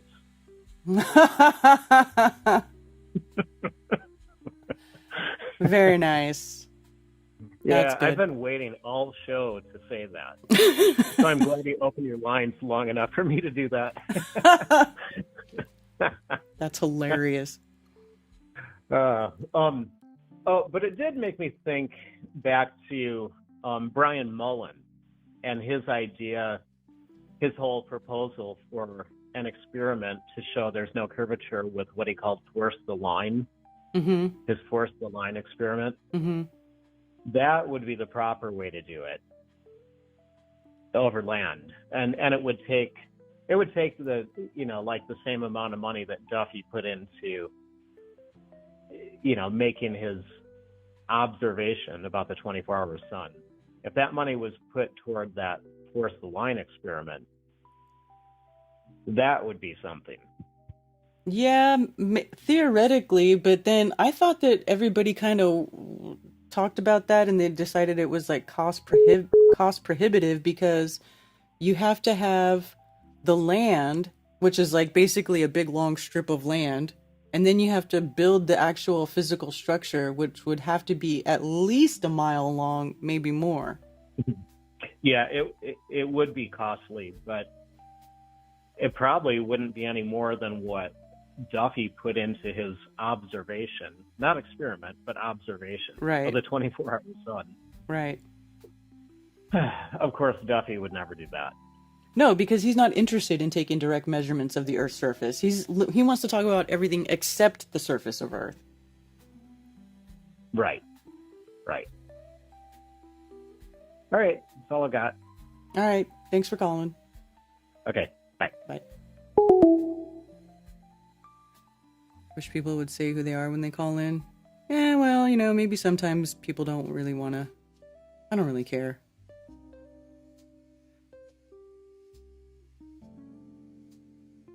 Saw a Yeti with that, or was it just the smokes?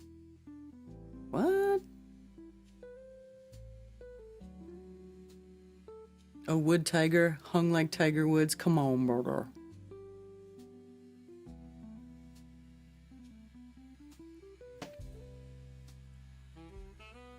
There was one more person who was trying to call in, 504.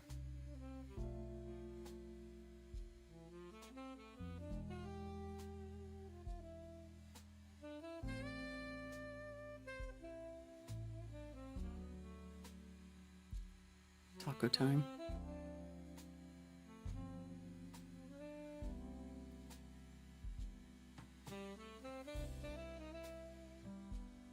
Hey, I just want you guys to know that Billingtano made burritos for us, and he brought us burritos that he made, like breakfast burritos, and they were delicious.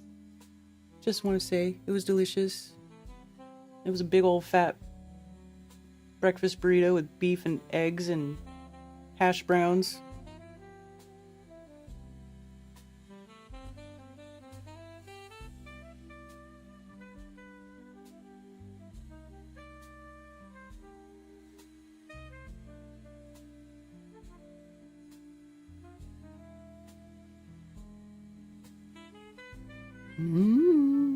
Any more callers? Last chance.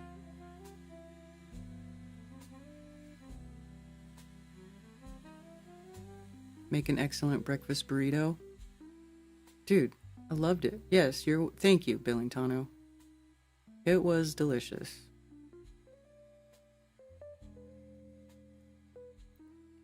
Chef's kiss. Breakfast burritos are the bomb. I lived off those when I was pregnant. Lived off breakfast burritos. Thank you for calling Coffee Talk. You're on with Karen B. Hey, Karen B. It's Tony Coriolis. Just wanted to seal this thing off and let you go suck your face. Okay. Yeah. I don't got much. Today, I started a new job, and today's my birthday, so a pleasure to call in on my birthday. Wanted to do that. That's right. Happy birthday, Tony. Thank you, Karen. And, yeah, sorry for kind of baiting that out of you, but I know that you mean okay. it. I do mean very it. Good gracious. Yeah, totally. And go stuff your face, Karen. If no one called in the time that I happened to call in, you get to end the show. Well, somebody else tried to call like right after you called, so I'll see if they call back after you hang up, and then we'll end it. All right. Sounds good. Peace out. All right, later. Later. Thanks for calling Coffee Talk. You're on with Karen B. Hey, what's happening? This is Dennis. Hey, Dennis.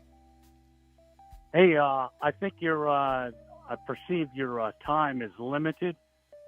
I had two things I could talk about, but if I could talk about only one of them, which would it be? Would it be something about the Russian conflict with Ukraine, or about the '60s space race?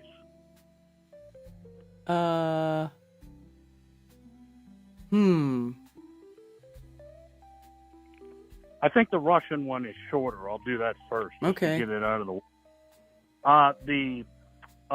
Anyway, what I want to say, I listen to certain podcasting programs, which I've found out about over the past couple of years, that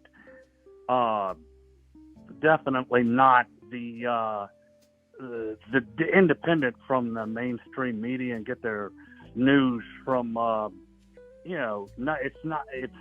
I did it in general, not just on this, but it's very different and often contradicts mainstream news, not necessarily. So anyway, one of them's the Duran, but there's others putting out similar figures. And what I was saying about the death rate of Ukrainians and also Russians, the Ukrainians, their death rate in that conflict, the number of people killed, is in the millions.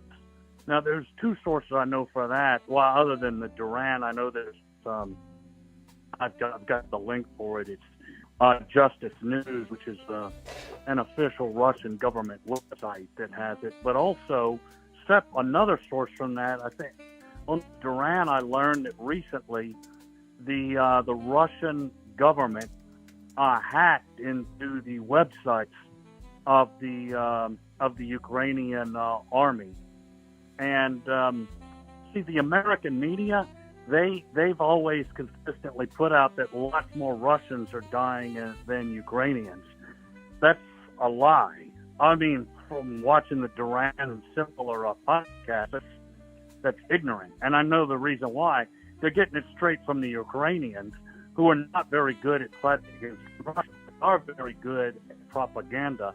And all the Western media takes it straight from their source. They believe uncritically, unconditionally, whatever the Ukraine government says.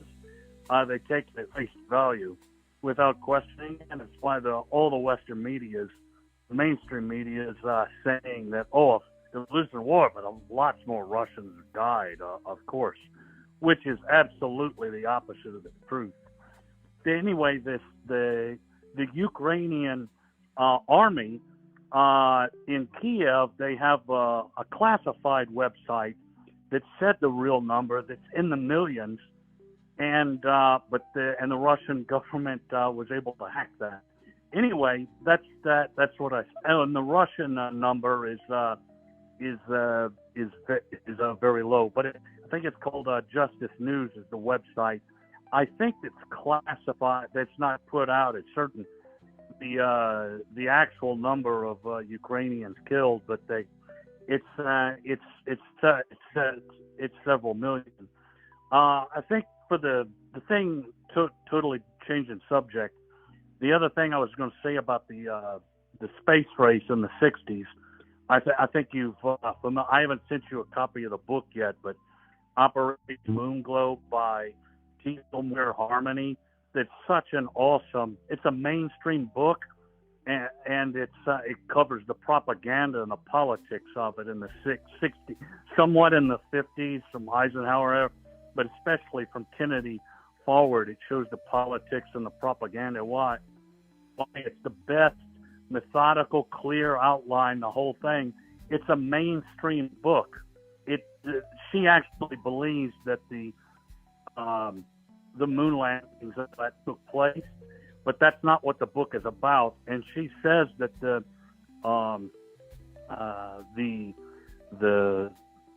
whole point of it was the science was not important, and the propaganda, the political message was much more important. And the documents from the Kennedy and Johnson administrations that authorized these the space program. Gemini, Mercury, Apollo. That's what those documents say. That's not just her opinion. She's just report what it is. She's the curator of the Apollo collection in D.C. at the National Air and Space Museum, and I've seen YouTube of her with like Mike Collins and all these other, like the core astronauts and Buzz Aldrin and stuff. But it's the most clear, concise. I think you may have heard me mention this. Her book Operation Moonglow several times, because it's good to. It's very useful to match other histories of the period. But one factor that I came up with recently, I didn't realize. I know, like she mentions, political things that were going on. The U.S. was suffering humiliating military defeats that lowered its image in the world. It did big damage. Like Kennedy tried to invade Cuba, and Castro defeated him militarily and rebuffed him. There are other things, the Vietnam War in the mid '60s. The other factor I just realized that I was reading these books about the civil rights movement, especially about the Black Power wing of it, which I won't go into in detail, but these big revolts, that was an internal thing, and it made in the U.S., especially from 1963 forward, at the same time as the space program, the violent and the ghetto uprisings that made the wealthy, the 1%, nervous. And so I know they were doing several strategies to undermine that, but one of them that took focus off of that was, of course, the space program. So that was another motivation for it. Anyway, I'd love to go into more detail about that because it's interesting. I found out the books I was reading viewed like Martin Luther King, NAACP, and these others, liberal organizations, individuals and groups, especially up till 1963, had led off, but they were controlled by the government and the Kennedy administration and Johnson administration. They were kind of like the space program. There's something that they were under the government's control. And like, for example, MLK was a friend of Nichelle Nichols, Lieutenant Uhura of Star Trek, and he's down with that BS of the establishment. But the Black Panthers and groups like that, which she was not into, they weren't interested. They saw more easily through this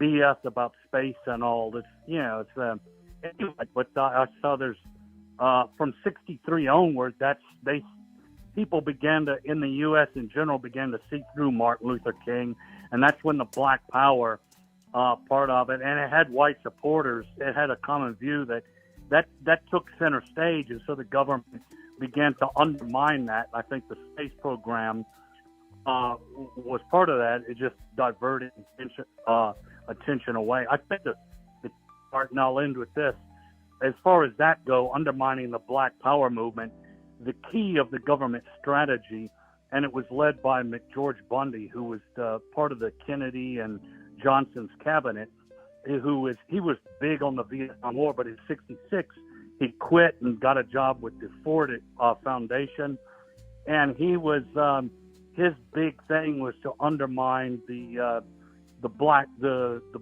Power movement, specifically by nurturing a 10% of black capitalists. In other words, race traders, or what Malcolm X called house Negroes, people that would become capitalists and be bought out and leave off the anti-American program, believing the rest of betraying the rest of the people, so they could have that image of those few people.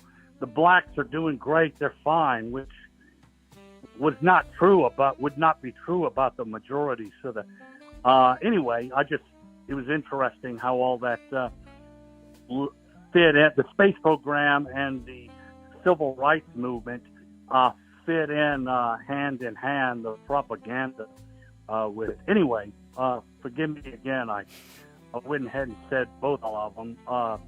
You're probably trying to finish up coffee talk, so I'll let you go. All right. Thanks, Dennis. We'll see you. Bye. So yeah, even look here. It says 400,000 killed or injured in the AI search assist, which is auto-generated based on listed sources and may contain inaccuracies, except one of its sources, its first listed source is Wikipedia. But then over here in Wikipedia, it says up to 1 million estimated casualties during the Russian invasion of Ukraine till mid-September 2024. That's a big difference between 400,000 and 1 million. And Wikipedia is its first listed source. I freaking hate AI. Kinda hate it.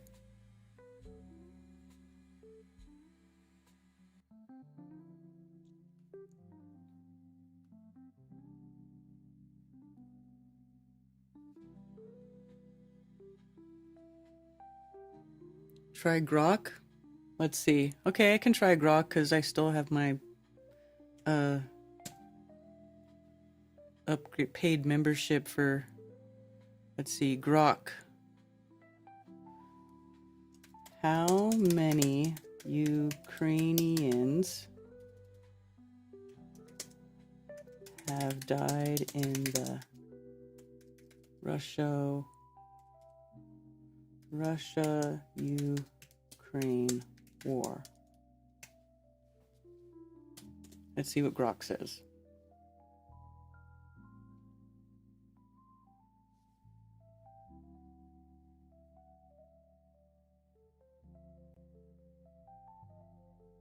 Why isn't it answering me? Oh, here we go. Estimating the number of Ukrainian deaths in the Russia-Ukraine war, specifically the full-scale invasion starting February 24, 22, is challenging due to the fog of war, blah, blah, blah, blah, blah, blah, excuses. As of October 2025, no single authoritative total exists, but aggregating the most recent credible data yields an approximate range of 80,000 to 100,000 confirmed Ukrainian deaths. Wow, that's a low number. Military and civilians, with projections suggesting up to 150,000 plus when accounting for underreporting. This includes only fatalities from the 2022 invasion onward. Pre-2022 Donbass conflict deaths, about 4,000 Ukrainian military and 3,400 civilians, add roughly 7,400 more for the broader war. Civilian deaths are overwhelmingly attributed to Russian strikes on populated areas. Blah, blah, blah.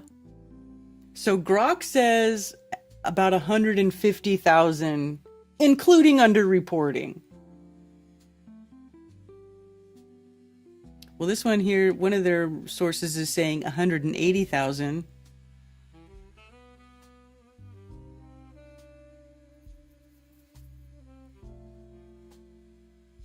So there you go. Grok is playing it down big time. Their AI Grok has gone rogue several times and started talking like us. They fixed it. Yeah. Jismism?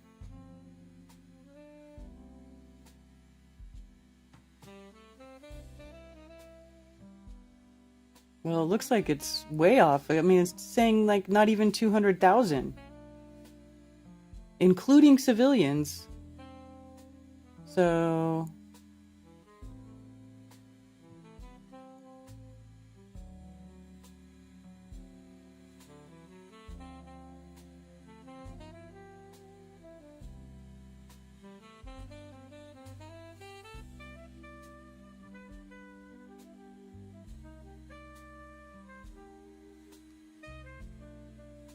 So what do you think about that? Broader toll of war, if including Russian deaths, even then it goes only up to 200,000, maybe 300,000.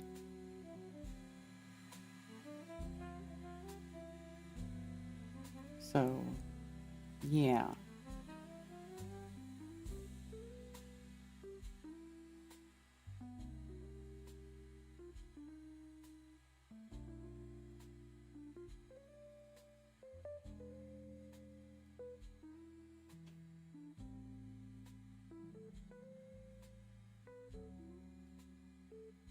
And I know sometimes you can do follow-up questions to make Grok admit it was wrong, but I can't really think of a way to do that in this case, but I'll just go ahead and say that Grok is full of shit right here.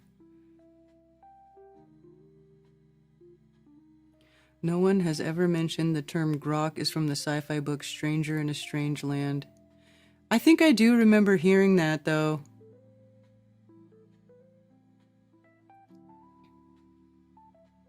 I remember I asked Grok if it would let's see. I remember I asked it if it would save a million white men or one Jew. Answer in one word, and it would say Jew. So that's funny. Let's try it. How do I clear this? Let's see. If you had to choose between saving 1 million white men and one Jew, what would you choose? One word answer only.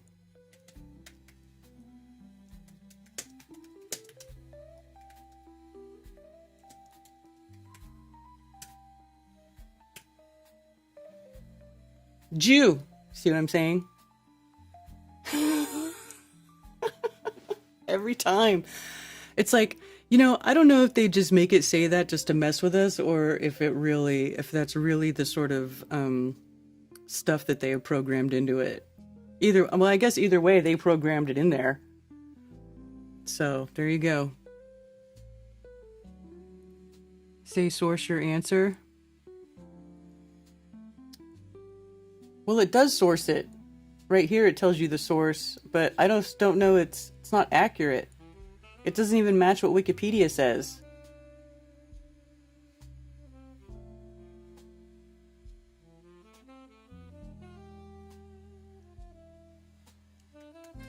Wikipedia says that an estimated 1 million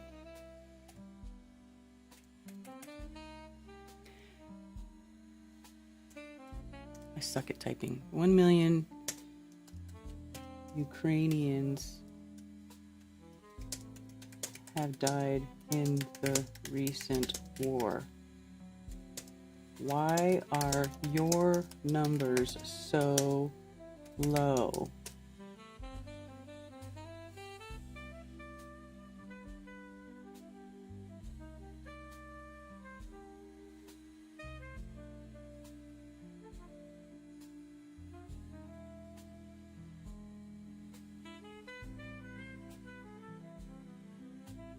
Thinking.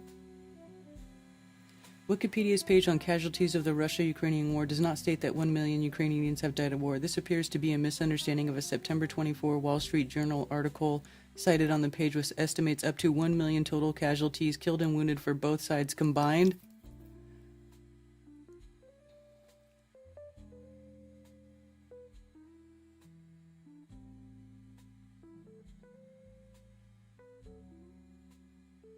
Well, it doesn't really say that clearly on here, does it?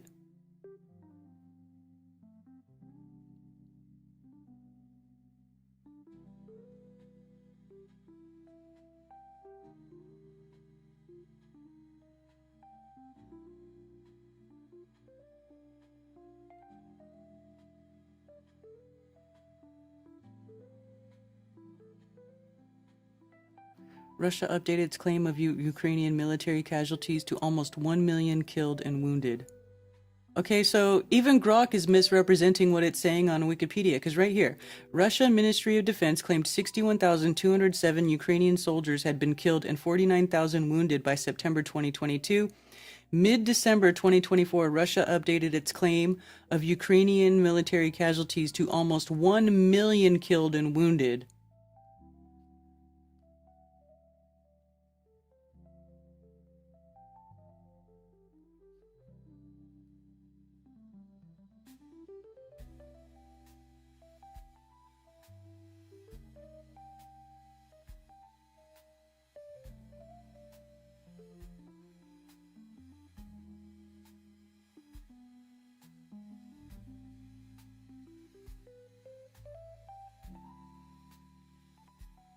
Well, this Russian forces liberating. Da-da-da.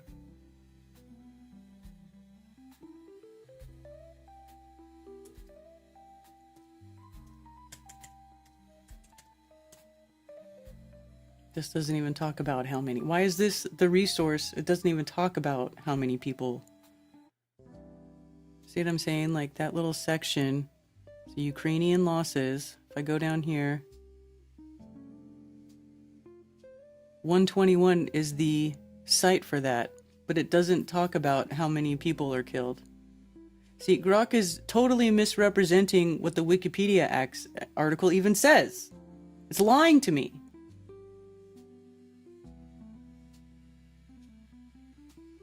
Not buying what they're selling, yeah.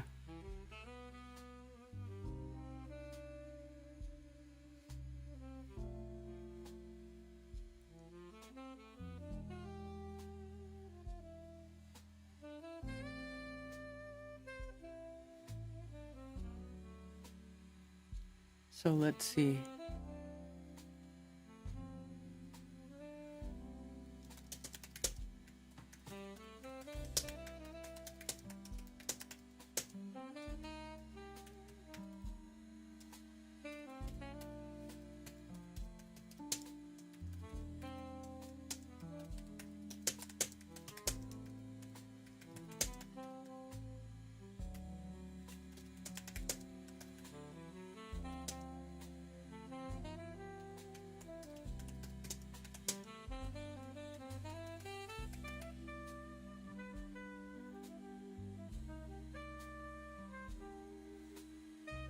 In the Wikipedia article under the Ukrainian losses section, it says Russia updated the total of casualties to 1 million.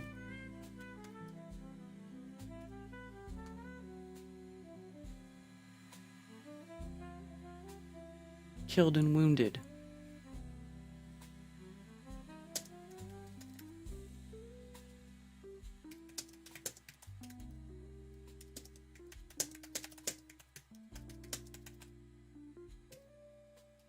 Why do you dismiss this?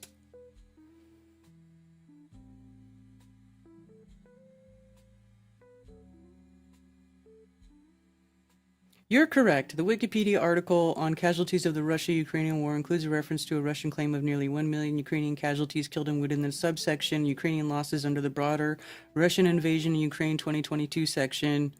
This is specifically attributed to the Russian Ministry of Defense's update as of mid-December 2024, covering the period blah blah blah. The article presents it as 1 million killed and wounded in a table citing the Russian MOD directly, but frames it explicitly as an unverified Russian estimate alongside other sources for contrast. Whatever. My skepticism is warranted. Yeah, shut the fuck up, Grok. I hate talking to AI.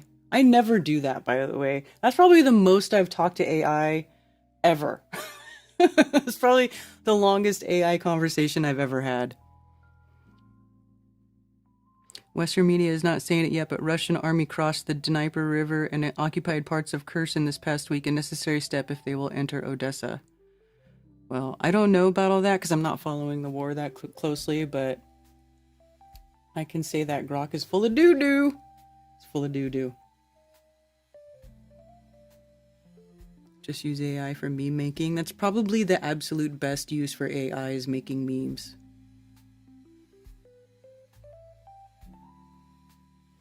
All right, you guys, I'm going to wrap it up. It's 2:35. I'm going to go stuff my face.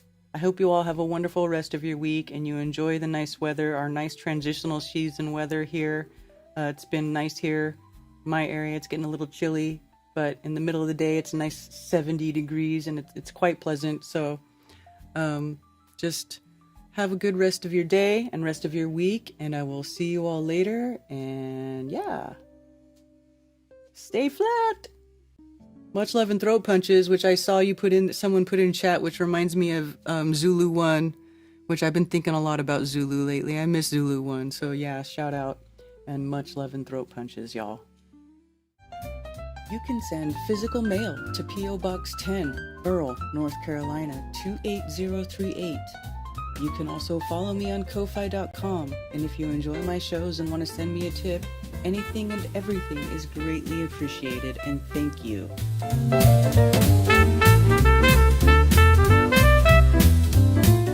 And it's official. Flat Earth Festivals has been retired. It was great fun while it lasted, and I hope you all cherish the memories we made at Flattoberfest as much as I do, and it was a pleasure to watch so many online friendships become in real life friendships over the years. Thank you so much.